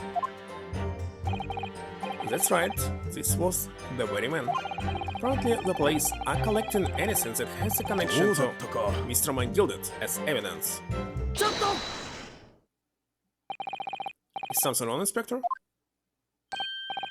Well, what do you mean? The last remark Mr. Graydon made in his testimony seemed to trouble you in some way. No, it didn't. It's nothing. Leave it alone. Let me ask you this, Inspector. Why is Scotland Yard getting in Mr. McGilded's possessions?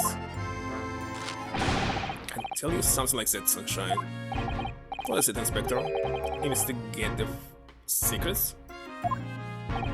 Yes, exactly. You should know all about that. Magnus McGilded, who died so unexpectedly after his trial 2 months ago. A man who known throughout the capital for his great contributions to public life, yet he had a dark side too. How come with this 1-6? I suppose the police are dealing with the aftermath of his nefarious activities, aren't they? That's enough. Others like me have duties to carry out that we are not at liberty to talk about. That's all you need to know. Duties conferred by Lord Strongheart, I presume. The Lord Chief Justice appears to have great faith in you, Inspector. The bottom line is, if you wanna get more out of me, you're gonna need Lord Strongheart's paw prints first. What's all this about? It's like there's something going on between Gregson and Lord 1-6 here. Well, it would appear that the Inspector has revealed all he is at liberty to reveal. Sir Graydon, let us return to your testimony. Pardon me, my lord. In other words, I had absolutely no reason to break into the shop later the same night. But perhaps you've seen something of value among the prohibited items. No, not at all. Oh. A warrior was brought in by the police to access everything in the shop.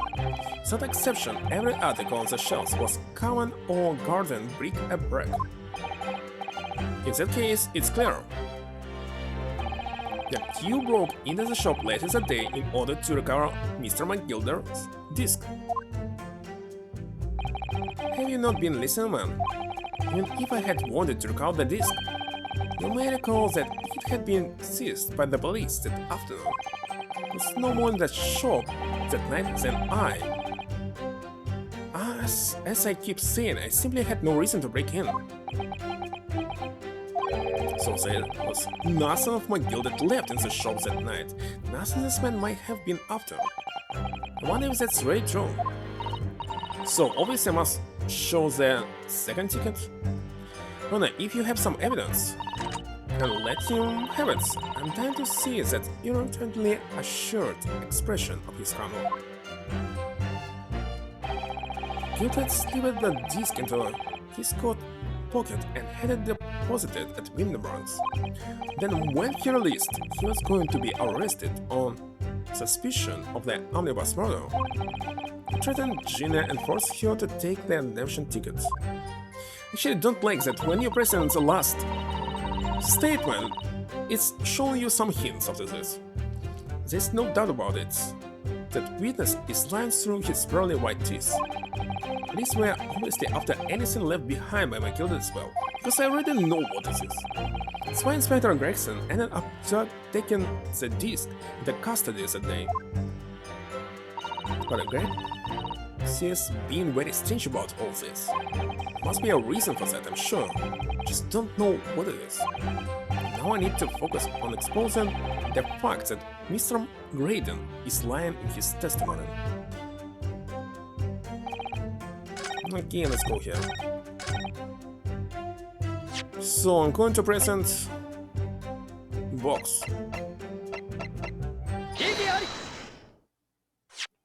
This disc was deposited at Winterbank's on Magnus McGilded instructions. Knew that and you went there with the intention of obtaining it for yourself.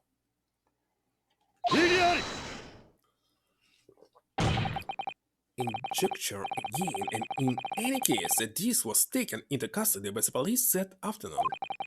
Witness had no reason to visit the pawnbroker again that night. It's 11 p.m. Sorry, my learned friends, but that's not true. What? Mr. McGillett had another article in pawn at Winterbank's. And this second pawnbroker's ticket proves. There were two articles belonging to Mr. McGilded in Winterbank's pawnbroker. And the reason you broke into the shop that night was to recover the second one. Together with two accomplices, the Skulking Brothers. This is the second ticket, is it? What had the man deposited? The article description reads, one small box. Was a regular description, it seems to me. The suggestion that I broke into the pawnbroker with these clowns in order to steal some trinket box? I believe there are adequate grounds to suspect that you did. It's absurd. Why on earth would I do such a thing? Once the article had been forfeited, I could simply walk into the shop and purchase it. There would be absolutely no need for me to resort to theft. That's a good point. Indeed, the witness makes a solid argument. So that means that for some reason, this Graydon fellow needed the small box that very night, does it? It's time to put an end to this nonsense, my lord.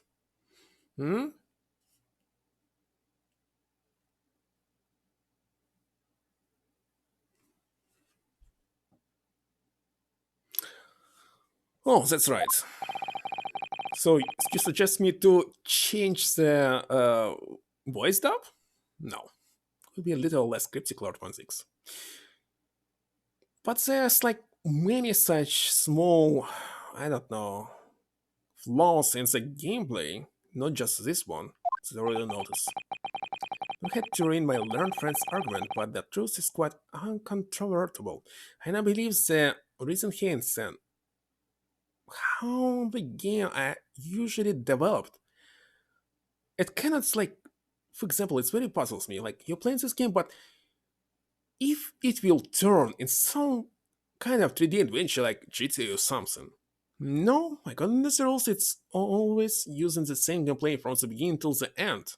There's so many, there's so little examples of such games. It's actually changing their nature. Like, for example, what was this? Cosmic Rangers, maybe? Something like this. The night in question, no small box was taken from Winterbank's pawnbroker. Same here, just following the gameplay. Everything is in Japanese. Everything is in Japanese. And rest assured, the prosecution can prove it. What? Precious. Inspector, show the photographic prints to the court, if you please. Yes, sir. What prints? These prints were taken from one of the detective's security cameras. Old school red-handed recorders, again. As previously explained, using this plan of the shop layout. The victim's establishment was furnished with automatic cameras in 2 locations. One was to capture the control where Mr. Winnebank received his customers, and the other was set to capture the shelves on which articles were placed for sale once forfeit, so it was not on the shelves. According to the information on this ticket, McGilden's small box had been forfeited already. 2 days before the incident at 9 p.m, on 13th April to be precise, which means it would have been on the shelves of forfeited items in the shopfront. Now, what I have here is a print taken by one of the cameras about 2 hours before the incident, since 11 p.m. on April 15th. The victim certainly had a very full shop at foot apparel. And then here we have another print. This one was taken about 2 hours after the incident. And what, I need to use stereoscopic again? I see, so we have 2 pictures to compare. So must say that placing them side by side leaves me cold. Dear me, it's starting to make my head ache. Oh my god, I thought it will be longer here.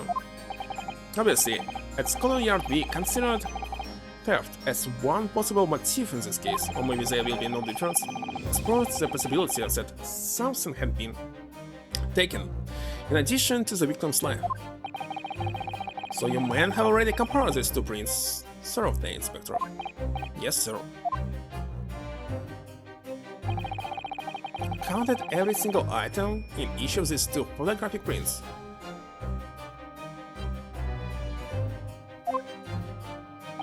And the yard's conclusion is that exactly the same number are present in both. Oh, something was replaced? In other words, nothing was taken from the pawnbrokery on the night in question. And my learned friend's assertion is nothing more than a hopeful fantasy. Don't believe it.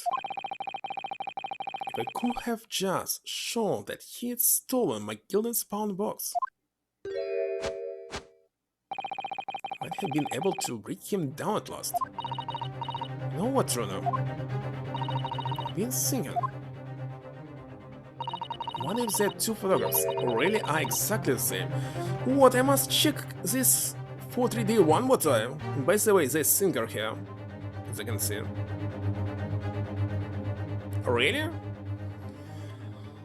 Oh my god. Well. Actually, it's not fully visible on my phone. Now it's fully visible. So, oh my god. It will be a 3D one as well? Like with these scales? Or something. I'm not sure.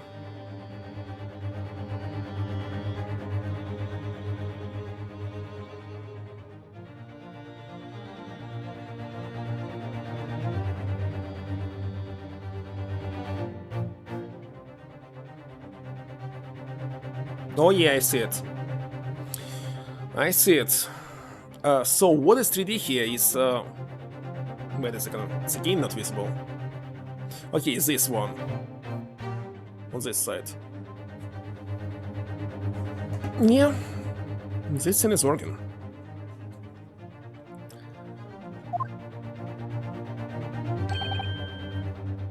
Yeah, but I use this stereoscopic view to check it, so the only one thing here in 3D. What?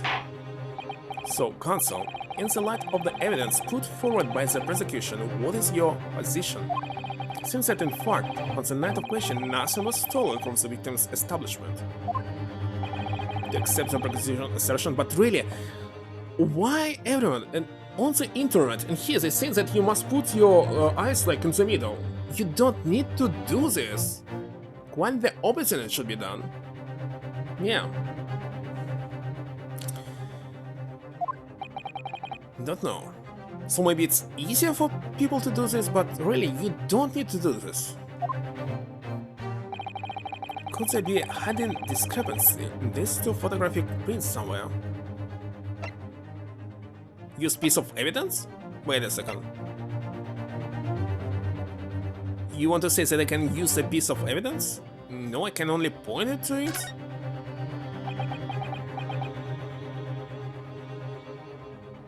Or there's something else that I'm missing?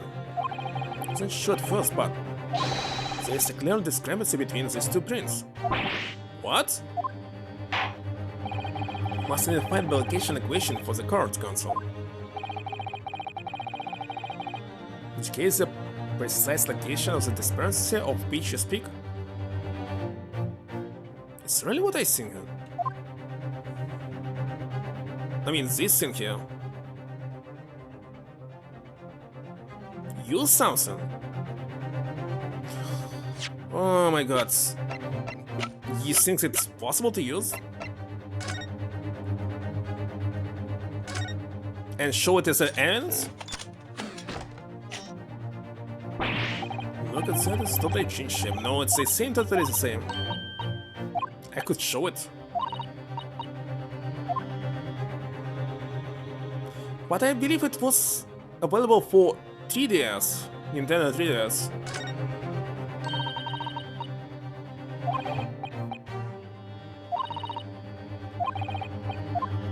Nah. Well, if I fail, I can do it.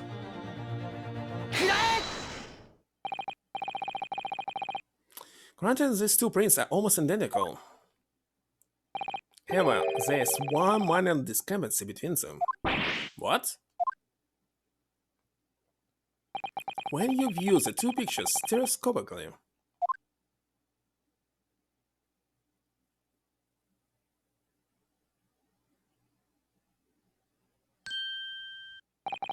a single area stands out as being different. The location of this small box. Let me wait. Unbelievable. Good job. You're right, how extraordinary. You don't need to do this face, seriously. What this tell us? Very simple. Mr. McGilden's small box was indeed not stolen from Windenburg's on the night of the question. Or maybe you just not need to point it exactly here. I can do this, but I'll see simply nothing. Two different ways? Well, I can actually... When was the last autosave? It was just recently. Let me load, I don't know. Maybe it's possible to do.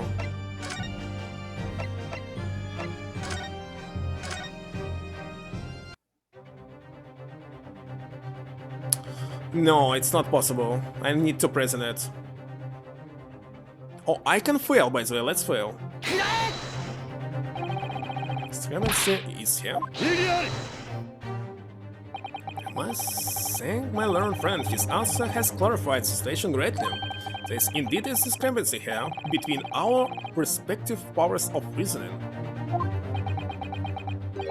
Let me guess. My powers of reasoning come up short. It will appear your learning console, but not quickly enough. I should say.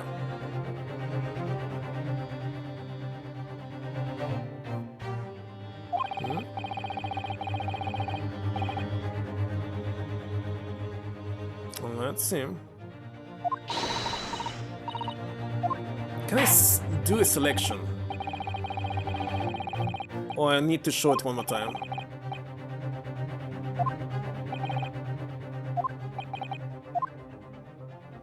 Let's see.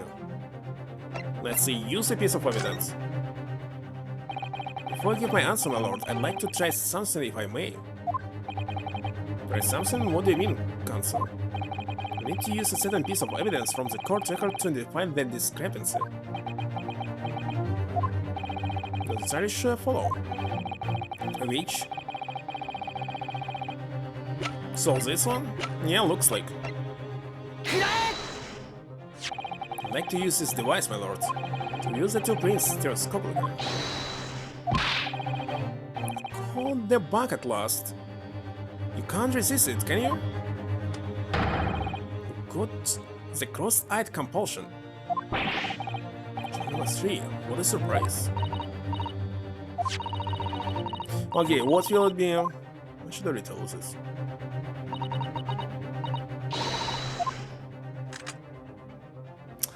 This is pathetic. It's much better to find it yourself than using some device. I think.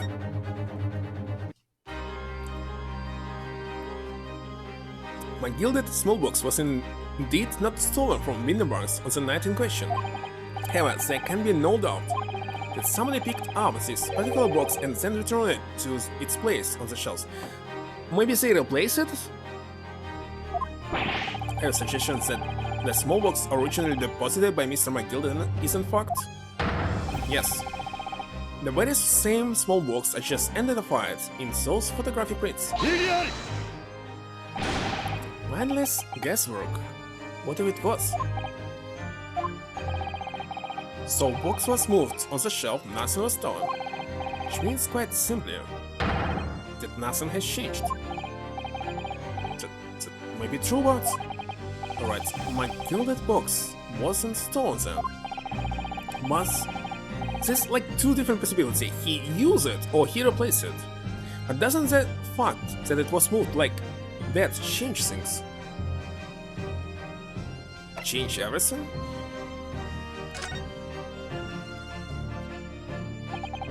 I believe this changes everything about the case. How can that possibly be? The crucial point is the fact that what was moved was a small box. In other words, you have to consider what might have been inside the box. Inside. What are you suggesting? I'm suggesting that we need to examine that box as soon as possible. A vital piece of evidence is sitting on the shelves at Winterbanks as we speak.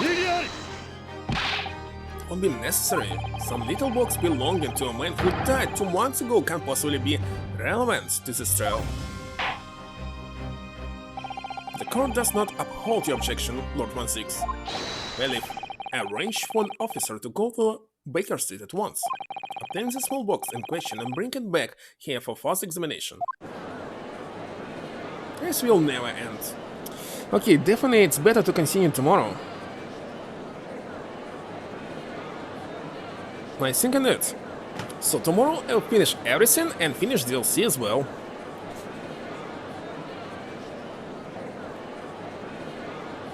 Maybe I'll start earlier. So it can be 4 up to 6 hours. Should have a report within half an hour. So perhaps we should recess for a short while until the evidence is brought forth. To be hoodwinked by such a farce. Disappointing. But your pardon, Lord 16? This is nothing but a small screen, and even his specialty, it would seem. What I'm trying to say? My learned friend has persisted with the same line of reasoning from the very beginning, that this witness' intent was to steal an article belonging to Mr. McGilded from the pawnbroker. Yet common sense tells us that none of the articles have value enough to be worth stealing in the first place. You can prove it? Exactly. It would be beyond absurd to break into a place for the purpose of stealing such commonplace property.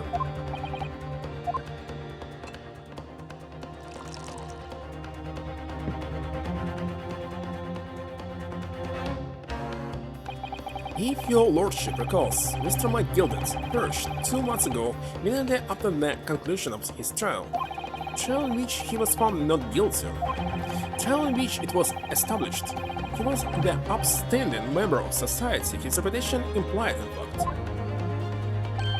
So propose a toast to my learned friends and his most insightful defense. Articles. This upstanding member of society pawned were entirely ordinary. A black overcoat that just happened to have a music box disc in one of its pockets and a small box. Assure you, I wouldn't accept even if the man tried to make a gift of such things to me.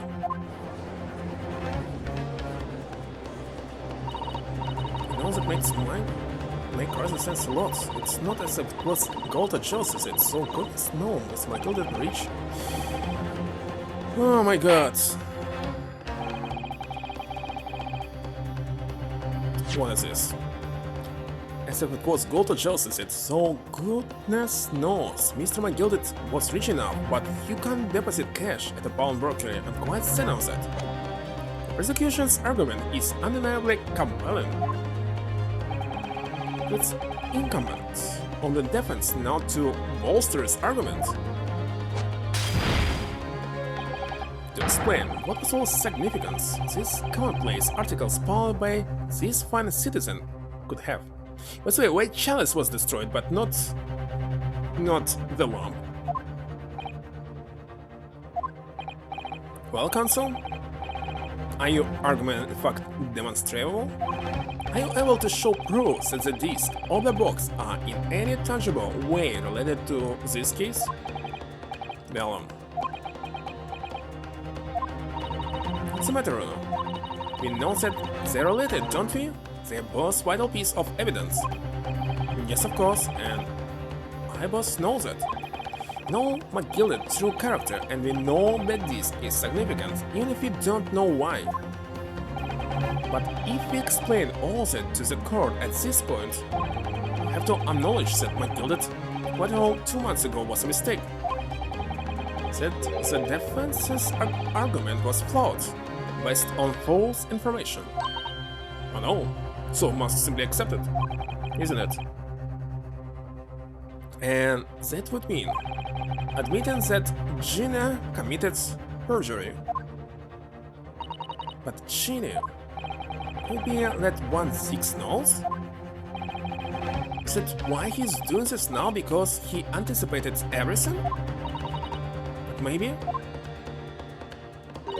this could be a great opportunity for us. Sorry, what do you mean, Iris? Well, what is it that you always say, Rona? Sooner or later, the truth becomes out, every time.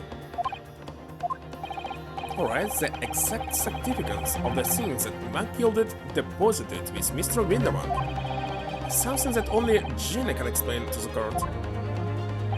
But if I put you on the stand to testify about that, it could critically damage our chances of winning this case.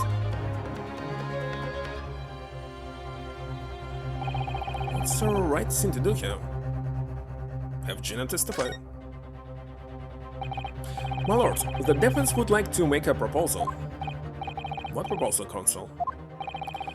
While the court awaits the arrival of Mr. McGilded, small box, I would like to call the defendant, Miss Gina Lestrade, to the witness stand. Defendant? To what end? It's to do with the various articles deposited at Windybanks by Mr. McGilded, my lord. Miss Lestrade has information related to them. I believe it would be beneficial for the court to hear what she has to say. It will prove the significance of the articles in question once and for all. Well, things are becoming interesting. I'm assuming you consider the implications of the testimony you're proposing. In particular, the impact it will have on the accused's standing, and it's your own. I have. Not 1/6. Would you care to explain the last remark? The prosecution accepts the defendant's proposal. I move to interrupt the cross-examinations of the current witness and hear from the accused herself. Very well, if you have no objection. So the court will now hear the testimony of the defendant, Miss Gina Lestrade. The witnesses currently in the stand may step down until further notice.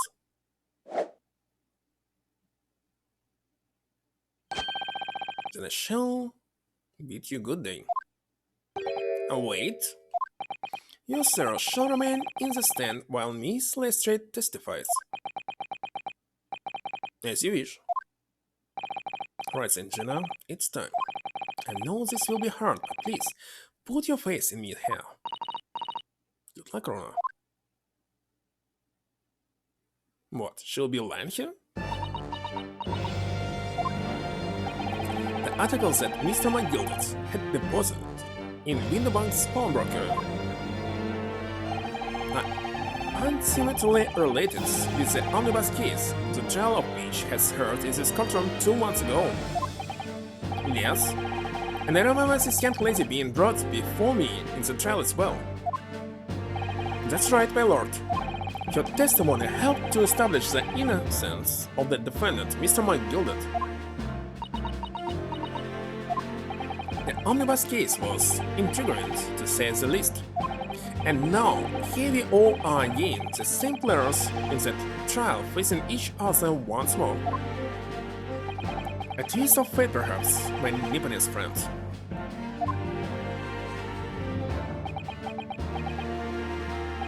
Allow me to recap the events of 2 months ago.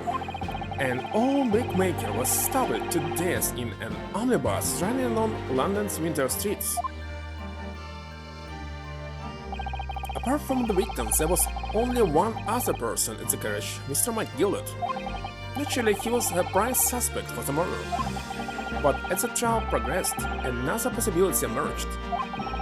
That the murder in fact took place above the defendant's head on the roof deck, with the body then being dropped through the skylight into the carriage below. It was Miss Lestrade whose testimony brought that possibility to light. At the time of the incident, Miss Lestrade has concealed under a seat in the carriage, hoping to pick the pockets of unsuspected passengers. Okay. Kinda long. Very long case. Okay, let's spend 30 more minutes. Then immediately after the trial, having been acquainted of the murder, Mr. McGilded died in this very courtroom in the most extraordinary of circumstances. A mystery that remains unsolved even now, 2 months on. As indeed does the omnibus murder itself. Be that it may. Recall neither the beast nor the small box being mentioned in the course of those proceedings. Miss Lestrade,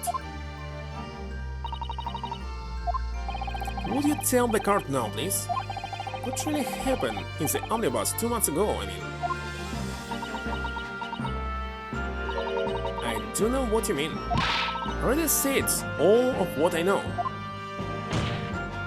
And what about everything you told us yesterday from inside your prison cell?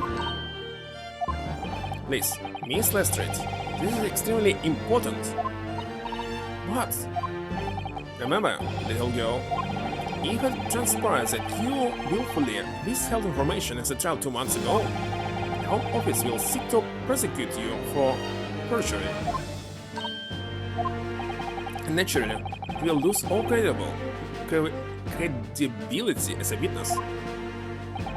Also, let's face facts. You have little credibility to lose. Jane, don't listen to him. Please, you have to trust Rona here now. It is. You're on your side.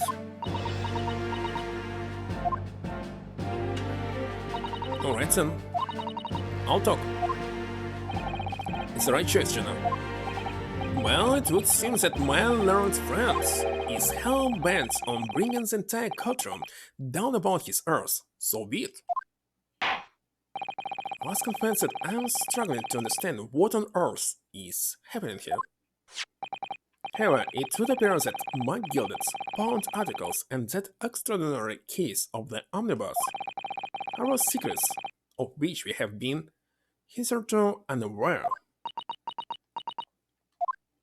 So, Miss Lestrade, you will now give your testimony before the court about the events of 2 months ago. You will reveal the truth, commodity thoroughly lacking in your original statements. That's it then, everything going to come out. Like 1/6 said. This could bring the whole courtroom down about my earth, but as a lawyer, I'm prepared to take that risk.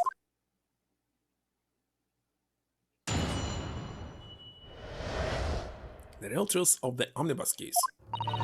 truth is, the brickmaker, Cole, was in the cabin of the omnibus the whole time. As the Irishman dragged me out from under the seat, I saw the disc on the floor. All of a sudden, I heard a scream from all my head, and that prayer on the roof deck went off to call the slopes. When McGilded slipped the driver some pin to do a run to the pawn shop roundabout. He told me not to snitch, not to say nothing to no one about what I'd seen or heard. God grieves, this is outrageous. You've just stole my card. There's almost no resemblance to your testimony 2 months ago. As you say, my lord. Then there's every chance I may have adjudicated an error in McGilded's trial. Sounds very much to me as the man deliberately deceived this court in an effort to carry out the most wicked of schemes. Without doubt, your lordship is correct. A great injustice was done in the courtroom 2 months ago. The actions of accused in the trial of this witness of my learned friends are entirely inexcusable. The whole trial was a farce, it was all lies. The McGilded fellow was run into the car, just like the pickpocket. Forget the clergy from the east. From the east, and what was the second sentence? Why it was so fast? They were all in on it together. Grunt. Yeah, Mr. Naro adores the lawyer there. He didn't know nothing about it. Humbug. Don't think so. Are we really expected to believe that? He really stitched everyone up, didn't he? With an operation to get the man off scot-free. You will stop. The lies have to stop. What, the lies have to stop? Yeah. Yes, the defense made a terrible error of judgment. I intend to take full responsibility and suffer whatever consequences are deemed appropriate. However, it's imperative that the court allows the witness to elaborate on her testimony, because the true significance of McGilded's pawned articles must be brought to light. Very well, my learned student friend. Given the depths of calamity you have just plunged yourself into, this may well be worth hearing. Worse tell me, this situation is truly deplorable. Mr. Naruhodo. Yes, my lord. I will decide upon your fate following the conclusions of this trial. Of course, my lord. Blame me, Mr. Naruhodo. Now, counsel, proceed with the cross-examination. The real truth of the omnibus case.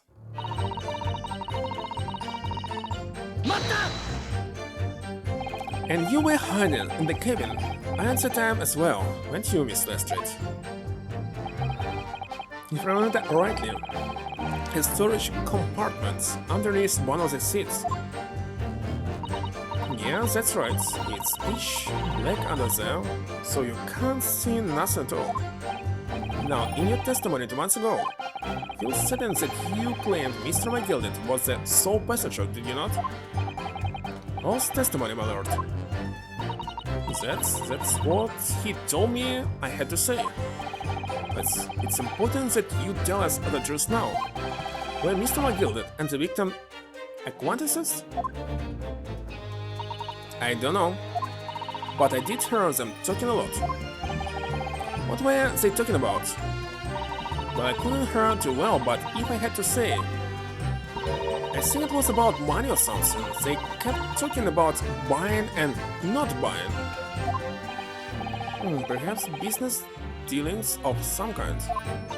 Well, anyway, they got louder and louder. I started to sound like a proper fight. I was pretty scared by them. I dared to breathe.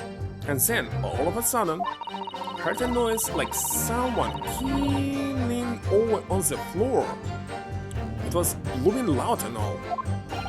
and I believe you let out an involuntary scream. Yeah, that's what gave me away. Once the Irishman dragged me out from under the seats, I saw the disc on the floor. Was the disc you saw this disc? Yeah, I reckon it probably was. It was right next to the coal lying on the floor. Could this have belonged to the victim, perhaps? I don't know, but my gilded picked it up pretty smartish. And then he set the coal with the knife in his belly up on the seat. What did he say to you at the time? He told me not to say a word about what I'd seen or heard to no one. About the disc and all. I was that scared, the way he was looking at me, I thought. If I didn't go along with it, I'll get stuck with that knife too. Then he started asking me a lot of questions. Like what my name was and where I live, and that he asked me about being a driver too. But after a while, what had happened in the carriage was noticed. Yeah, that's right, because there was a kind of rapping noise. Okay, scream. There were two gentlemen occupying the seats on the roof deck, I believe. That's right. You must look down through the skylights and notice the coal with the knife in its guts. When they screamed, the driver pulled out the horses, and McGilded got me out of sight. Out of sight? Where? Back under the seat where I started off. Once the carriage came to an halt, the two coals from the roof ran off to fetch the slopes. If they immediately left to fetch the police, it would appear they were entirely unrelated to the incident. So that left McGilded, the driver, and you still at the stand. Yeah, only the driver didn't know I was there because I was under the seat. Once the cabin door opened, and a voice from outside. Uriel, yes, he also testified as a trial, I believe. Fellow, who went by the name of Bippo, if memory serves. What did McGilded and the driver say to each other? I know what happened and stuff like that, mainly.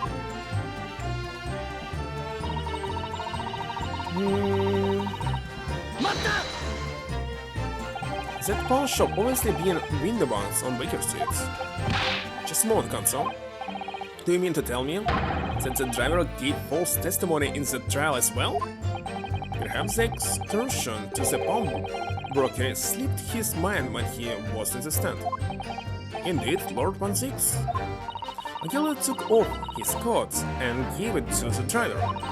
He folded up all careful-like before handing it over. I saw him do that. I remember thinking, that coat, closed in it has gotta be worth a few bob. Garcina was sure that this must be worth more than Mr. Van Windebank was suggesting, wasn't she? I remember her traveling with him all the prize that afternoon at the pawnbroker. The driver looked pretty happy when McGilded flashed some brass in his face. He went running off at a lick. Then the bog trotter called to me and told me to come out from the drugs cabin.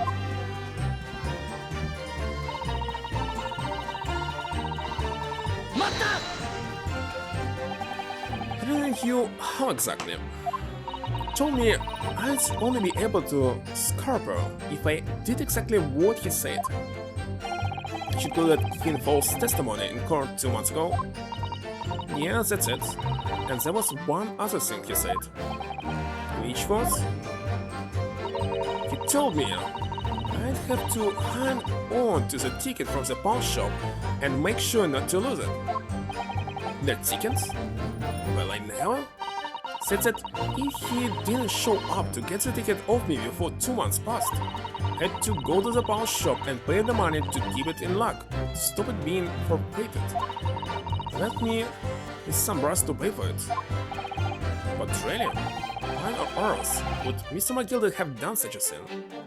So he was expecting that he will be in the prison or something. Depositing his overcoat with a pawnbroker before the arrival of the police makes no sense at all. There would seem to be only one logical explanation, my lord. What McGilder had the driver deposit at Windibanks was something he didn't want the police to see. Something very important that he needed to hide at all costs.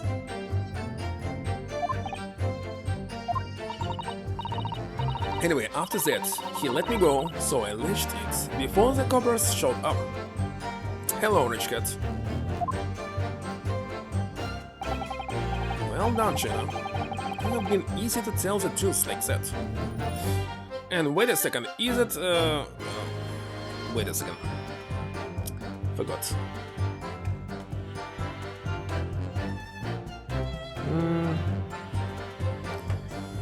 How did I forget about this? Yeah, elegant weapons. Emote. Sub. Yeah. I definitely like this one. Using it constantly. Well done, China. It can't have been easy to tell the truth like that. This really couldn't have faith in you, Rona. Yes, and the same Hyo shall have to face a charge of perjury once his trial over. So I need to use the time we have now to get as much information out of Hyo as possible. It's time to really go for it. Press Hyo on every statement, but I already did this. I need to do it again? I suppose I should? Or another thing? What's that? Take a look at these two. Isn't it strange that they've been whispering to each other the entire time? Yes, that is strange. Looks like they're having a secret discussion about something. I'm sure I'm completely comfortable with that and wonder if there's anything I can do about it. So we'll be pressing and checking them?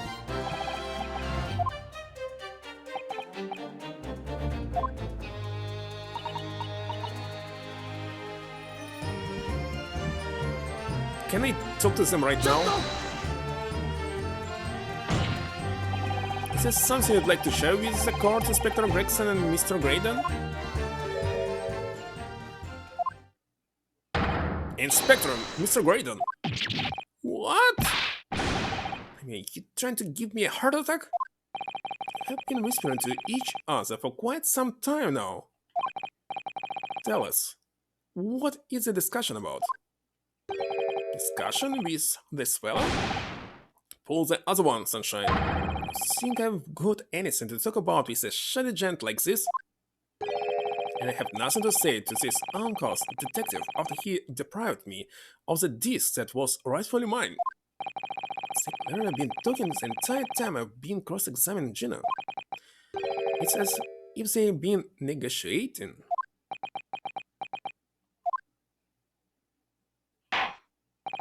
Thank you, Miss Lestrade. Thank you, Counsel. I've heard enough. I believe we now have a reasonable understanding of what actually transpired on the omnibus. To the prayer on that night 2 months ago, a negotiation was taking place on the omnibus. Relation concerns this disc. However, matters did not run smoothly. When the parties involved began to quarrel over price, McGilder took what he wanted by force, and the expense of the other man's life. Which proves my point that this is clearly extremely valuable in some way. And the expense. Also, I don't understand why as yet. And 2 days ago, precisely 2 months after the omnibus incident, my gilded coat and its contents were due to be forfeited. I don't know what I should do with the ticket. I mean, the girl died right after his trial. I knew that. So you decided you would try to claim the articles as your own. Well, why not? They were only gonna be rated. Why should I have got them? Anyway, you can't blame me for thinking about it. Thinking and no crime. Miss Lestrade, it would appear Mr. McGillet was prepared to kill in order to take possession of this disc. Do you know why that would be? I've got a clue.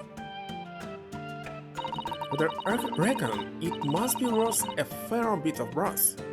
He was probably gonna sell it. And you can't blame me for thinking that. Thinking and no crime. My lord! The evidence your lordship requested has been located and is ready for the court's inspection, sir.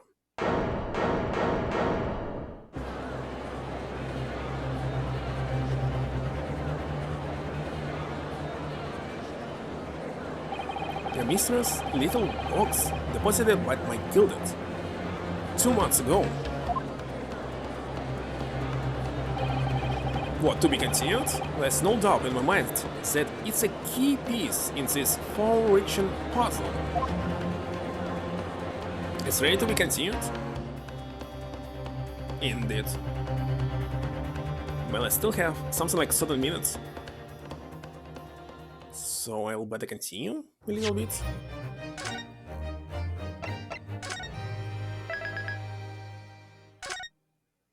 Part 4. How many parts here? 5?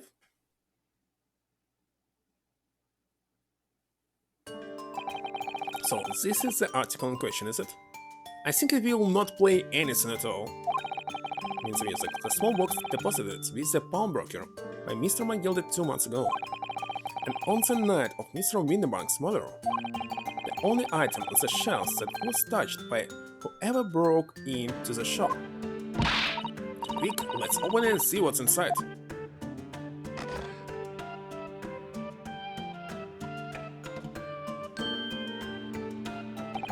Good gracious, this is no ordinary box, it seems. Oh, also, in truth, I had an inkling that might be the case. It appears that the box houses a miniaturic music box movement. Then, is it too much to expect? I think it would be reasonable to assume that it is a device for the playback of this disc, my lord.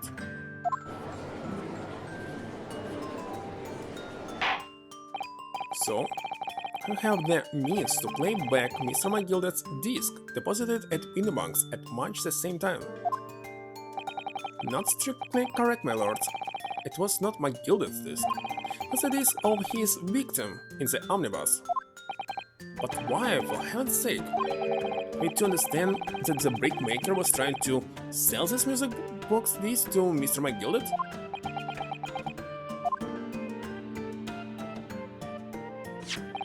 I believe the answer will become clearer if we listen to the music on the disc, my lord. It will be some kind of speech? Yes, very well. And the court now listen to the curious disc at last. Wait, my lord. Oh grief, what is the meaning of this, Inspector? The music box and the disc are, well, say, unrelated to the case. No need to spoil the somber atmosphere in the courtroom with some silly bit of music. This may be very well have motivated the culprit in this case to commit murder. He can simply say that it's classified and stop this court at all. Get the not guilty verdict and that's all, even cancel the case at all.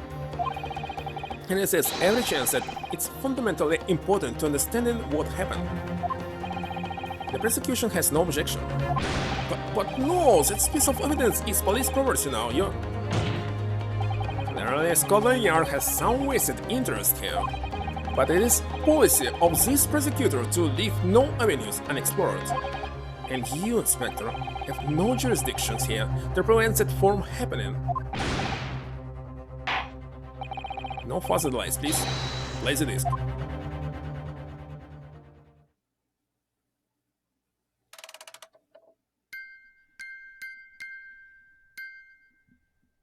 It's Morse.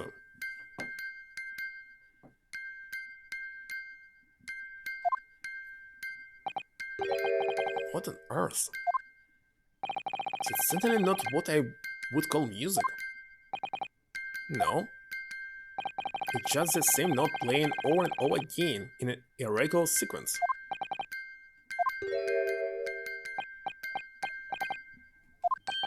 Mr. Graydon? This really is priceless.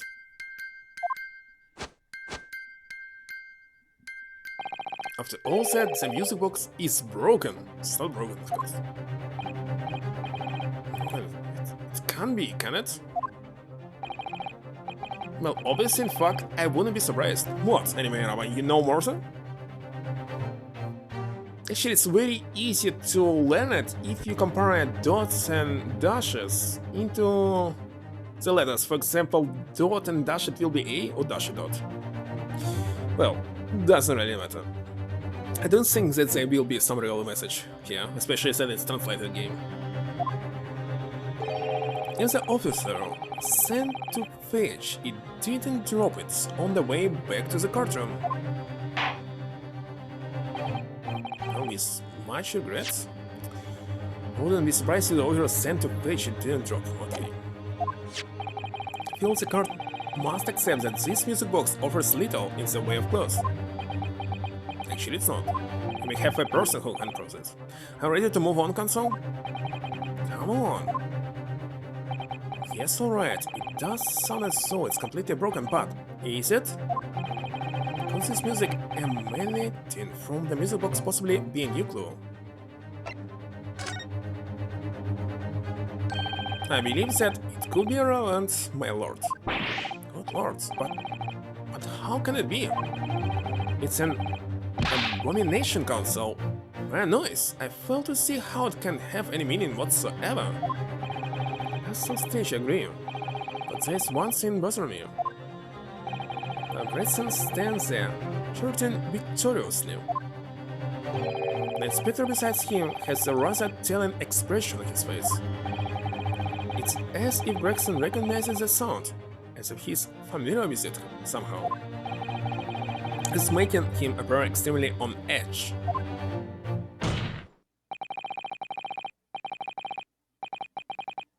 On the SOS? Well, 3 dots definitely S, and 3 dashes definitely O. As is the stance of the dance. Defense by Nibanese friends answer me that's this.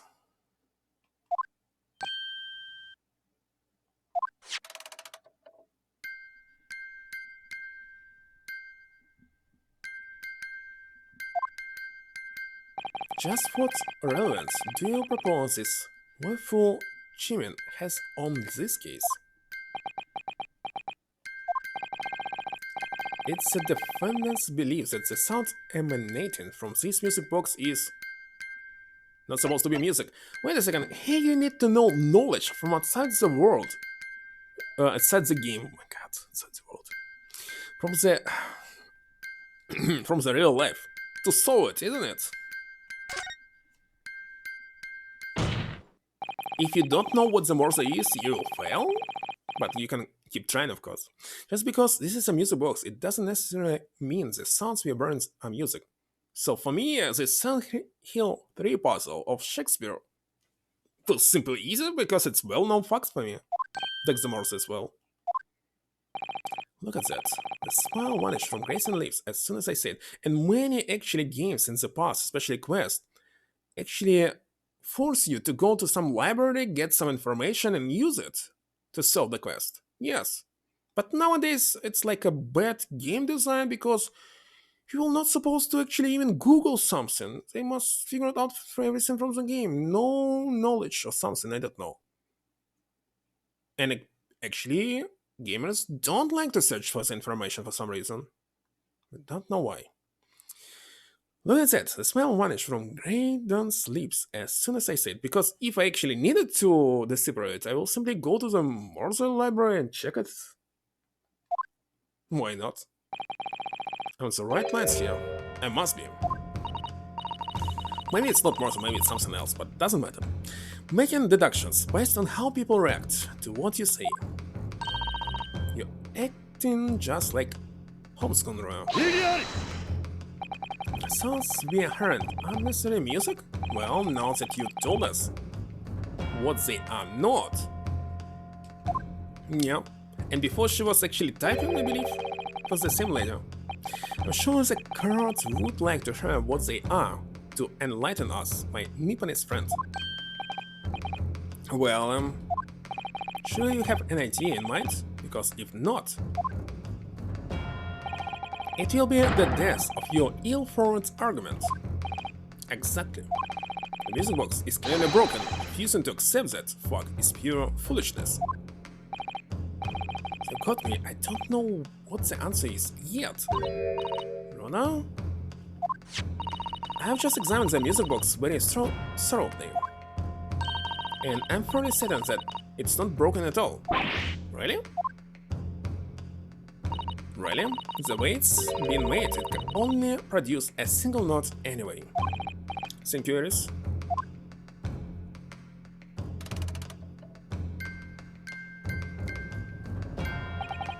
Alright, well, if the music box isn't broken, it must mean that the sound it's producing have some significance that isn't musical.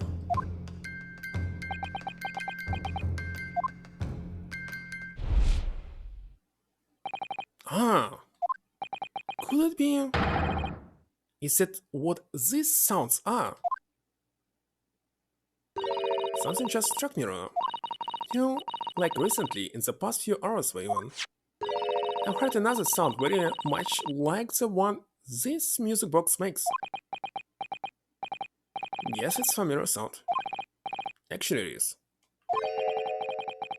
And actually, it's the same sound that's... I don't know, the text appears on the screen was just singing exactly the same thing. The voices, so-called. I'm going to have to press the defense for an answer. If your assertion is that the sound produced by this music box is not in fact music at all, and what the devil is it, Council? All the evidence we've seen so far, all the testimony we've heard, it's all pointing to one single answer now. The prosecution demands that my learned Nipponese friends present proof now. Tangible proof of this latest wild speculation. What was in the newspaper? Not sure. And what is this? Oh, it's midnight. Alright. Alright then. This could be the best chance I'm going to get to fight back in this trial. And if I'm right, it's going to join all the dots together. The evidence that explains the true nature of the sounds of this music box is...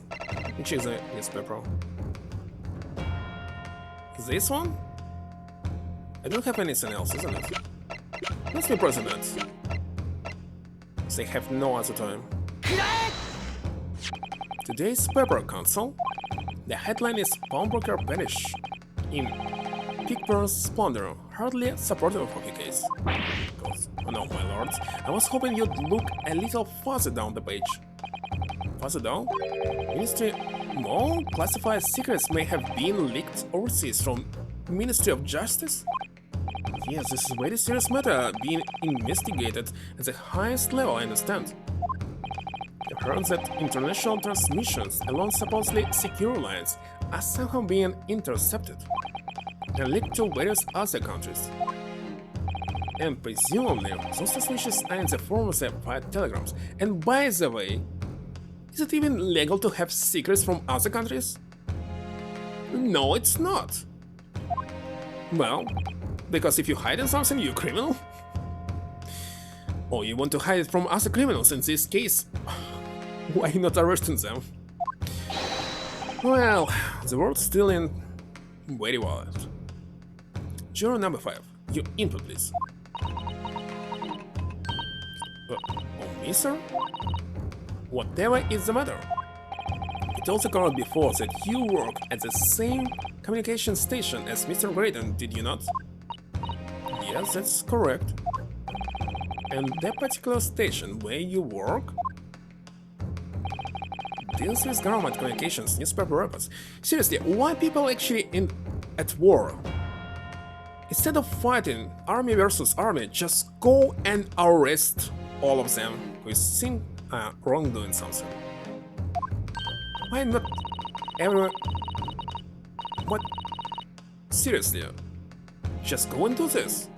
Why not someone trying to do this? Send FBI, CIS or something. Interpol, yeah, indeed. Or you want to say that armies and regular people, citizens, will go and try to protect them? This will never happen. But yes, we are not your run-of-the-mill communication station at all. Our work is extremely important.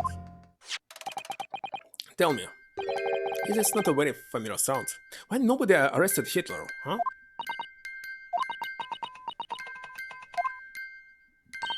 You don't mean to say, is it?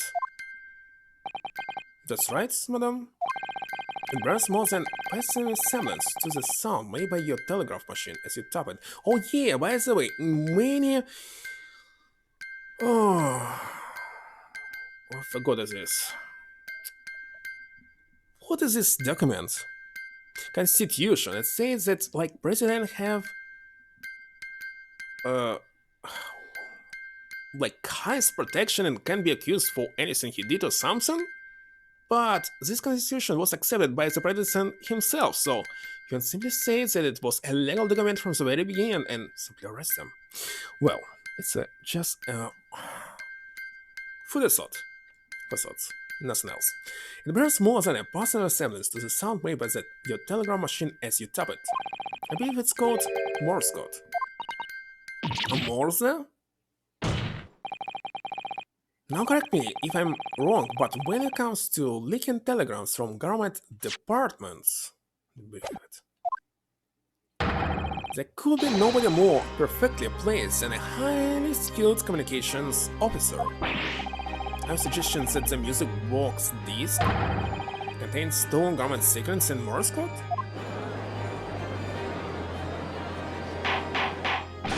The order! Please everyone order! But this is... Hey, treason council! Is there enough capital punishment? My new vocabulary!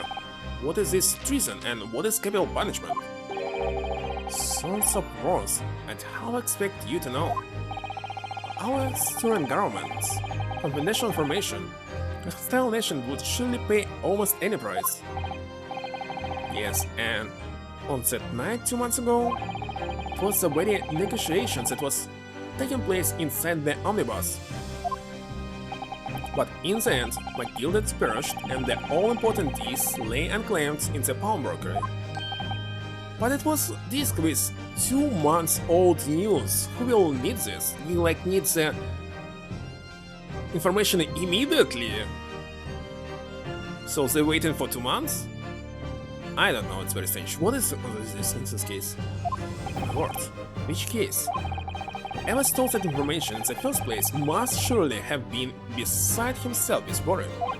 Because if the disc were to be discovered before it found its way out of the country, how was the country 2 months old news?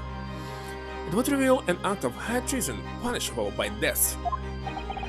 So the culprit had no choice but to retrieve it. And in order to do that, he would have to gain entry to the pawnbroker illegally in the middle of the night. Because the article left behind by Mr. McGilded would incriminate him too much if it got into the wrong hands. It's already midnight. And Foxy is still streaming. Isn't it right, Mr. Graydon? You think I've been stealing government secrets? Preposterous, absolutely preposterous. So in response to the defense accusation, you claim complete innocence, do you? Well, of course I do. I had to stand here in silence when that pretentious foreign lawyer has been frightened away. Then by all means, counter the charges, sir. The prosecution demands the witness testifies. Responds to the accusations brought by the defense. Delighted, I'm sure. Witness is reminded that the crime under scrutiny in this trial is the murder of the pawnbroker, Mr. Windebank. Had been a most flagitious offense for which the law of this land sanctions a capital punishment. But the heinous act of high treason is no less serious a crime. I urge you to bear that in mind as you testify, Mr. Graydon. So then, let us proceed. You may... It was detective? Were you two? God bless us have a rabbit and pork here, Governor. You got things to say. Beg your pardon? Who do you think you are? Name is Nesh Skulkin. Occupation is professional body. Name is Ringo Skulkin, but we aren't bodies enough to sell out our Morrowland. That's right, we are what they call the three Skulkin brothers. So the third one is detective. The third one is detective. That's it. I don't know if Kuluk still here, but it is. Damn it, fellas. Very bad timing. Bad timing.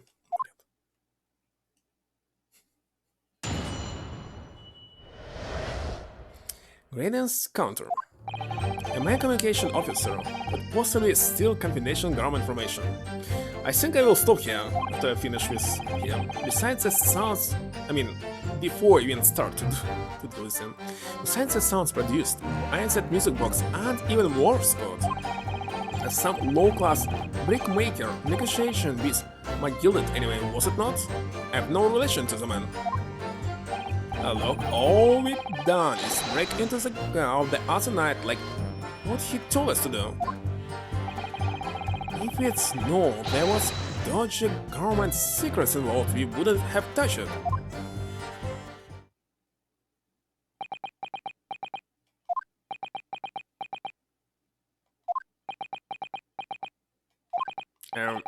Mr. Skulkin. One Mr. Dugarno, what's up?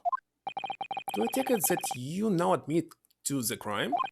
That on the night in question you did indeed gain entry to the premises illegally?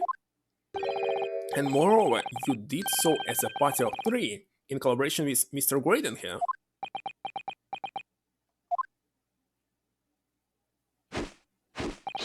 We did.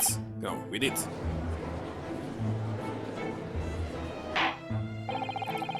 Write him down, please. What say you to that, Mr. Graydon? I have no idea what these two references are referring to.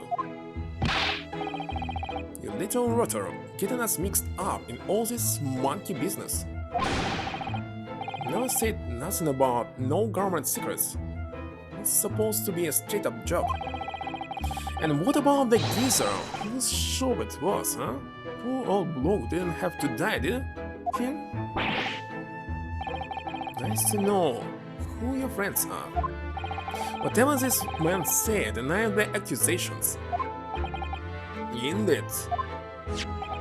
Well, I certainly wasn't expecting this little music box to become so significant in the proceedings. So, why did he move it, but did not steal it? I'm not sure. I have no explanation to this. And why did he even need this music box? Because only to decipher it? To copy it? I don't know. However, as it has, I will admit it's into the court record as evidence. A strange music box only appears to be able to play a single tone. It was deposited at Winnebank's 2 days before the Black Orchid.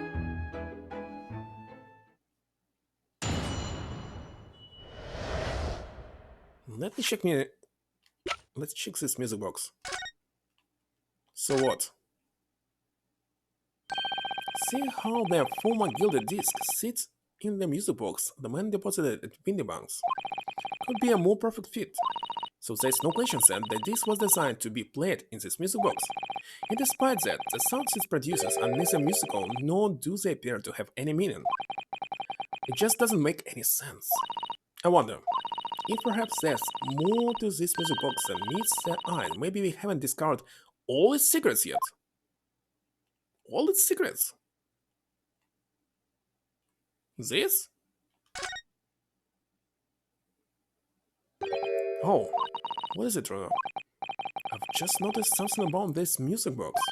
Looks like the button of it opens up as well. You're right. Oh, come on then. What are you waiting for? Let's open it. Right then, here goes. Look at that. There's another movement on the other side. So does it mean I can set another disc to play back on this side? I think so, and it looks like the two movements are linked together. They're linked, so if you had two discs, they would both play back at the same time. So there will be another disc? Are you serious? One disc is here. I would have thought there would be a second movement on either side of the box. So, and this movement is like the other one, because these are all the same length. So this movement also only produces a single tone like the other one. Yes, it must do, except that the length of the teeth of the two combs isn't the same. So the single tone produced by this movement will be different to the single tone we already heard. What? Basically, each movement can only produce a single note, but the notes they produce are different. Suppose that can only play two tones. How will it help me? Very strange. So I think that's all for today. Tomorrow I will definitely, maybe, finish it or not. I don't know.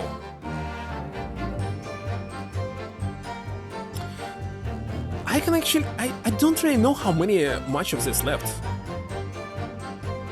And there will be epilogue as well. Can I check some long play? I don't know. I'll check the long play, 1 second.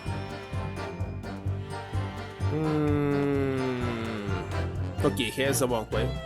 Thank you for playing. Wait a second. I want to know how many left. It's something like 1 hour.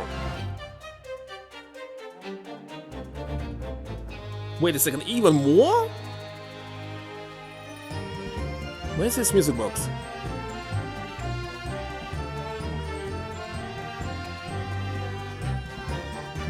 Okay, found it. So what is left is 3 hours of long play? There's 3 hours of long play left, and definitely I will be doing it even longer? Oh my god. I thought like 1 hour left or something. Holy dolly, why is this case so long? Let's do a little bit more in this case. My communication officer could possibly still convey ground information. So, is this newspaper headline accurate? Government communications are being intercepted. How could I possibly know? If you don't sleep?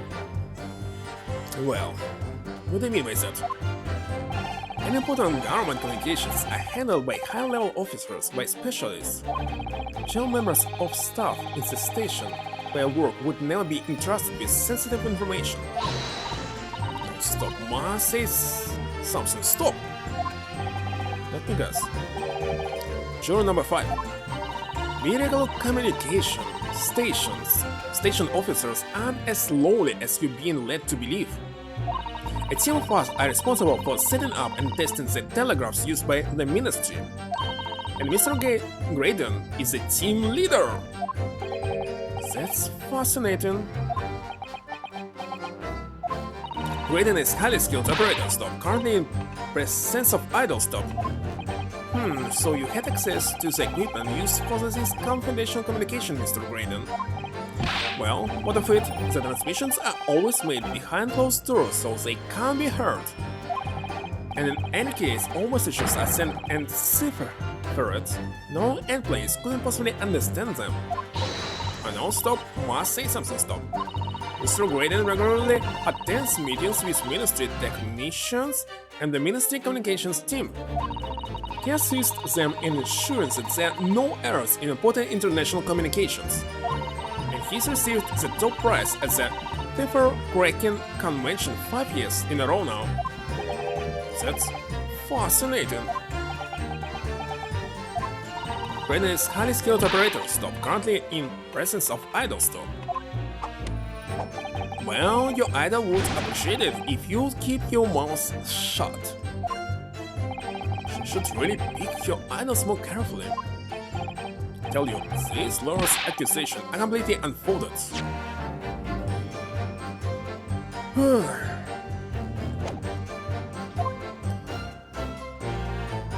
Besides the sounds produced by that music box and even a Morse code. They not? To anyone with a brain, that would be widely apparent on listening to that music box for even a few seconds. Of course, of course. Surely it can't be that my learned friend is unfamiliar with Morse code, but everyone knows it? Oh, she looks genuinely shocked at my ignorance. I would be more than happy to demonstrate the basics for you, sir. Lesson hand card? Morse code is a continuous series of two distinct tones. Tones, you say?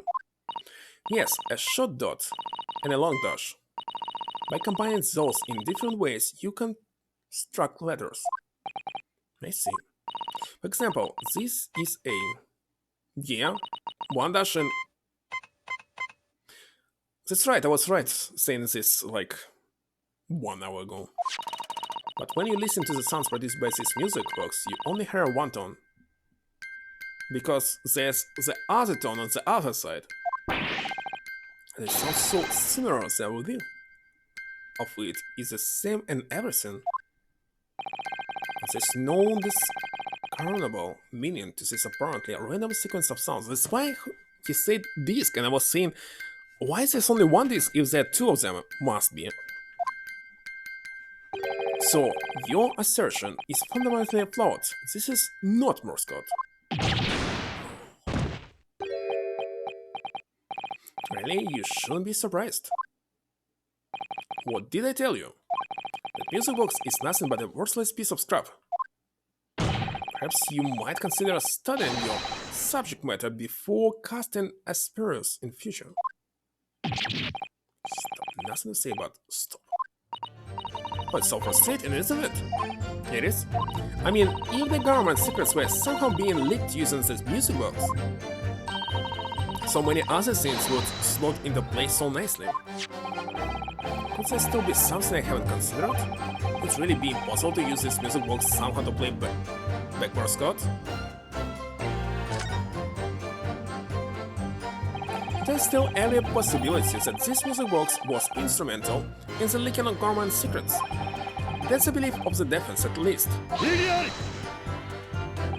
Does it please you in some way, my Nipponese friends, to repeat the same line of argument ad infinitum? It's already been established that to be Morse code, two tones are required, dots and dashes. Yes, I'm well aware of that. Then what? Well, it would appear that defense has hypotheses to put forward. You had better present your idea at once, Consul. How do you propose that this music box, which appears to produce only a single tone, could have been used to cipher secret messages into Morse code? So we just need to spot this? Yes, this is it then. I guess you know what's coming, Consul. Yes, it's the answer given in discussion by 100. I need to open it, of course. Can't believe this. I can't believe the game is tricked me.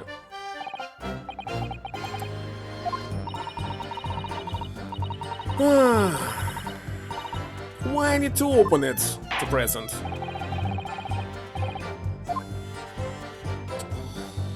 Are you kidding me? I need to repeat all of this. When there was last of this, I don't know.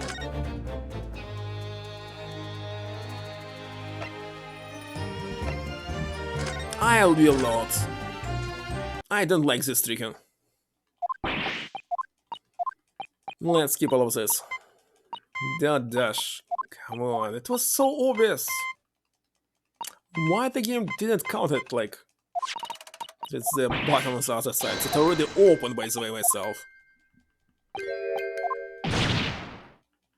Don't like this at all.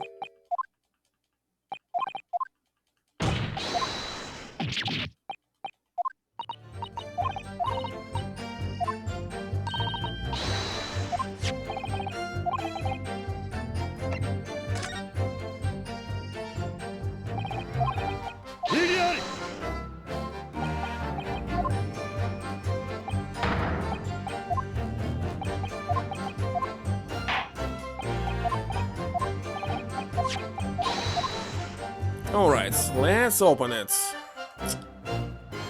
Can't believe this.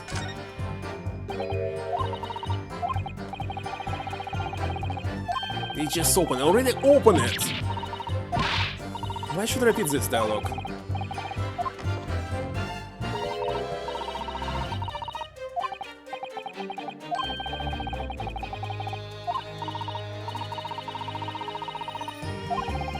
It's very unfair. Because I read all of this.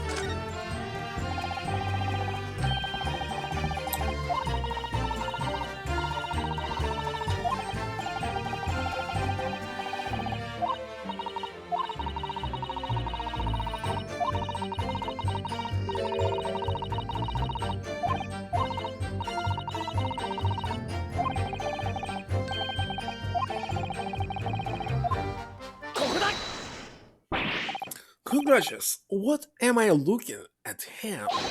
Another movement on the underside of the music box? What? It appears, my lords, that the two movements are linked together.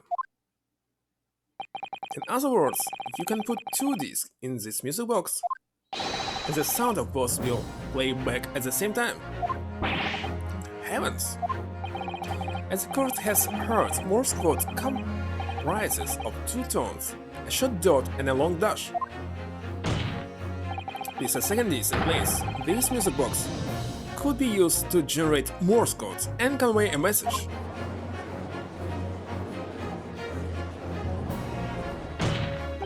Speaking of the joke, I'm sorry, but now I must say with the second disc, Spruce used for lore, there's absolutely no evidence to support his claims. I don't have the second disc, so of course, if my learned friends were able to present the card with the second disc, that would be another matter, well? Who has it? Gina? Consummate. May I remind the court that, as the witness has pointed out, he was not the one in the omnibus with Mike Gilded 2 months ago striking a deal over the disc. Or discs. Indeed, that was Mr. Mason the brickmaker. Exactly, had nothing whatsoever to do with it. So, it has false, I must admit, the argument presented by the defense has much promise. I believe the cross-examination should continue. Maybe Tim Graydon as the victim of the omnibus case must be there somewhere, but I haven't found it yet. Oh there, looks like you need to give your argument more strength. We'll reiterate your testimony if you please, Mr. Graydon. If I must, so I maintain exactly what I did at the start of this pointless cross-examination. It was some low-class brickmaker negotiation with McGillet anyway, was it not?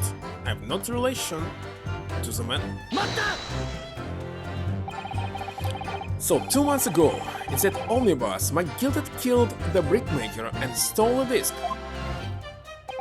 Mr. Mason was a single man with almost nothing to his name. Since he lived in an artisan quarter, some years ago, but people there remember little about you. Does make such much sense. So, does it? I just don't notice that I'm holding my hand usually constantly like him. Playing many games. Wonderful. And by the way, the left hand. It's the left hand, not the right one. How would a humble brickmaker come to acquire secret government information? How did it? There must have been somebody else involved behind the scenes in all of this. Somebody who acquired the disc and gave it to Mr. Mason. In order to make it to the meeting with McGilded and negotiate a deal. Dear me. You may have it in for me, sir, but I assure you, I have far more class than that. An old brickmaker from an artisan quarter and this well-to-do communications officer. If only I could find some evidence to link the two of them together, I have it already. If nothing more to add on that note, let us return to the witness testimony.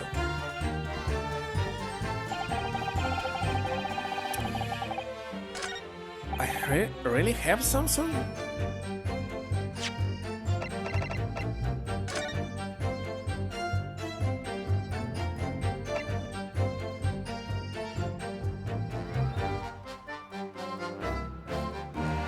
It's not this one. I don't know, I might have nothing right now.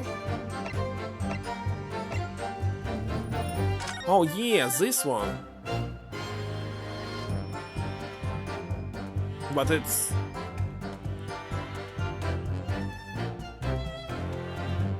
And so what?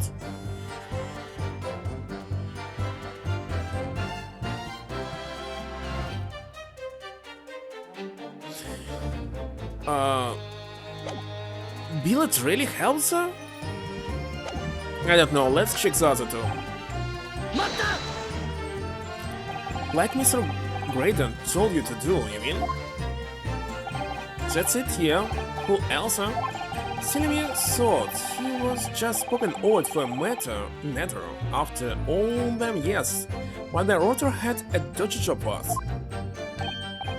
Yeah, Ash? Let me stop you here, Mr. Skulkin. After all them years, you say? Do you mean to tell me that Mr. Gaydon is an acquaintance of yours? We are the social kind of buddies, you know? Sure, let's say Grayson and old China. Is something wrong, Mr. Skulkin? No, the other Mr. Skulkin. What? Who, me? When your brother was testifying just now, he said something that seemed to cause you to react. Oh, I was just remembering the old days, that's all. We used to have a right old laugh together way back when. Oh, they will be third brother now! Together with Mr. Graydon, you mean? Yeah, with Ash, I mean. You look at him, now it's a fancy whistle and flute. And you wouldn't Adam and Eve eat. Oh, actually him. And where?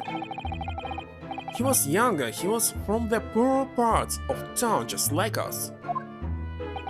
Is that so? But he always learned one, he had the brains, he had the sorrow. Always coming up with smart ideas like what would never have gone through our heads. Oh, let me that's the truth? Remember Millerton and Skulkin's milk run? It was a corker, huh? I completely do not understand them. Save it until after the trial, your reminiscence has no place in this courtroom. These two? Is this from... I don't remember from what is this. Let me check it one time closer.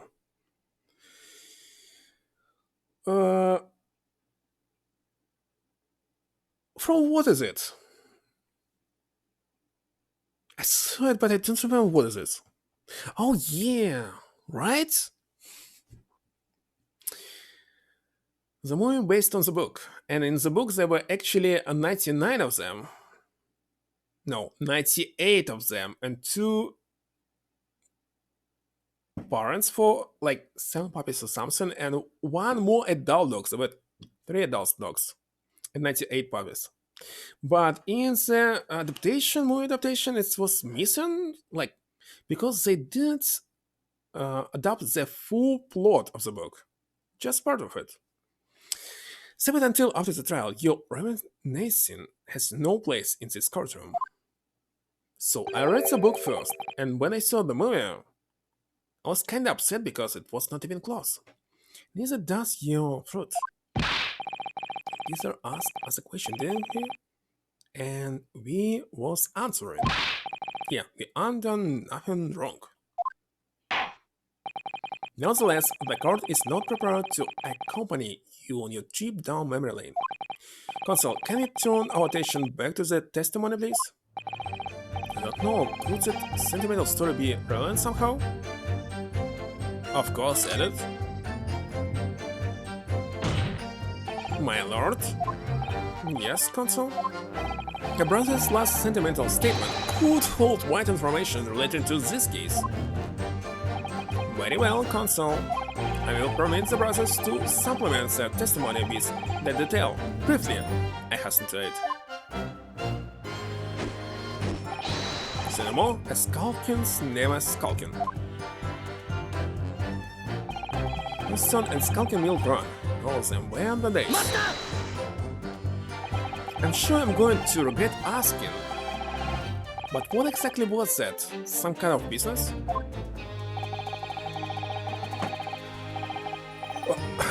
One second.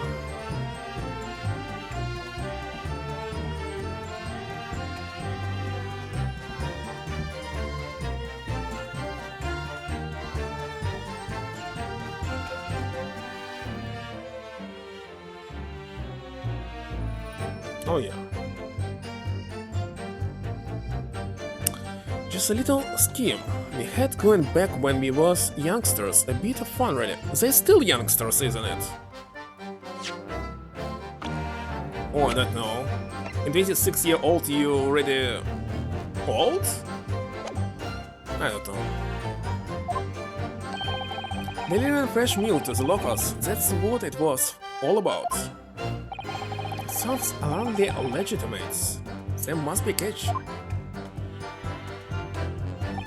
I suppose since we are here, I should ask them to elaborate. But on what? Business model? So how did your little business work exactly? Well, every morning down our way, the milkman would come with his cart to deliver milk, see? If you're stuck the emphasis outside the front door, he would leave yours and full again, right? So we swooped in on the action, got people to sign up with us, promised to deliver milk for all the price of the other geezers doing it. People couldn't wait to sign on the dotted line, they're writing it in, we were. So did you live on a dairy farm or something? Gordon Bennett, are you off your rocker?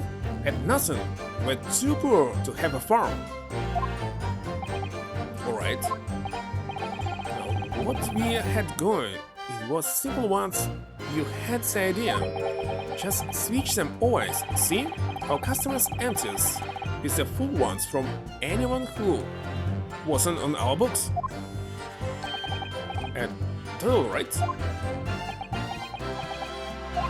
I think you meant to say a diddle, and that's a crime. It was just an harmless bit of fun, that's all. Milking the general public in such a fashion is most certainly not harmless, as you put it. Well, it was him who came up with the idea.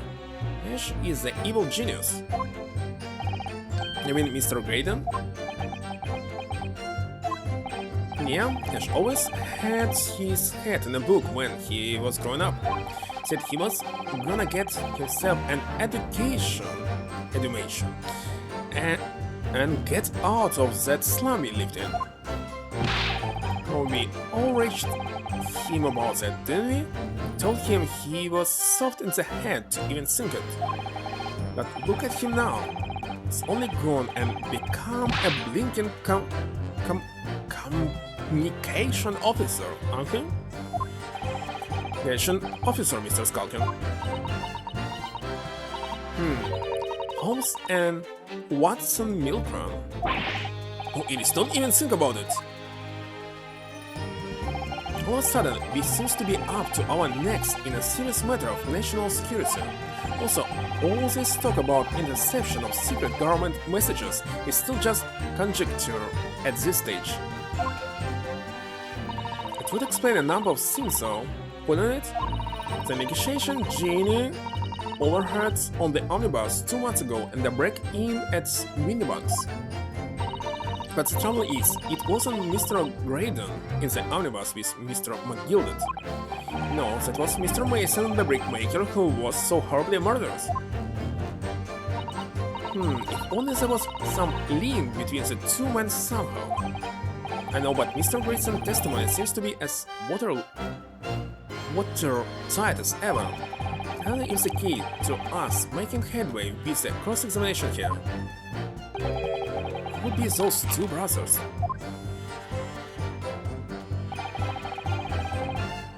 Really, these two brothers?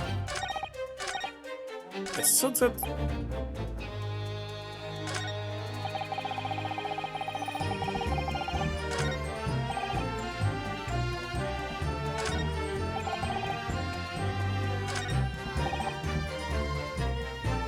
Did I press on this one? I don't remember. I pressed on this one.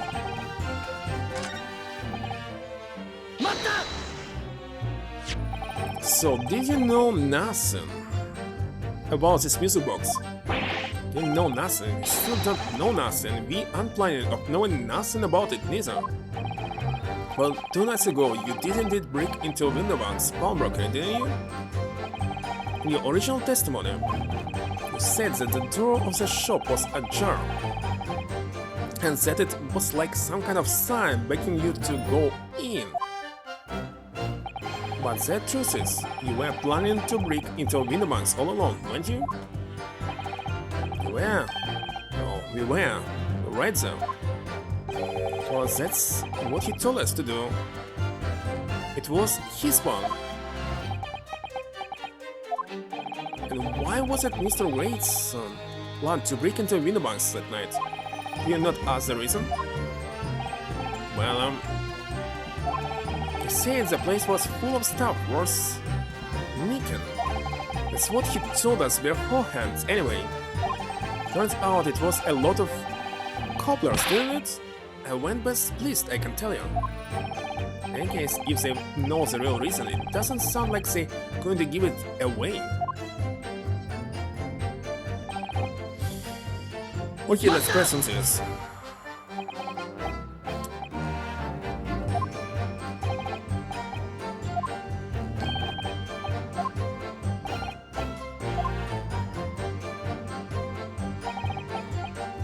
Now let's ask about the business name. So this business was just a bit of fun, you say, and it was just yourselves and Mr. Graydon involved. Yeah, that's it. Milverton and Skulkin's milk run, was it? Yeah, that's it. And where did the Milverton part come from? Alright, I saw that clever clocks, like you'd have worked. Enough of this. How much longer are we expecting to listen to this? Let me guess, you don't accept anything these two witnesses are saying. Tell me, why is that it was only the mention of the name Milverton that you decided to interject? Because Milverton is the name of Fiat Mason? Milverton Mason? I'm not sure. Because when the happiest of homes that one came from. Yeah, this old man was struggling for money so much his wife walked out on him. She took the name Graydon, then see. But Ash will always be Millerton to us. Millerton. So that used to be your surname, did it? Of course not. That is all Buncombe. I've been a Graydon since I was born. Do you really think you can rely on the testimony of these two thieves, Your communications officer attached to the civil service.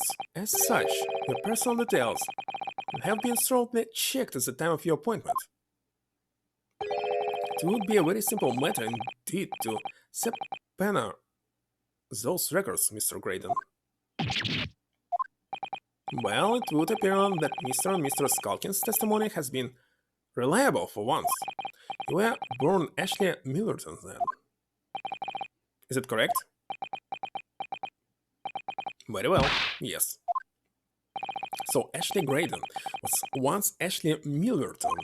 That information could change things and could turn out to be extremely important. Telegraph operator at the Central Communication Station, whose last name was once Millerton years ago. So it was his father who was killed?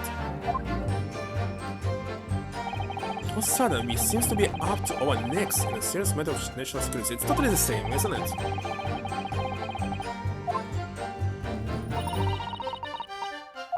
But should I... what should I show it? No, he was Mason, not Mickerton.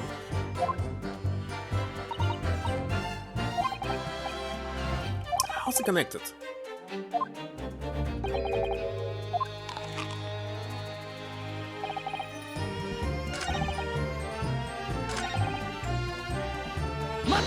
Let me push press on it one more time.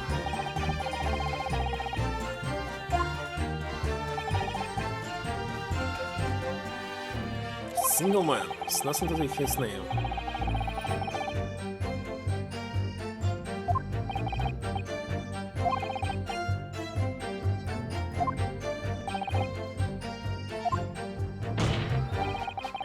Somebody else involved behind the scenes in all of this. Somebody who acquired the disc and gave it to Mr. Mason. In order to take it to the meeting with Matilda and negotiate a deal. To use a soldering iron? He's right. Dear me. You may have it in for me, sir, but I assure you I have far more class than that. A brickman from an artisan quarter, this well-to-do communications officer. If only I could find some else to link. So I see no link right now? I don't know.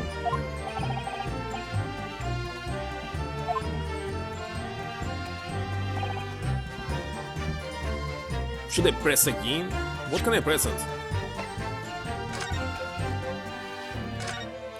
It's no names at all.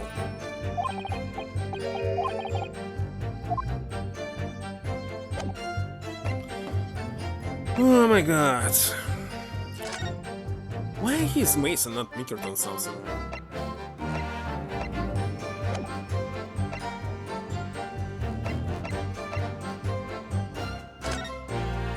Why is this here?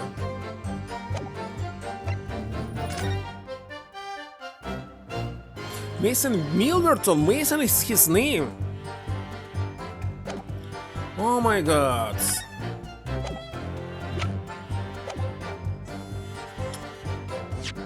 Millerton. Now I see it.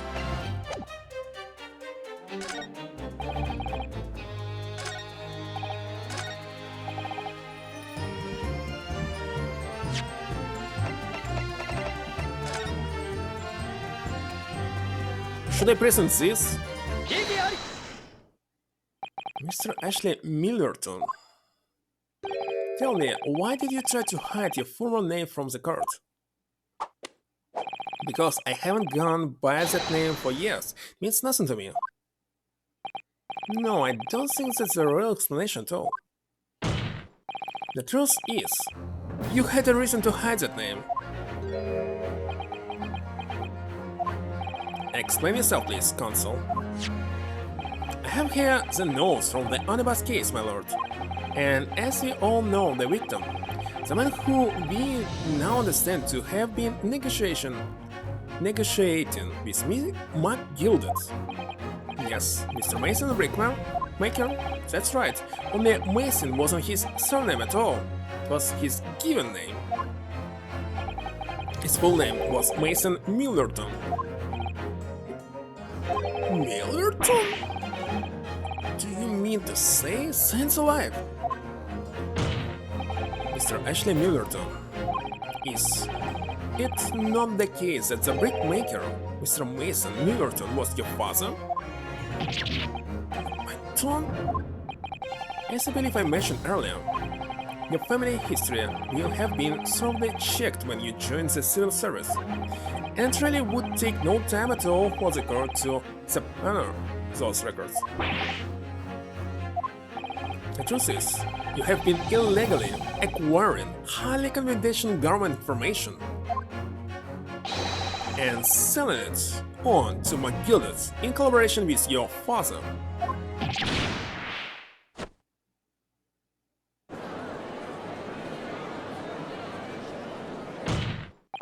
The new facts and evidence unveiled by the cross-examination of this witness. Senator McGilded in collaboration with your father. So why did he kill him? We'll come together to reveal the truth. The truth, you say? That you collaborated with your father, Mr. Mason Millerton, in a legal dealing with Magnus McGilded. But didn't of these music books you mean, Consul? Yes, still information being sent in secret governmental communication and selling it on to McGilded. Mr. O'Graden concoct this elaborate scheme of using two music box discs to encode the information, as presumably a safety measure against the information falling into the wrong hands. And a very effective one. I shouldn't have given the scheme any credence whatsoever. But the deal with McGilded went sour, and then Brickmaker met his end. Yes, but before he was arrested, McGilded managed to temporarily dispose of the stolen disc at the pawnbroker. Then, having learned of the situation, you appeared at Winterbunk's 2 days ago in an attempt to recover the two articles McGilded had placed in pawn there. But that attempt failed. One of the discs was seized by the police and the other you never found. So that same night, you enlisted the help of the Skulking Brothers and broke into the pawnbroker. Wait a second, he took the disc was inside the box, right? That's how it happened. This time, determined to recover the second disc. Are you suggesting that the second disc was inside the music box? You never knew nothing about that. On the night that Mr. Winterberg was killed. But if you already have one, nobody can discover what was on this disc. You still was going to sell it? The intruder to the pawnbroker touched one item, and one item alone, the music box. But how many dots on this disc? Like 50? What information can you store on it? It's very small. It's rather ingenious. They demonstrated using the two prints from the security camera indeed. So the question that naturally begs answer is this: why was only that one article destroyed? Answer is obvious, because it contains the second disc which the intruder was desperate to retrieve. Since if it were to fall into the hands of the police, it would be proof of high treason.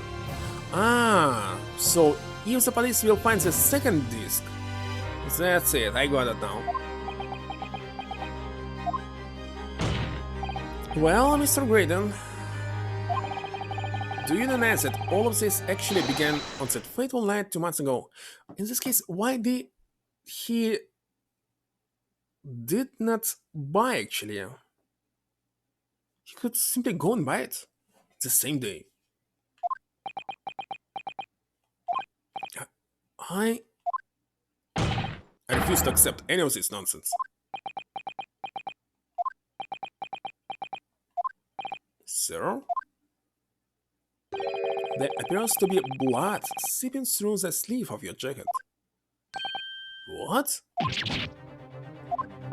2 nights ago, we know that 3 shots were fired at the scene of the crime in Winterbank's pawnbroker. One took the life of the pawnbroker himself.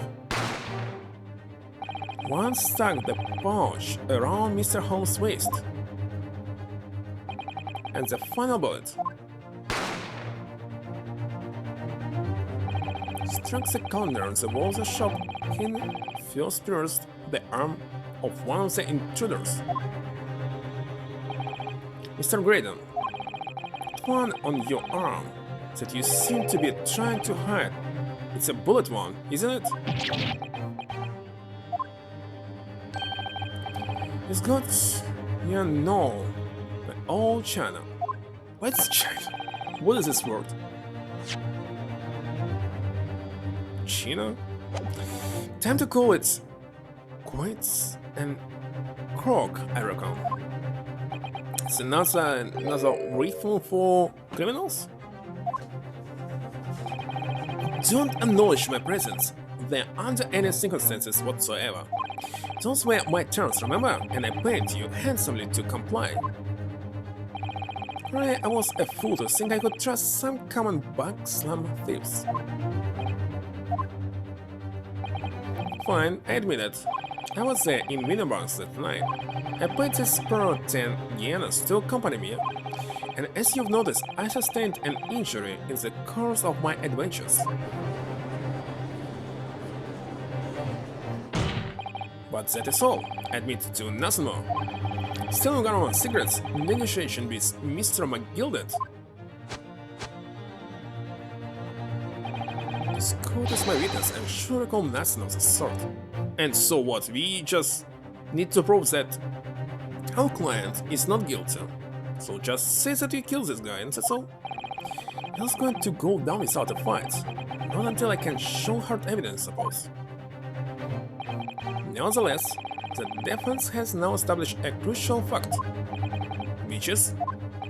Well, we know that one bullet was fired from each of the 2 firearms we have in evidence. The bullet from Skulking Brother gun hit the pouch around Mr. Hall's waist. And the bullet from Mr. Winterbank's gun must have been the one that caught Mr. Graydon on the arm.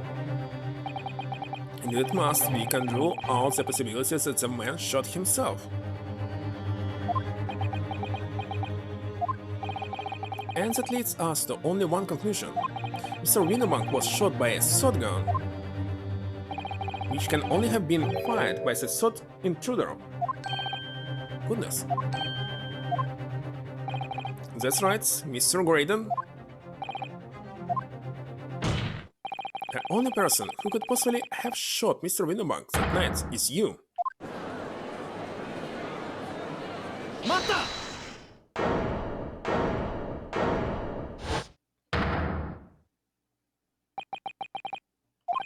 You little upstart. You made a grave mistake when you summoned me here. What? What's that supposed to mean? Yes, as you rightly say, I would say it's the pawnbrokers. Did my best to hide the fact, naturally. I had no intention of ruining the distinguished career I built for myself at the communication station. But did the thought never cross your mind? Did you never consider the possibility? What do you mean? What thought? What possibility? Possibility that I was there at the scene. I might have witnessed the crucial moment. You see, it's makes a key witness in this case, and I have my hands firmly around the neck of your client. What? A suggestion? You saw it all was someone on the street and accidentally hit your hand or something? So the very moment the pickpocket girl pointed the gun at the poor defenseless pawnbroker and shot him. What?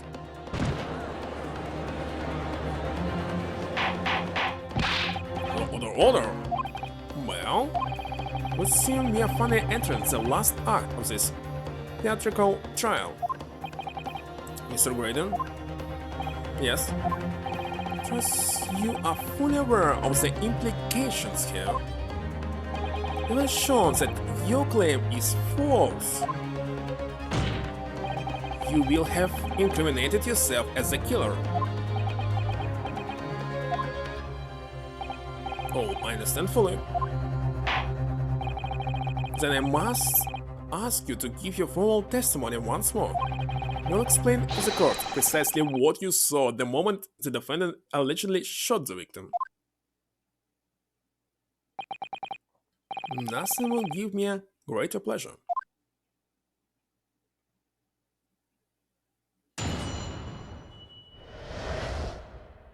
The moment I was shooting?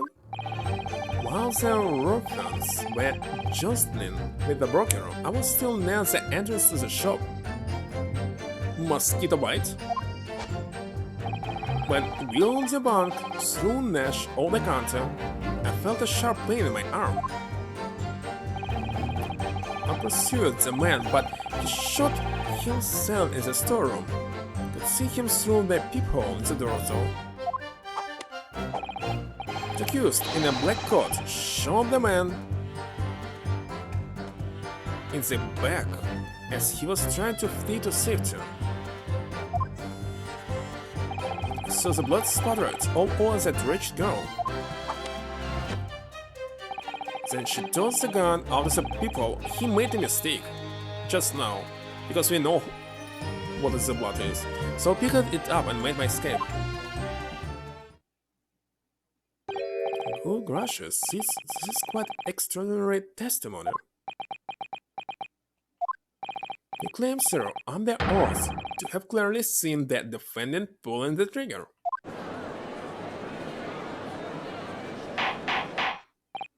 Order! Order! It wasn't my intention to explain in this way. But neither is it my intention to be found guilty of a murder I didn't commit. So you see, my hand has been forced to tell the truth now as an act of self-preservation. The truth? Until now, the prosecution was completely unaware of these details. Yes, well, sorry about that. He shot me in the arm. The pawnbroker was then shot in the back by the accused. And as I said, she was showered in his blood. Since the blood spattered all the accused coat, are you sure on that point? Oh yes, quite sure. All over the black overcoat that pickpocket girl was wearing at the time. Really? If your coat could somehow be shown to harbor vestiges of blood, that would be conclusive evidence here.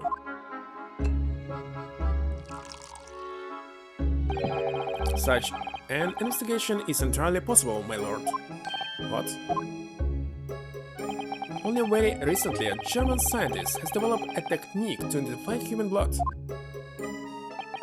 So here, to true science, not some amateurish detective's dubious foray into the world of chemistry. Nothing dubious about how it's gonna work. His ideas are all sound. These are no use to us here. In science, as in law, theories must be proven before they stand. In Germany, the technique has already been employed in the courtroom as the basis of evidence.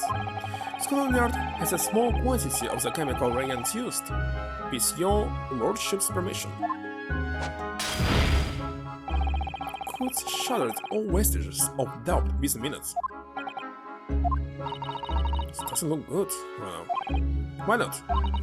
Well, we know, don't we, that there's blood all over the front of Jenny's coat. Is it tested with the chemicals? Help, you're right. I was forgetting what happened yesterday. Don't move, Jenny. I'm going to shoot.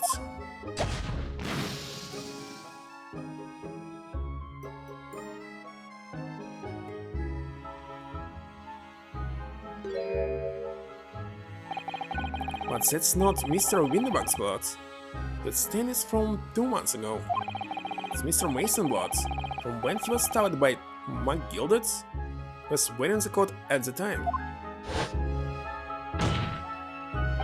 My lord, the defense objects to the test proposed by the prosecution. Overruled. Lord 16, make it so at once. With pleasure, my lord. And while we await the results, the defense may proceed with the cross-examination. Once they find the blood on the overcoat, Jenny will be... Counsel? Yes, my lord. Cross-examination. Of course, my lord. This cross-examination doesn't go well. I don't manage to uncover some decisive evidence or a really compelling clue now. I have a very bad feeling about the outcome of this trial. It's 1 AM already! Oh my god.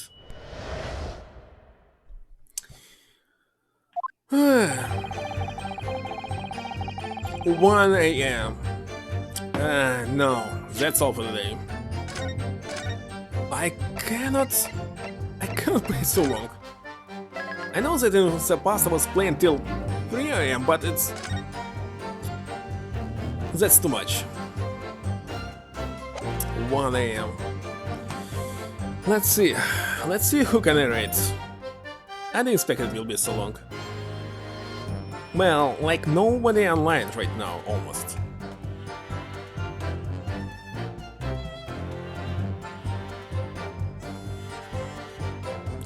One second, I'll check several channels.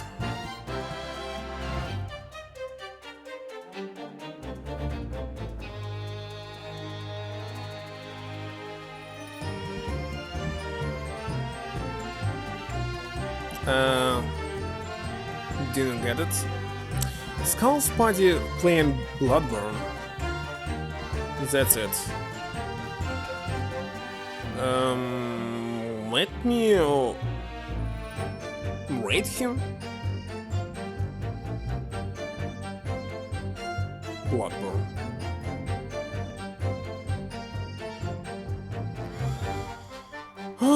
What a long game. I didn't expect the last case will be so long. No, I knew that it will be long, but so long.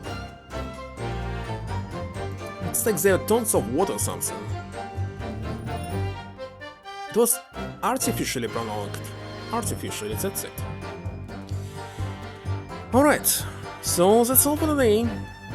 That's it. Tomorrow, I think I'll finish maybe in 3 hours and there will be like 3 more hours for DLC.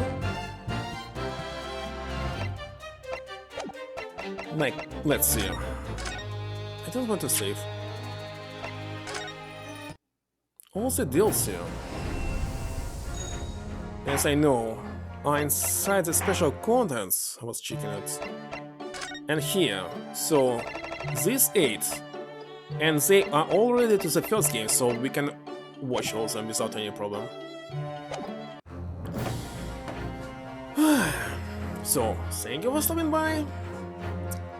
Anybody, Rabba, Spark, Kuluk, who else was this? Some bot, I remember. Oh, Range Cut. And Prince, and maybe somebody else. Anyway, bye. Good night for me. 1 AM already. Bye.